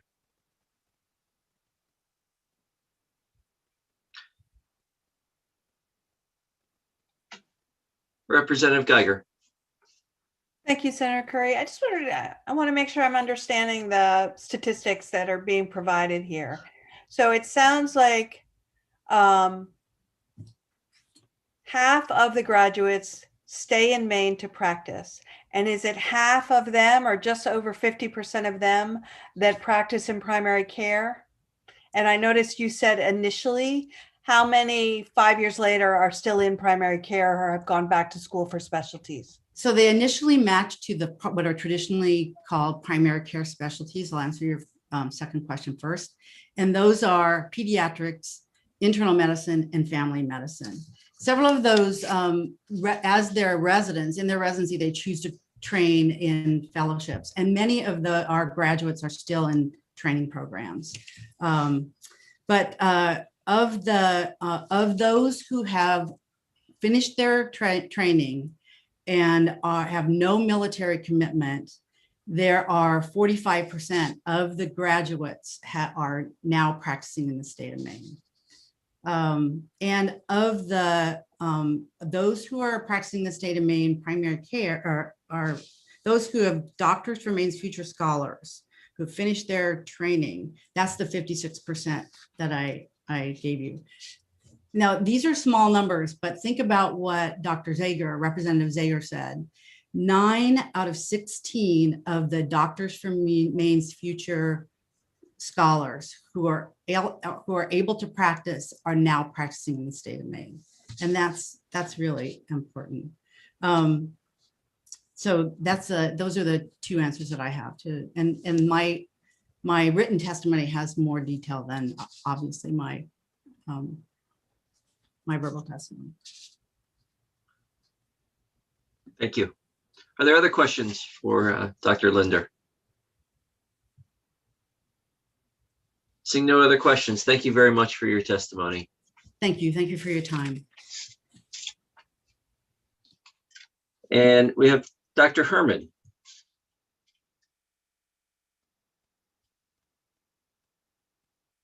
Is Dr. Herman an attendee?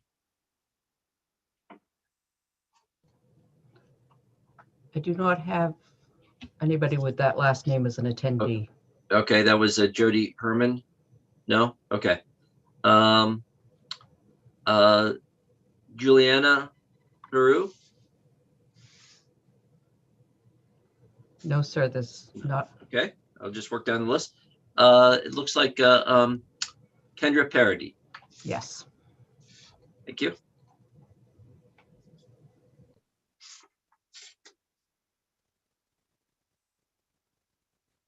Before we get started with Ms.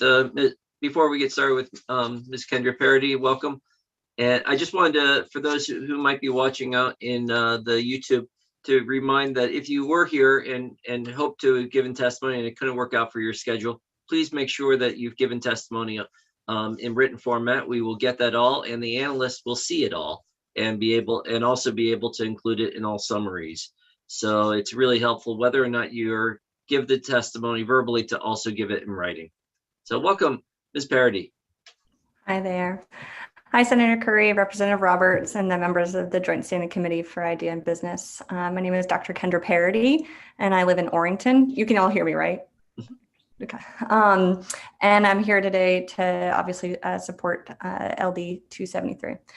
I am a graduate from the University of New England College of Osteopathic Medicine and from the Northern Light Eastern Maine Medical Center Family Medicine and Residency Program, and I'm a practicing family physician in Brewer, Maine.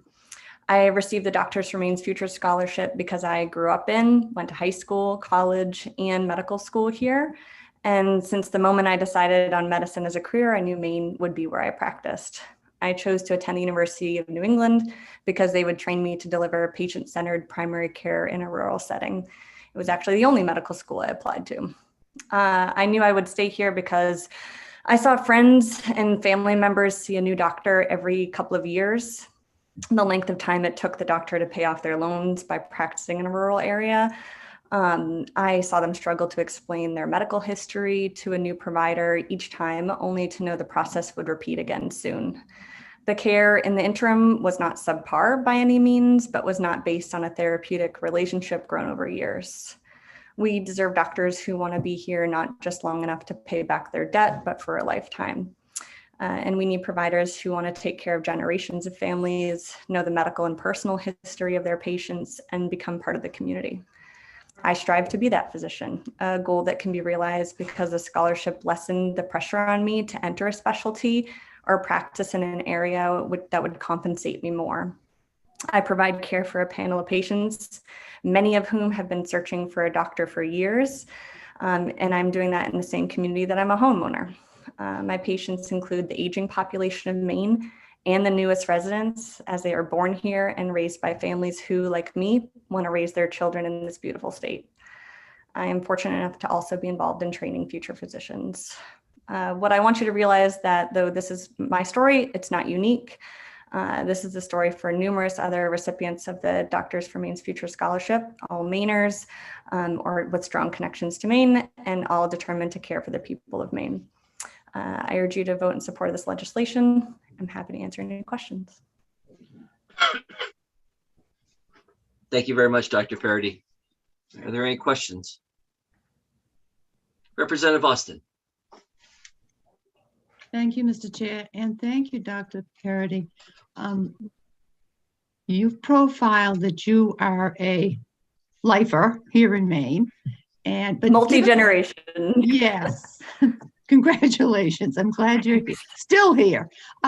Can you just give a couple examples, maybe, of some of the folks that were in training with you that would have contrarian profiles to that do have some attachment, but what would that mean? What would that look like? Some attachment to Maine. Oh, so I was one of the ones that, grew up here, went to high school, college here, but some of my classmates at the University of New England who were also recipients of the scholarship had like some of those ties. So they were either college graduates of a Maine college, or had like spent time here as children, but then went to high school somewhere else and came back for college or for work or for a graduate degree, other graduate degree. So I was one, I think, that kind of ticked all the boxes, but most of my classmates had several of the other, connections to the state. Okay, thank you. Yeah. Are there any other questions? Seeing none, thank you very much for your testimony, Dr. Parody. Thank you. And next up, we have Kent Reichel. I do not see them in the attendee list. Not there. Okay. Lisa Harvey McPherson. Yes.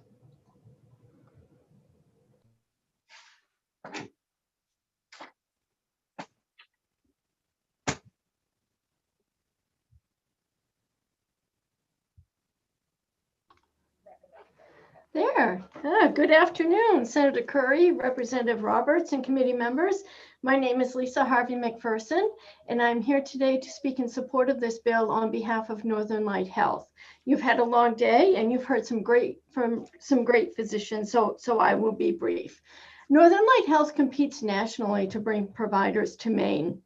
And we compete with areas of the country that have economic advantages around compensation and loan repayment that Maine providers like Northern Light Health struggle to compete with.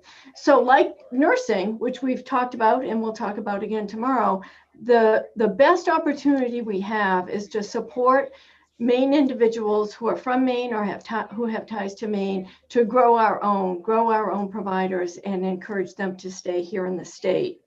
The Northern Eastern Maine Medical Center Family Residency Program is a training site for primary care physicians, and we have a lot of medical students from the University of New England, as you just heard from Dr. Parody, who come to Eastern Maine Medical Center to complete their residency, and we offer out rotations in rural communities so that they have both the Bangor and the rural community experience. And many of these residents choose to stay on and employ with Northern Light Health, and some of them certainly have moved up into various leadership positions in our rural communities. So we know that the scholarship program is working.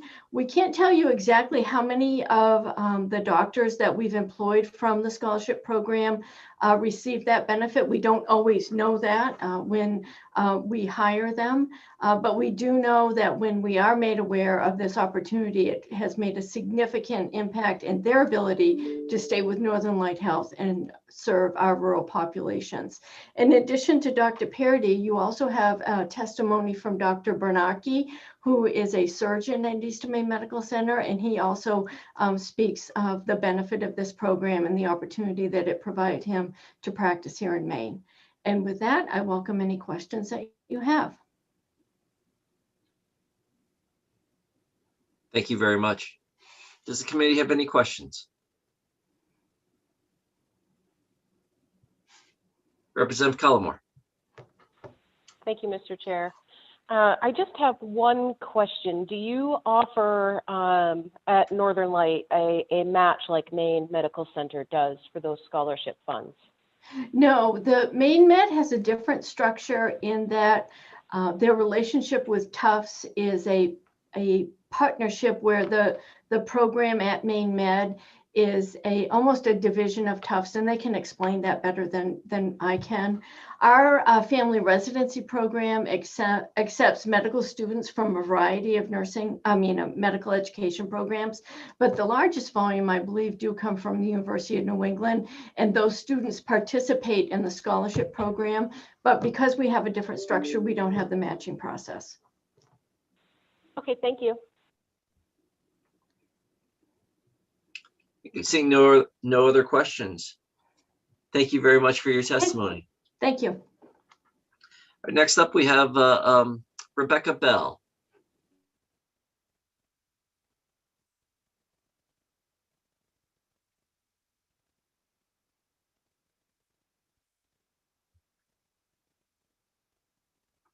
Welcome, and please introduce yourself, and the floor is yours. Great, thank you. Hello, Senator Curry, Representative Roberts, and distinguished members of this committee. My name is Rebecca Bell, and I'm here to testify in support of LD 273, an act to sustain the Doctors for Maine's Future Scholarship. I'm a fourth-year medical student in the Maine track and a recipient of this scholarship. As I watched my grandmother battle ovarian cancer at 7 years old, I was resolute in my decision to become a doctor. I was perplexed by the mysterious illness that was taking my grandmother's life and motivated to understand more. My interest in medicine continued to grow as I studied biology at Williams College and then leukemia at the Jackson Labs in Bar Harbor. Studying cancer in a laboratory was captivating, but I craved the lasting relationships I could form with patients in a more clinical setting. As I applied to medical school, I was immediately drawn to the Tufts Maine track and the opportunity to receive a practical medical education right here in Maine.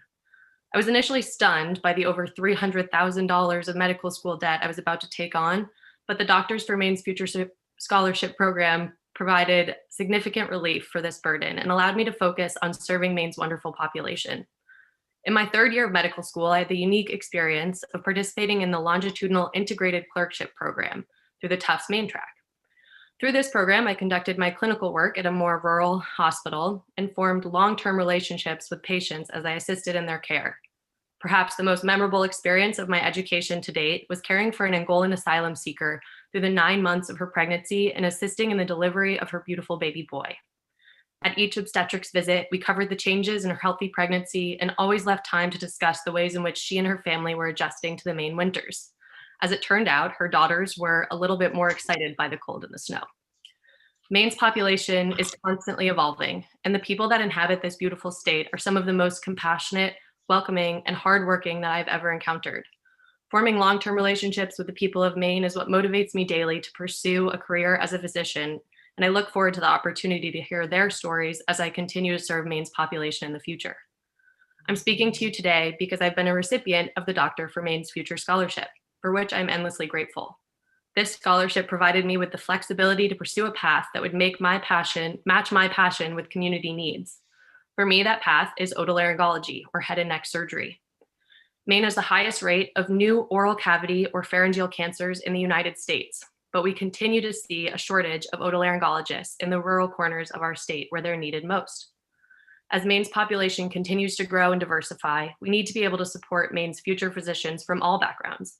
This scholarship has significantly reduced the financial hardship of pursuing a medical education, and I hope it can continue to open doors for others who want to serve Maine's wonderful population.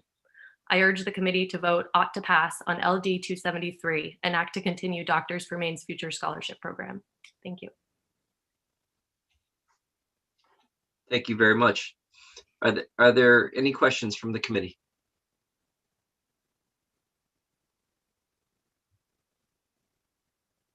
Seeing none, and good luck in your continued last year of studies.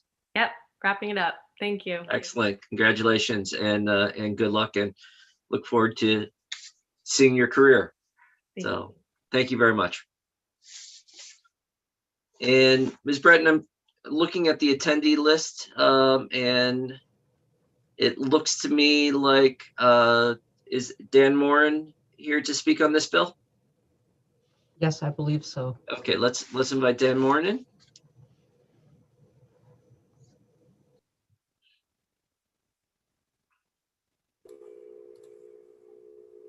Welcome, Mr. Moran. Hi, good afternoon. My name is Dan Moran. I'm the Director of Communications and Government Affairs for the Maine Medical Association. It's great to be in front of this committee. I see a lot of unfamiliar names, but I do see some familiar names. Grew up in Lewiston, and I started when I returned to Maine as the Public Relations and Government Affairs Director for the Maine Turnpike Authority. I went to Maine Health after that, and now I started at the Maine Medical Association last January. We're here to testify in support of LD 273 for the Doctors for Maine's Future Scholarship Program. The Maine Medical Association is the largest professional physician organization in the state, representing more than 4,300 volunteer physicians, residents, and medical students. The mission is to support Maine's physicians, advance quality of medicine, and promote the health of all Maine residents. I'm not going to get into the specifics of the program. You know that well. I'll just touch on a few things in my written testimony. One references, and this is kind of important, one references a 2013 research report from the Journal of the Association of Medical Colleges. And this is something kind of unknown outside of the industry. Besides individual level and medical school level factors, it's a school's primary care culture that can really contribute to whether a physician decides to go into that residency or not. And how I'm going to explain this is I happen to be married to a physician also. She's from Maine, as I am, and this program wasn't around when she went into medical school. So we traveled outside of New England to go to medical school. And when she was in medical school, she had no intention of going into primary care. The discussions in medical school, you don't make a lot of money. Your loans are going to be too great. You got to go into a specialty. You'll make more money. You'll be paying loans forever. It's too much of a headache. And she wasn't going to go into primary care. However, in her third year, she was embedded with a physician in a rural area of Pennsylvania, came back, stayed with him in his apartment on top of the garage, came back and said, that's what I want to do. So it was when she was around that primary care physician that she decided to do primary care medicine. Besides the medical school environment, where they go to residency also has an indication of where they're going to practice. And I'm telling you this because she ended up going to the University of Pittsburgh. This program wasn't around. She would have loved this program. And she ended up signing up for a military scholarship for that. And had my mother not developed dementia in the early 2000s, we would not have come back to Maine. I can be quite confident that we would not have come back to Maine. Here we are now, both Mainers, 3 daughters. We live in Gorham. She's practiced substance use disorder here. She works in walk-in care. She has been involved in her community. And that's the type of opportunity that is available for Maine's Best and Brightest right now under this program with UNE or the Maine Track program under the Doctors for Maine's Future. My wife's father grew up in Eastport, lifelong family in Eastport. My family grew up in Lewiston, came from Quebec in the late 19th century. Had a program like this, if a program like this would have been available, she would have applied to it, and we would have almost guaranteed stayed. But it was only kind of an unfortunate event that brought us back. So in order to keep people coming, staying in the state, going to medical school and practicing in a lot of the areas where you represent. I mean, I looked at Mr. Moran, can I ask? Seems like the big town. So thanks for listening to my comments. I know you had a long day. I'd be glad to answer any questions, and more information is on my testimony. Thank you. Thank you very much. All right, does the committee have any questions? Seeing none, thank you very much for your testimony. I believe next up we have Tad Olson.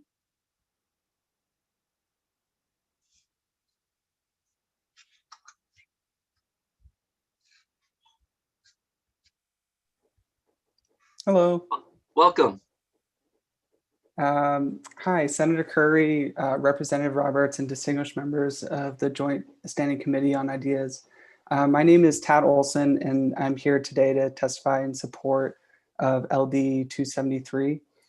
So I'm currently a 4th-year medical student in the Tufts Maine Track program, and I'm about to graduate this coming May. I grew up in Elliott, Maine, and graduated from Marshwood High School in 2010. I briefly left the state to go to Connecticut College, but had to return home and ended up working at 2 different emergency departments in York and Brunswick before starting medical school. I was lucky enough to be accepted into the Main Track program through Tufts and Maine Med. And in the months approaching medical school, I was offered the Main Track scholarship. This was another action that the Main Track took to show how important it was to help future doctors stay in Maine. During my 3rd year of medical school, it's our first introduction into the hospital and the exam rooms, and where we really get to start to apply the knowledge that we had learned in the first 2 years in Boston and Portland. I was lucky enough to spend my 3rd year of medical school in Farmington, where I could learn from local doctors and patients.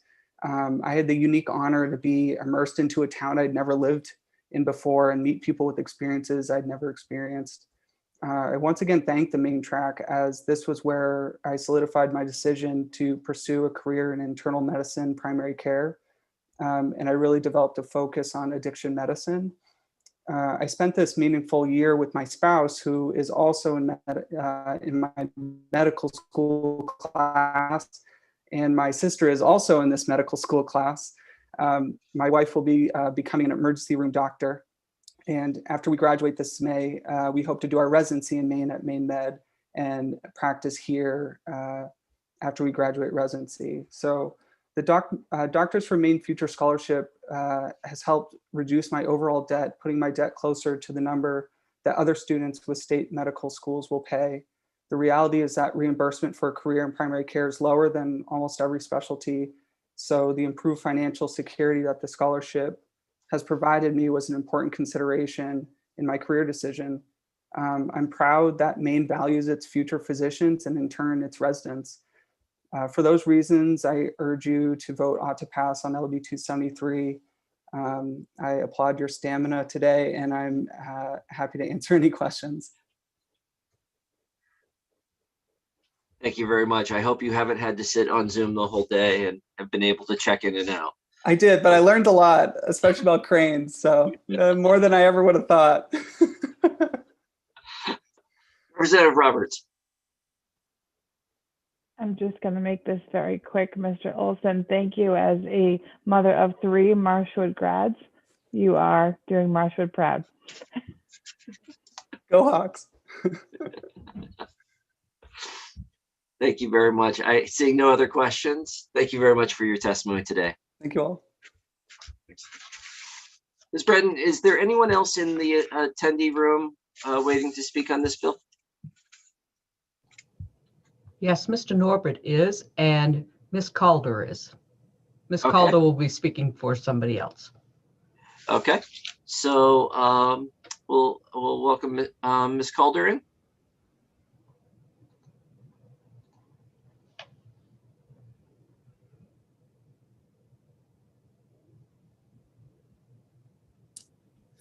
Senator Curry, Representative Roberts, and members of the committee. My name is Sarah Calder, and I'm the Director of Government Affairs for Maine Health.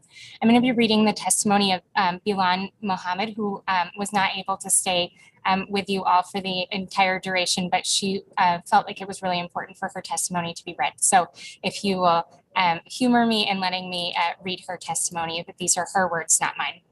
Please go ahead. Okay, thank you. My name is Bilan Mohammed, and I'm a 2nd-year student at the University of Southern Maine, where I study biology, biochemistry, and psychology. I'm a research intern at Maine Medical Center's Research Institute and a community organizer within the greater Portland area.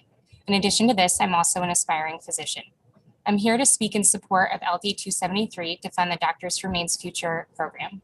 This program provides scholarships to students attending several medical institutions around New England, including Tufts University School of Medicine. And these are stats from the University of Maine systems. So they have an early assurance program. Between 2015 and 2017, 27 University of Maine students were accepted into the school's early assurance Main Track program. And additionally, 16 University of Maine students were accepted into UNE's College of Medicine program. As you know, this program aims to support these students and future physicians to serve the constituents of Maine, including our most marginalized communities. As a woman of color and a child of immigrants, I hope to work alongside my peers to support immigrants, refugees, and people of color in an effort to create healthier communities. By supporting this bill, you are supporting students like me to give back to our communities in impactful ways, ultimately leading to a stronger Maine.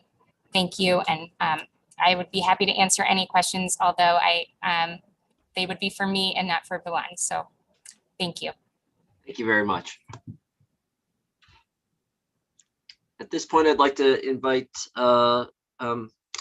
Bill Norbert into the committee.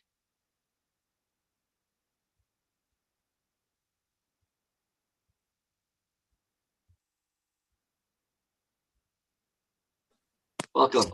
Thank you. Thank you, Senator Curry, Representative Roberts, distinguished members of the committee. My name is Bill Norbert. I'm the Governmental Affairs Manager for the Finance Authority of Maine, and it's my pleasure to speak today in favor of this bill. Well, you've heard from the amazing students who've benefited from this program. They're the best witnesses to its success. I was there at the creation of this program about 12 years ago. We helped to construct it in coordination with the governor's office and his officials, and also the participating medical schools.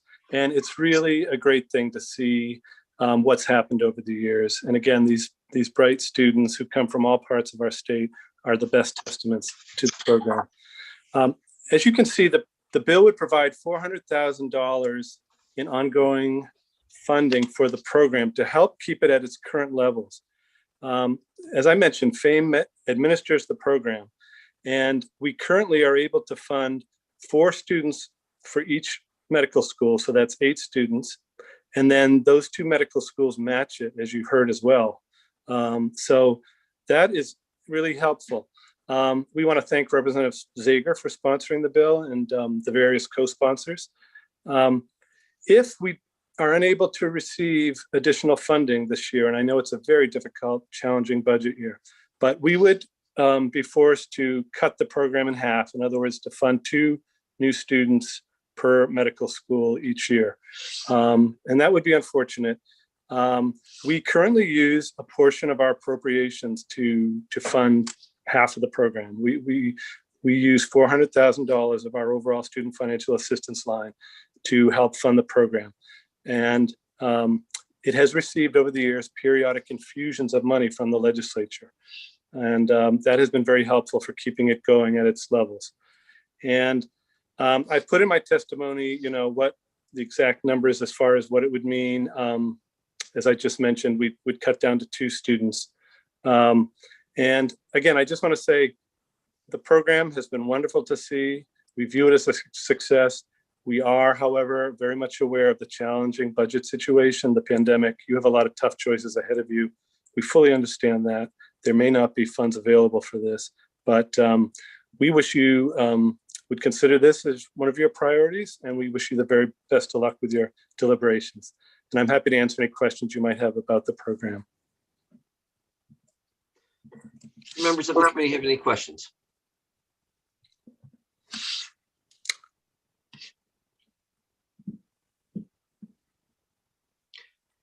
Mr. Norbert, when was the last time funds were put into this?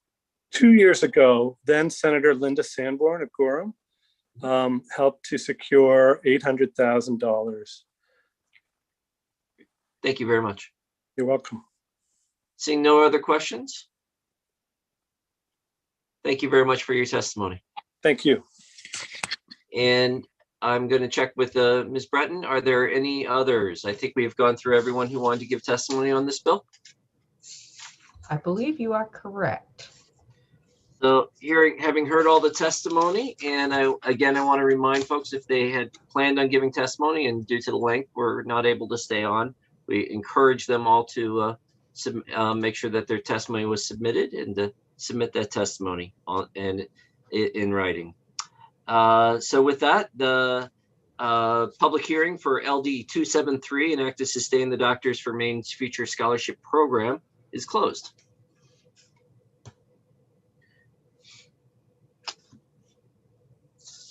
We'll now open up public hearing for LD 292, an act to increase the minimum grant amount under the Maine State Grant Program. Is Representative Pierce in the waiting room or in the attendee? There's Representative Pierce. Welcome, Representative Pierce. The floor is yours. Thank you, Senator Curry and Representative Roberts. My name and the members of the Innovation, Development, Economic, and Advancement Business Committee. It's a pleasure to be here. I know you guys have had a long day, but I'm anxious to have you hear my bill. I'm Representative Teresa Peirce. I represent House District 44, which is the majority of Falmouth. And I'm here today to present LD 292, the Act to Increase the Minimum Grant under the Maine State Grant Program. In response to the economic crisis precipitated by the COVID-19 pandemic, Governor Janet Mills convened the Economic Recovery Committee. The Economic Recovery Committee was charged with making specific policy recommendations to stabilize the state's economy and build a bridge to future prosperity in the wake of the COVID-19 pandemic. One of the key takeaways messages embedded in the ERC's work was this: for maximum economic benefit, we must capitalize on the infrastructure and assets we have already established. Here in Maine, we have institutions doing some incredible work who could make an even greater impact if we just give them additional tools they need. One of the best examples of this principle is the Finance Authority of Maine. FAME is an invaluable resource for economic growth, workforce development, and educational opportunity. Here in Maine, we have the ERC also recommended we invest in unleashing the potential of Maine's workforce by creating educational and training pathways for Maine people.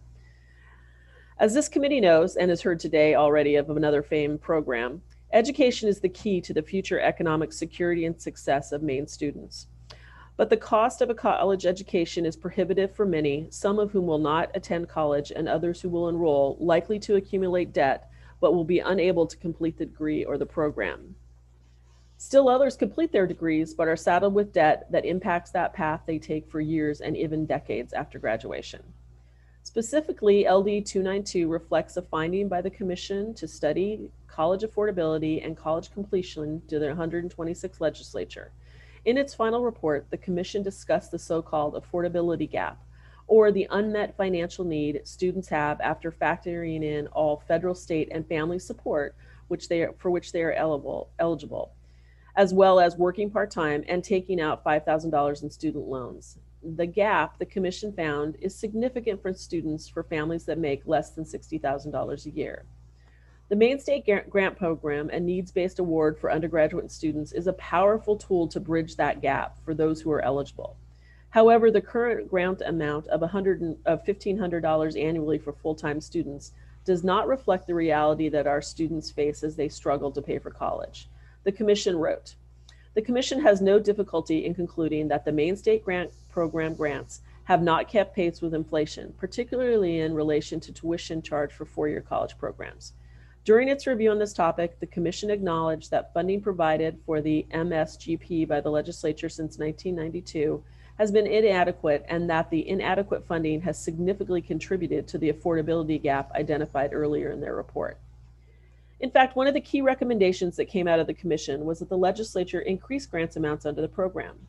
LD 292 raises the minimum grant amount to $2,500 and appropriates the funds necessary to achieve this while continuing to help the roughly 12,000 students that benefit from the program annually. This change will have meaningful impact on Maine students who would otherwise, despite their best efforts, fall short of paying for post-secondary education. Beyond that, our state, which is experiencing an increasingly serious workforce crisis, needs these students to gain knowledge and skills, earn their degrees, and contribute to our economy without the burden of massive student loan debt. I thank you for your consideration. I know others are here to speak today in support of this measure as well, but I'm very happy to answer your questions. I also want to share that this bill made it through last year, or through the 129th legislature, but ended up dying when we didn't return to session to be addressed. So I'm glad it's back. I'm glad it's back in front of you. It was there before as well, and I'd be happy to answer any questions. Thank you very much, Representative Peirce. Thank you. Any questions? Representative Collmore.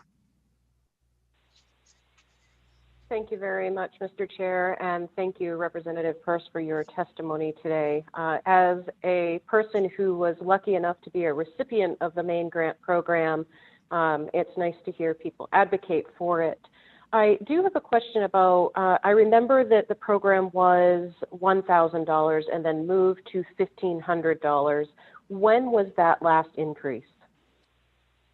Boy, I know that Bill Norbert is here from Fame, who might be able to have the exact date. I feel like it was about 6 or 7 years ago. It was a little while back when we had an influx into it. So, but I'm sure I can get you that for the work session, or hopefully maybe Mr. Norbert can answer it. Okay, thank you very much. You're welcome.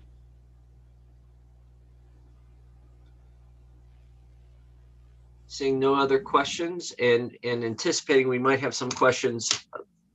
Representative Peirce. I just have a question. When I'm done, do you move me out, or do I stay here for my bill so I can hear everyone? We move you back to attendee, but you can still hear everything. Okay, great. Thank you. Yeah. I'm So not you'll quite be. sure where It's I'm not a waiting room. It's a attendee list, so you can still hear everything. Yes. Thank you. So, yeah. So with no other questions, we will. I'm going to ask Ms. Breton. Is there anyone from from a department? I think it's going to be Mr. Norbert, who is the quasi agency. Let's invite Mr. Norbert in next. Thank you. Thank you very much, Representative Peirce. And I'm sorry I mispronounced your name. You would have no idea. We haven't met officially yet, so I'm glad to see new faces and new names on the screen. So nice to see you. Welcome, Mr. Norbert again. Thank you, Senator Curry, Representative Roberts, distinguished members of the IDEA Committee. I'm still Bill Norbert, and I'm here to speak in favor of this bill. We very much appreciate Representative Peirce's sponsorship of the bill, the various co-sponsors of the bill, for their longstanding support for increasing the grant. They've been passionate about it over the years. I think most of you know that FAME has administered the Maine State Grant since 1990, I believe. There used to be a predecessor program which had a different name, but we have been administering it, and we care deeply about it, and it's made a huge difference. You heard from Representative Collmore. We hear all the time from folks who've benefited from the program over the years. And it can really make the difference in whether a student can attend higher ed. And it hasn't kept pace with inflation and rising costs over the years.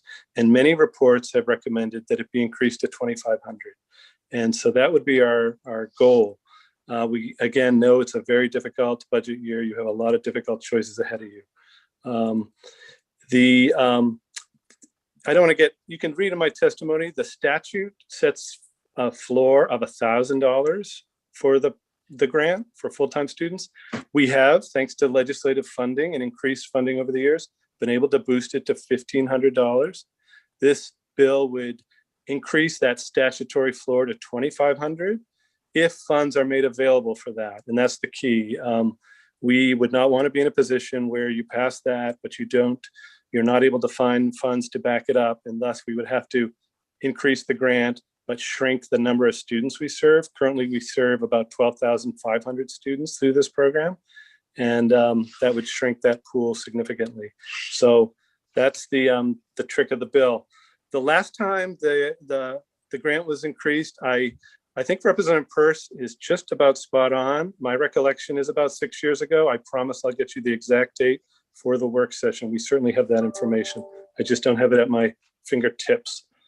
My testimony contains lots of other information about what the average student debt is in Maine right now. It's about $33,591.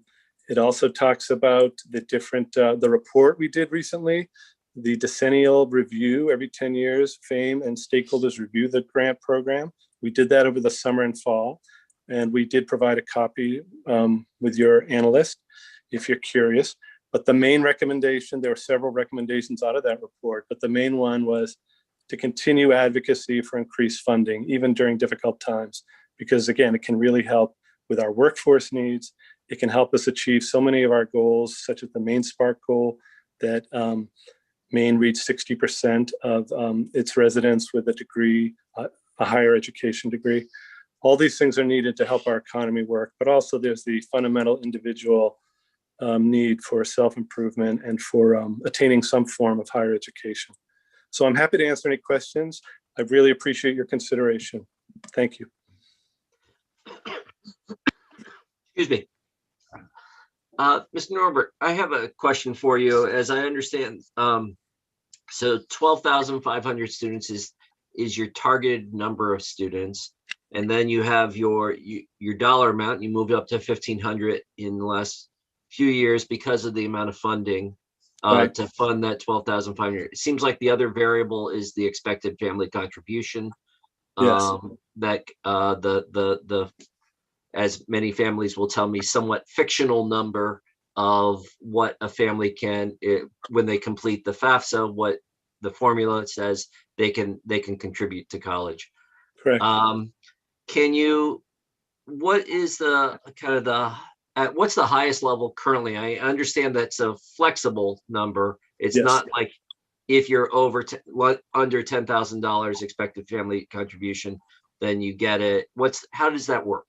Can you explain that a little bit? Sure. Yes, sir. The statute requires us to first meet the zero EFC needs. In other words, those are the neediest students whose family is not expected because of their means to provide any funding toward their higher education. We try, with your help, to stretch to take care of all of them, and then also see how far we can go in meeting EFC so that it starts to get into the middle class, who, as you know, oftentimes comes up short despite financial aid, and it can be very difficult. So this year we're able to stretch dollars and get up to 7,000 EFC, which is great. Last year, I believe, was our highest. We were able to get to 10,000 EFC. So what we do is, as I just mentioned, was we start with zero. It depends on a variety of factors, the funding available, carryover money. Often we have some carryover money because there's something called, as you know, Senator, the take rate. And some students choose at the last minute not to go on to higher ed. So we're not always able to deploy that rapidly to get to other students in time. So it depends on the take rate, and we go as far as we can. I hope that's helpful. It's very helpful. Thank you. Representative Collmore. Thank you very much, Mr. Chair. And thank you, Mr. Norbert, again. You're welcome. And I just want to make sure I remember the program correctly. It's been a couple of years Sure. since I've been a part of it. What it does is it ends up breaking down, currently the $1,500 would be split into 2 semesters and you get $750 a semester. Is that correct? Yes. And also, if Okay. you're going part-time, you get over a year a $750 grant. Okay, all right. So if it's part-time, it cuts the amount in half. Yes. Okay, great. I just wanted to make sure I remembered that correctly. Thank you very Sure. much. You bet. Are there any other questions? Seeing none? Thank you very much, Mr. Norbert. Thank you. And next up, we have Ms. Becky Smith from the UMaine Community College System. She is not with us. Not with us? But Representative Crockett is. I'm terribly sorry. I skipped out of order. So Representative Crockett, thank you very much. Welcome.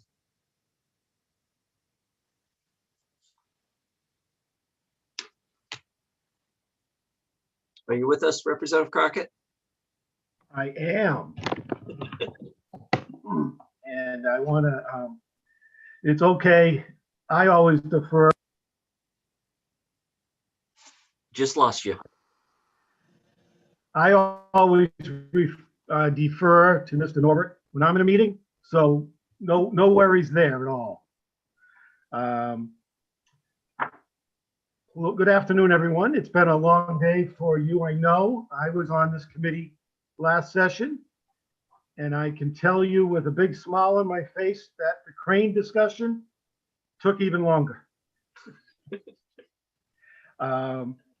Anyway, hello, Senator Curry, Representative Roberts, and distinguished members of the IDEA and Business Committee. It's nice to be back in the IDEA room, even virtually.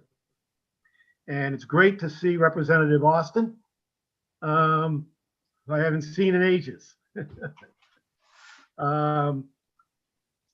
If they're live, I would have brought you some delicious Captain Eli's root beer to enjoy with Senator Guerin's chocolate chip cookies that she promised this morning. So I look forward to doing that when we're all meeting live. So I'm Representative Ed Crockett. I represent House District 43, which includes part of Portland and part of Thelma. I'm here today to support LD 292, an act to increase the minimum grant amount under the Maine State Grant Program. Full disclosure, I submitted a similar bill, LD 134. So depending on how this one goes, you may see me again. Why am I asking for more funding? As Representative Peirce said, it is really due to the burden of excessive debt being forced on our young people, particularly the neediest ones. Over the last 30 years, the cost of higher education has risen 100%. Yet median income has remained relatively unchanged. While colleges raised their prices, they were not required to meet need. That resulted in the poorest students being the most impacted. For example, as a high need student 40 years ago, I was able to attend the University of Maine debt-free. Today, a student of similar need is still on average $5,500 short, even after the federal Stafford loans have been added, of meeting the EFC, which Senator Curry is a very confusing number that determines how much a student can afford annually for their education.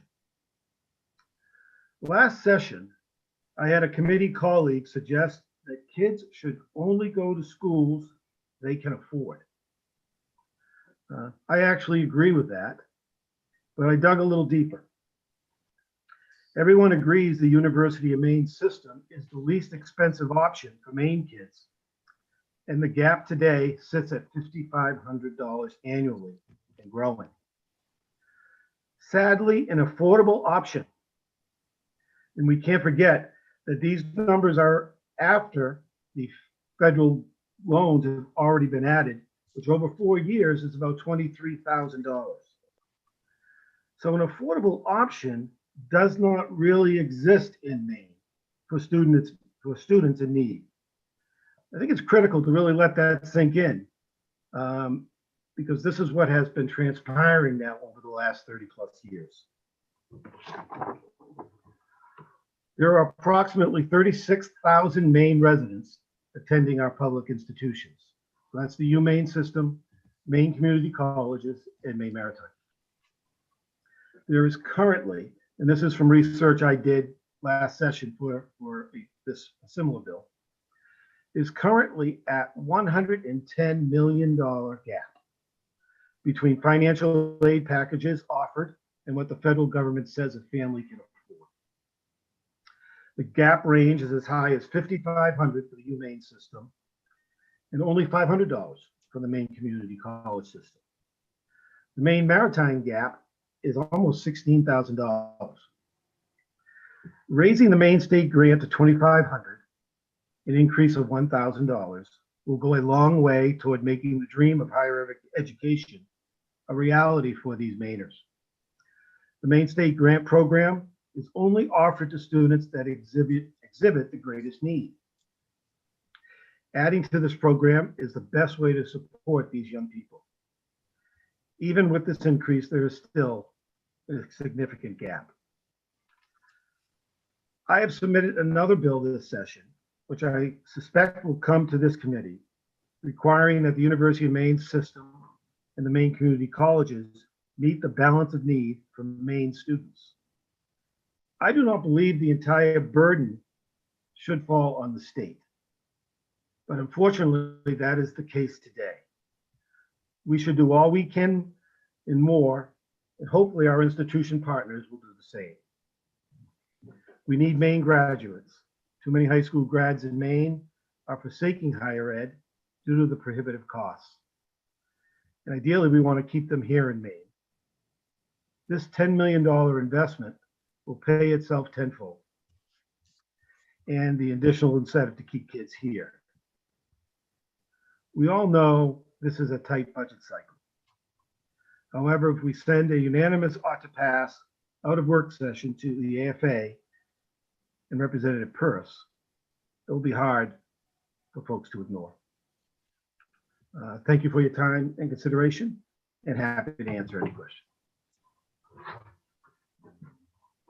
Thank you very much. Are there any questions from the committee members? Senator Searway. Thank you, Mr. Chair. Mr. Crockett, I just, my grandson was going to go to University of Maine and was all set up and started, but then the COVID hit and it seemed to really separate him from college. And I think he's going to a community college this year now because of it. And it really did make a big impact. And I don't know what we can do to get this back in order to get, kids back to what they were planning on for a future. I think it, and I don't know how this affects that grant process because it didn't seem like that was even a factor to them. And it was just more because of what took place. And I don't know how we combat that. What do you think? Yeah, that is that's a real dilemma. My youngest graduated from University of Maine in May of 2020. So the last 3 months of his college career were obviously remote and virtual. And I feel so much for anyone who has been, well, at any level of education, frankly, over the last, from the September through May period that's coming up.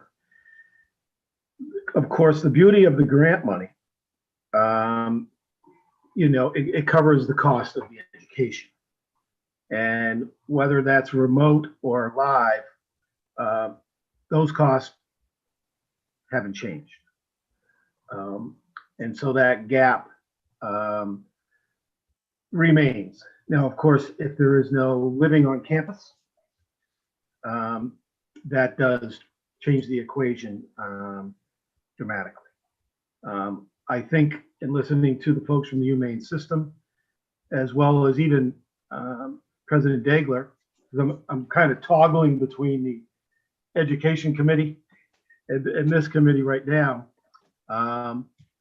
Their hope is to get kids back in school as soon as possible. Now, obviously, a lot of that's going to depend on, the health recommendations and, of course, the vaccine distribution. But obviously, I hope that by the time this bill would take effect, we would be back to full-time occupancy at our state universities. I don't know if that answered, but it was very tough. Thank you. I also wanted to comment, Senator Searway. I think one of the pluses of how this scholarship grant program was structured is it's good at the community college system. It's good at the Maine Maritime Academy. It's good with the University of Maine system, and as I understand, at the private colleges as well. That decennial report really goes into where it's being used, which is primarily the community college system and the University of Maine system by a large degree. And I'm sure we'll have someone speaking. If I've misspoken at all, I'm sure someone following will correct me on that. So, seeing no other questions for Representative Crockett, we'll thank him for his testimony. Thank you very much for your testimony. Oh, I'm sorry, Representative Collmore. Sorry, I just wanted to make one clarification. When you were talking about the least expensive schooling option in Maine, was the University of Maine, you meant for a 4-year degree, correct? Because the community college system is actually the least expensive. Yes, correct. Okay, great. Thank you. I just wanted to clarify that. Thank you very much. And next up, we have Jamie Santiago. And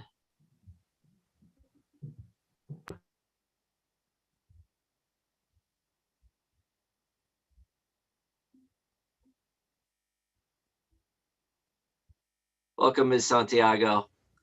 And thank you for joining us. I hope you haven't had to be here since 9:30. No, but I've been jumping in and out listening, so thank you. Good afternoon, Senator Curry. Thank you very much for inviting me today. Thank you to the distinguished members of the Joint Standing Committee. My name is Jamie Santiago. I'm the Director of Financial Aid at the University of Maine, Augusta, testifying today on behalf of the Maine Public Universities in strong support of LDA 292. The University of Maine transforms the lives of students at every age and background, delivering high quality distance and on-site education at campuses in Augusta and Bangor and centers throughout our state, from Rockland to Rumford to York to the county. The average age of our students, 2/3 of whom are women, is 30. 75% of them depend on financial aid to access our education and workforce training programs that prepare them for good jobs in high demand fields like nursing, mental health, human services, cybersecurity, and business administration. There's a lot of talk these days about student debt, and it's certainly important, but we need to take taking more action, to advance affordability, as we are doing within the University of Maine system, where tuition costs have actually increased over the past decade when adjusted for inflation, and we are investing nearly $100 million just this year in student scholarships, grants, and waivers that do not need to be paid back. Beyond increasing direct appropriation for our public universities and community colleges, increasing the Maine State Grant is the best way for legislators to make sure door-opening higher education is accessible to all students, like the ones at University of Maine Augusta and our sister University of Maine system institutions that we proudly serve. I often describe the state grant as a bridge for Mainers between wanting to get to college and earning an education and being able to afford it. For example, at the University of Maine at Presque Isle, Fort Kent, and Machias, we're able to guarantee that a qualified Pell Grant eligible student will pay no out-of-pocket tuition and mandatory fee expenses. We do this by applying all of the financial aid resources to a student that they're eligible for, again, including the federal Pell Grant and the Maine State Grant, and then covering remaining balances, which UMA offers on an average to about $1,500. Raising the award amount of the Maine State Grant will further close the higher education funding gap for in-state students, including helping to pay for room and board, books, Ms. supplies. Santiago? Yep. Hi. Can you wrap it up in about 10, 15 seconds? We're Sure. at the three-minute mark. Thank you. Pay for scrubs or nursing for dental students. Many of our students often see these basic living expenses are what cause them to go into debt, drop out, and reduce their course load, which increases their college costs and had a high likelihood of them not completing. This is why the Maine Commission and Study Abroad Affordability Completion Initiative by the legislature recommended that FAME be provided additional appropriation to increase the minimum award from $1,500 to $2,500, noting the average award amount have been unchanged for more than 2 decades. That was in 2014. We understand this is a challenging time for the state budget, just as it is for budgets of our universities and so many of our friends and neighbors. I hear from students every day how hard it is for them to commit to starting and staying in school when their families are struggling. At the same time, the post-secondary degree and credentials that the state grant can help them attain have never been more important to Mainers and their ability to rebuild our lives and our economy. Thank you for the opportunity, and I look forward to answering your questions. Thank you very much. I do have a question because I always get confused on this. Expected family contribution, and can you give me a broad scope of what that means if you have like a family of 3? What household income are you talking about for expected family contribution? It's a very hard question to answer Is it? specifically because the formula that's derived from the Department of Education isn't a specific formula for students and families to be able to say, if I have this kind of household income, this is what my EFC is going to be. Because it looks at everybody in the family, both the student and the parent. It looks at outside resources that the family's bringing into, including untaxed income. It factors in their where they live and some of their state tax rates. So it's a pretty complicated formula to get to that EFC number. And we see often students who are working really hard to help support their families and support themselves ultimately end up with a higher EFC because they have more financial resources available to them versus a student who doesn't work. So it's a very delicate balancing act. I asked the question because I do work, as you know, I work with students, and I do run into students who get stuck having made too much or their household makes too much, and boy, it doesn't feel like they've got any extra money to pay for college. Mm-hmm. And I just want to say that State of Maine grant, I see where that fills in when we're able to go over the 0 expected family contribution, where for someone who may not be getting very much other financial aid, that the state of the other than loans, that the State of Maine grant is a big deal.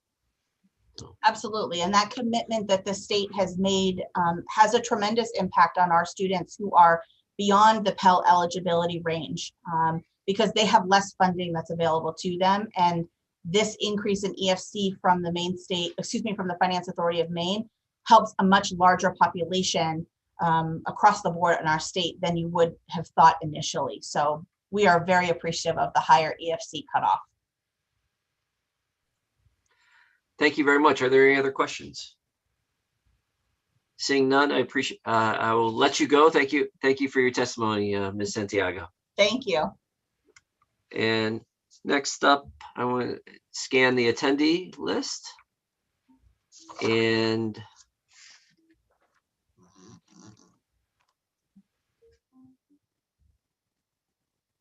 let's see, I'm looking for Ms. Breton, is there anyone else who is scheduled to give testimony on this bill today?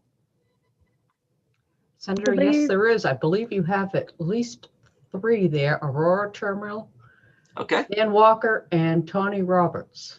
excellent. And Thank- Catherine Johnson. Okay, 4. I think they must have signed up after I got my list. So actually, Tony Roberts is on my list, so I'm going to go in that order. So if you could welcome Tony Roberts.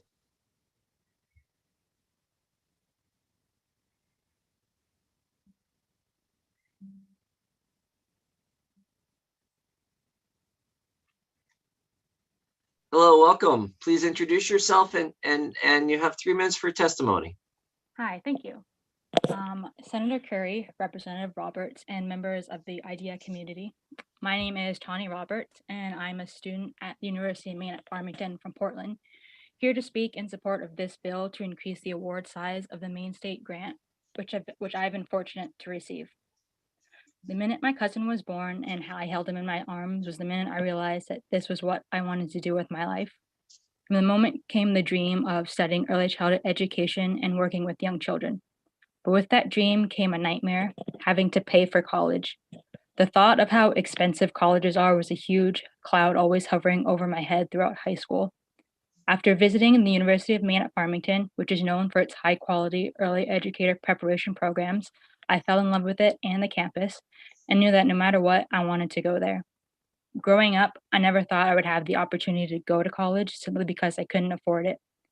Even with financial aid, I was afraid that I would still have to pay thousands of dollars out of pocket. After determining what school I wanted to go to, I did everything I could to save for college. I applied for scholarships, I worked summers, I babysat, and I made sure I kept my grades up.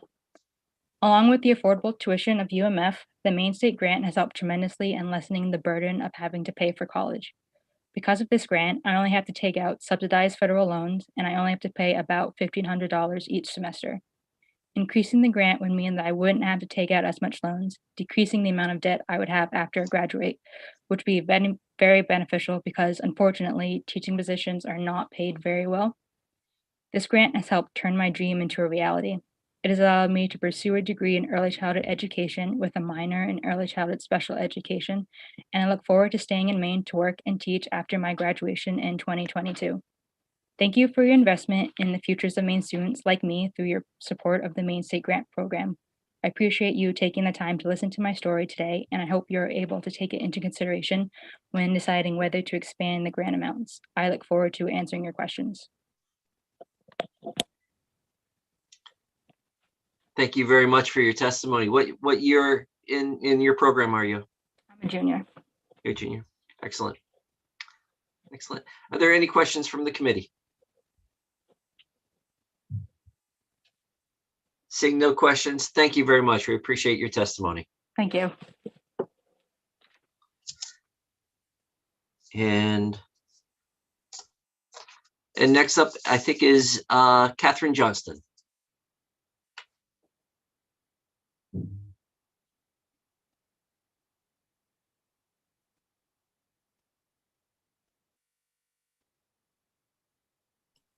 Hello and welcome.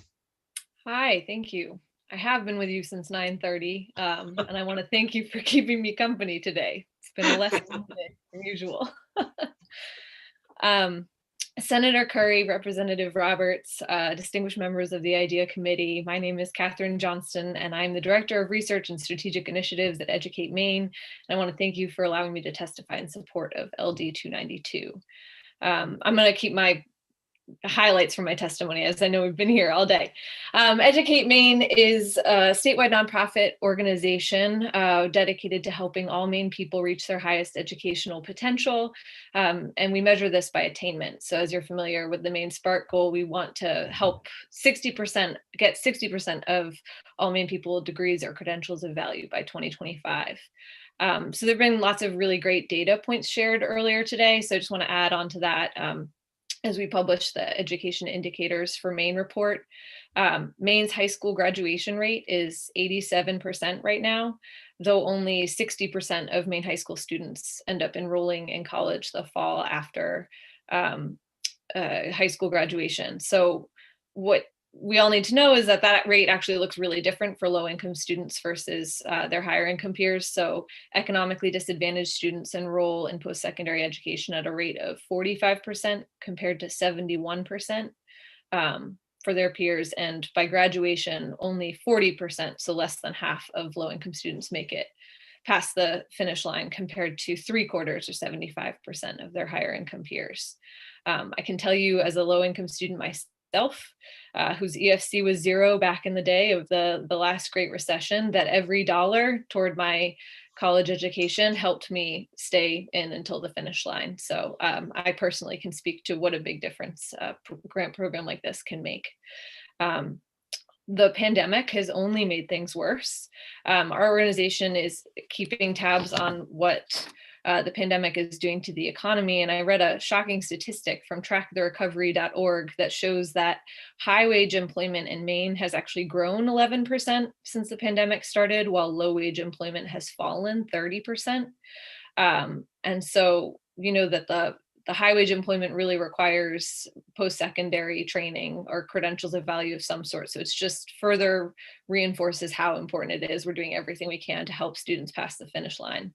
And then finally, I wanted to call your attention to a report from University of Maine, Professor of Economics, Philip Trostel, who wrote about government investment in higher education, and it's actually found that it has paid for itself more than 6 times over just in direct tax revenues from students who are college graduates versus those who do not graduate from college. So I just wanted to point your attention to that report and reinforce that investments that we make in our students are really a sound investment that pay for themselves over time. So thank you for your time today. Educate Maine is ready to support this bill in any way that we can.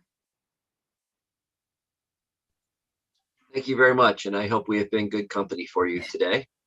Are there any are there any other questions? Any questions from the committee members? Seeing none. Thank you for your testimony. And next up, we have Aurora Turmel.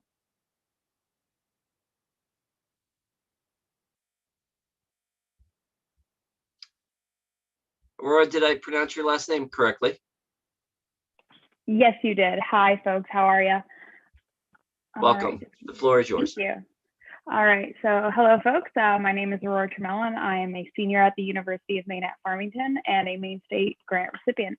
At UMF, I'm pursuing a self-designed major in inclusive mathematics curriculum design, a double major in mathematics, and a minor in special education.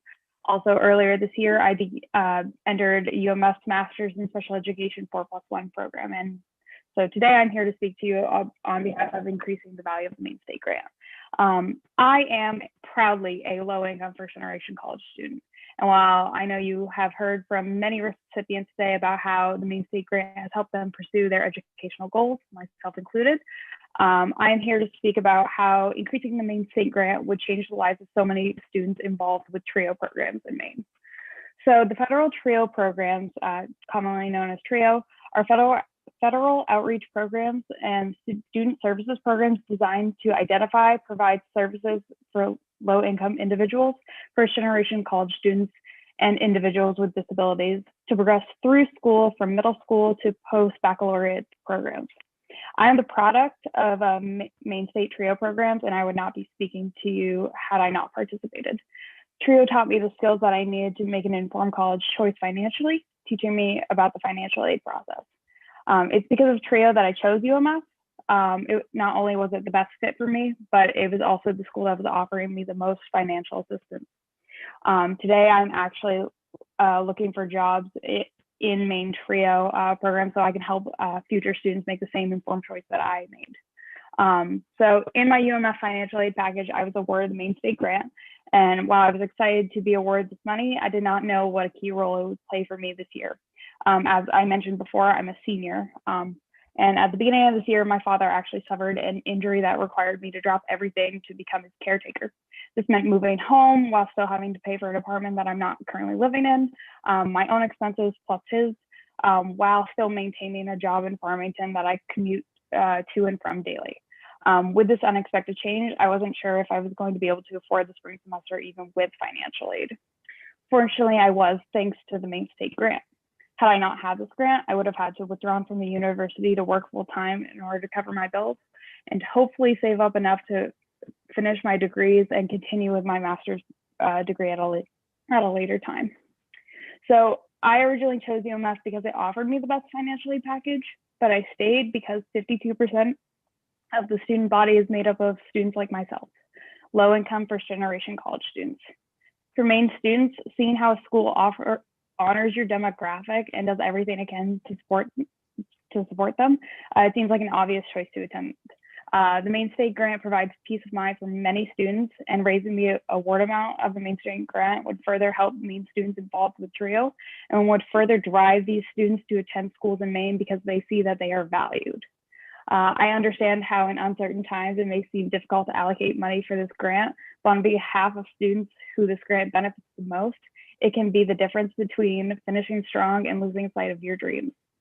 I want to help Maine students involved with TRIO succeed, and increasing this grant would give these students a jump start towards success. When deciding whether or not to increase this grant, think of the momentous impact that it would have on our most vulnerable students in Maine. Thank you for your time and consideration. Thank you very much. Are there any questions? Seeing none, we appreciate your testimony. Thank you. And then Mr. Dan Walker, or Daniel Walker.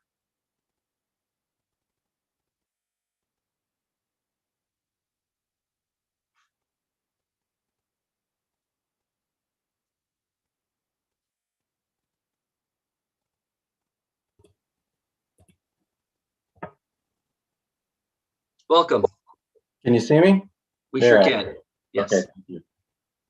All right. Well, thank you very much, Senator Curry, Representative Roberts, members of the IDEA Committee.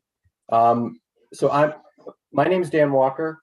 I represent the Maine Independent Colleges Association, and I'm a lawyer in Augusta, Maine. And thank you very much for having me today. So the Maine Independent Colleges Association testifies in very strong support of LD 292. MICA, which is the short version of the Maine Independent Colleges, represents 11 private nonprofit colleges and universities throughout Maine that serve over 17,000 students, with more than half from Maine. Collectively, the 11 institutions are an economic force and an integral part of the Maine higher education community. While they share attributes of being private and nonprofit, these institutions are very diverse and serve very different aspects of the educational needs of Maine people.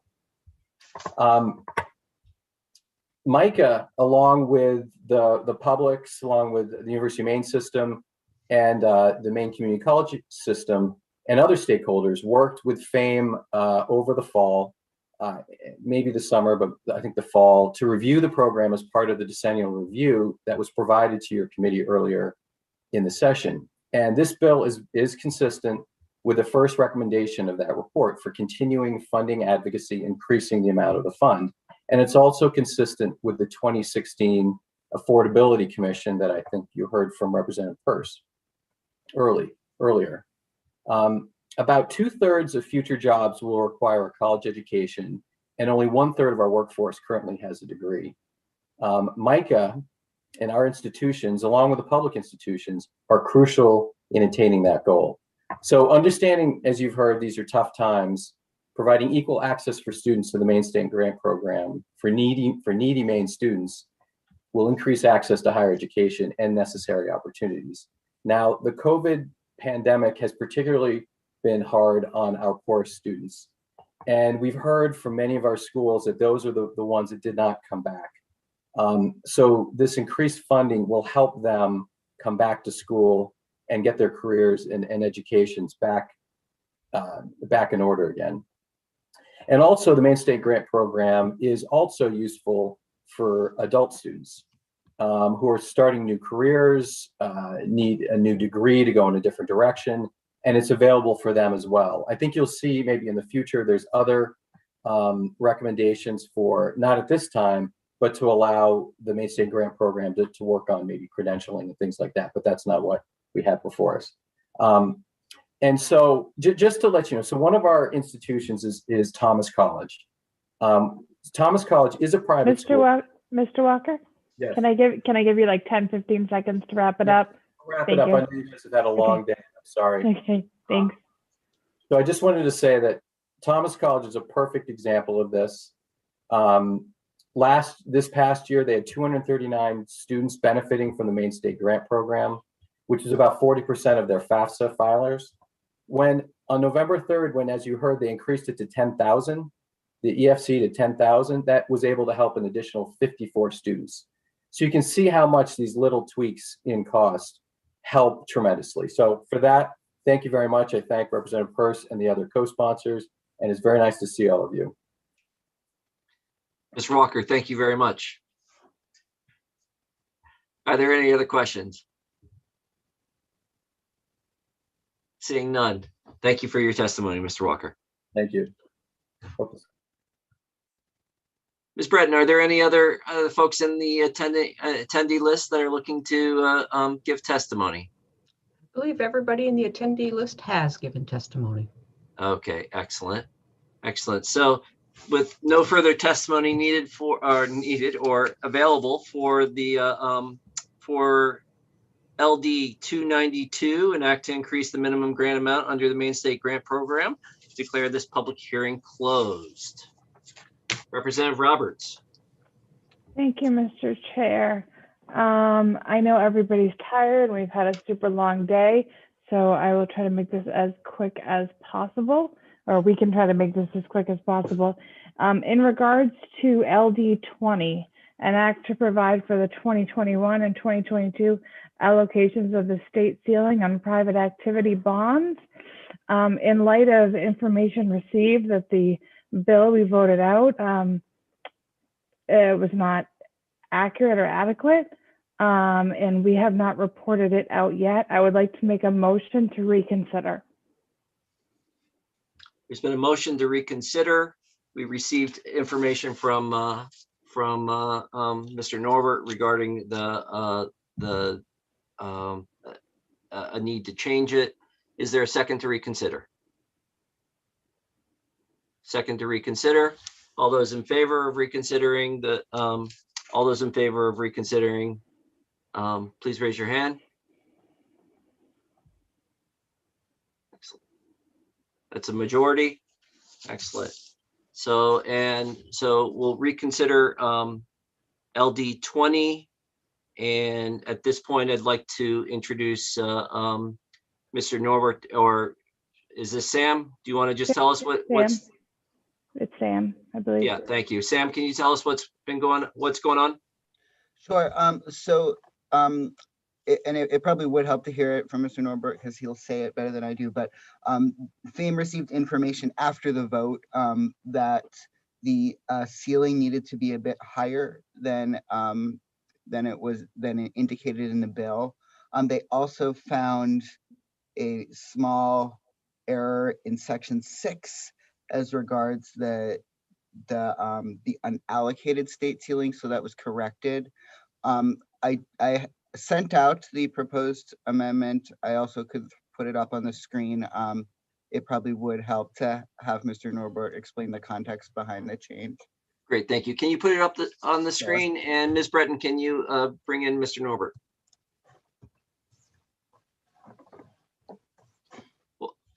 Welcome back, Mr. Norbert.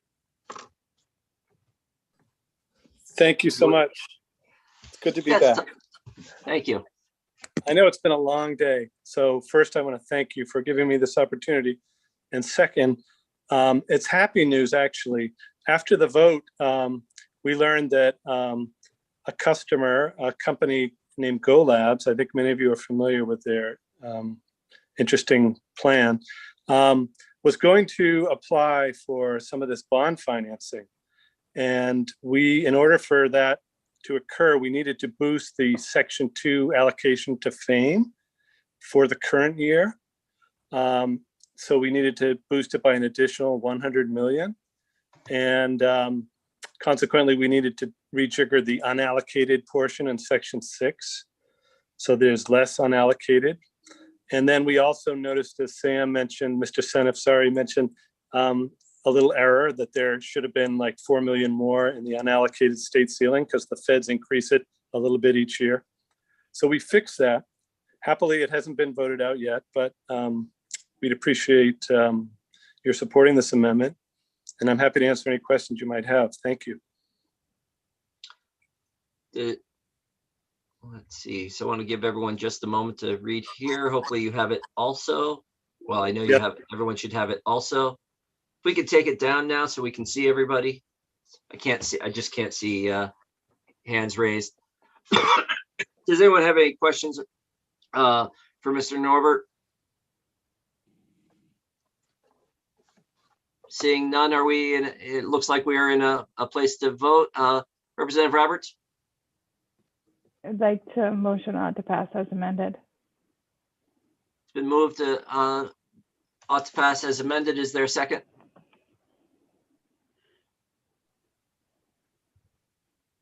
All right, thanks, Senator Searway. Saw you. Oh, any further discussion? Seeing none. All those in favor of voting ought to pass as amended. Ms. Breton, please call the roll.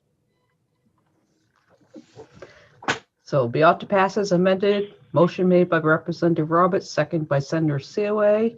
Representative Geiger. Yes. Representative Geiger, yes. Representative Andrews. No. Representative Andrews, no. Representative Pebworth. Yes. Representative Pebworth, yes. Representative Collmore. Nope, she's not there. Senator Lukini's not there. Senator Seaway. Yes. Senator Seaway, yes. Representative Ducharme.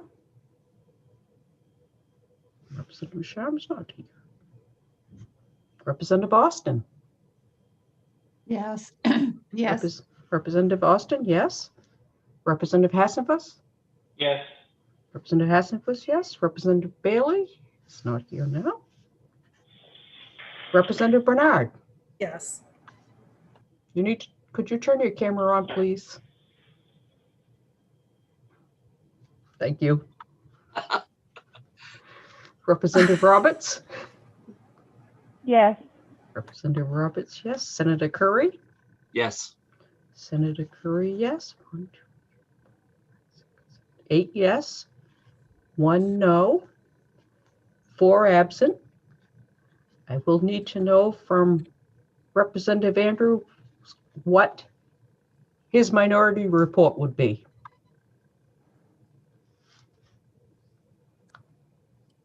Ought not to pass. Ought not to pass?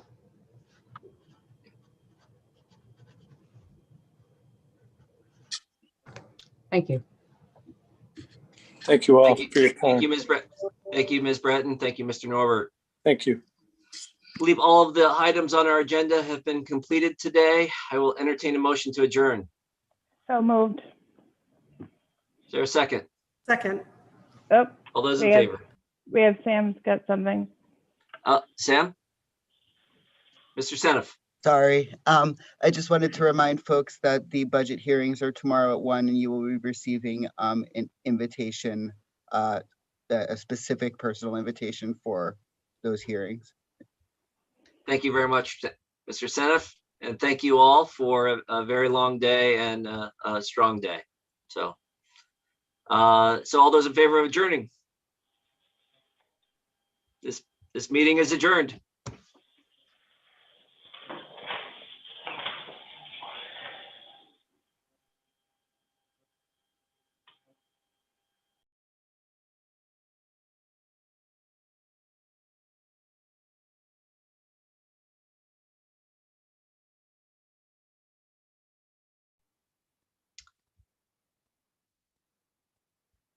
Ms. Breton, can you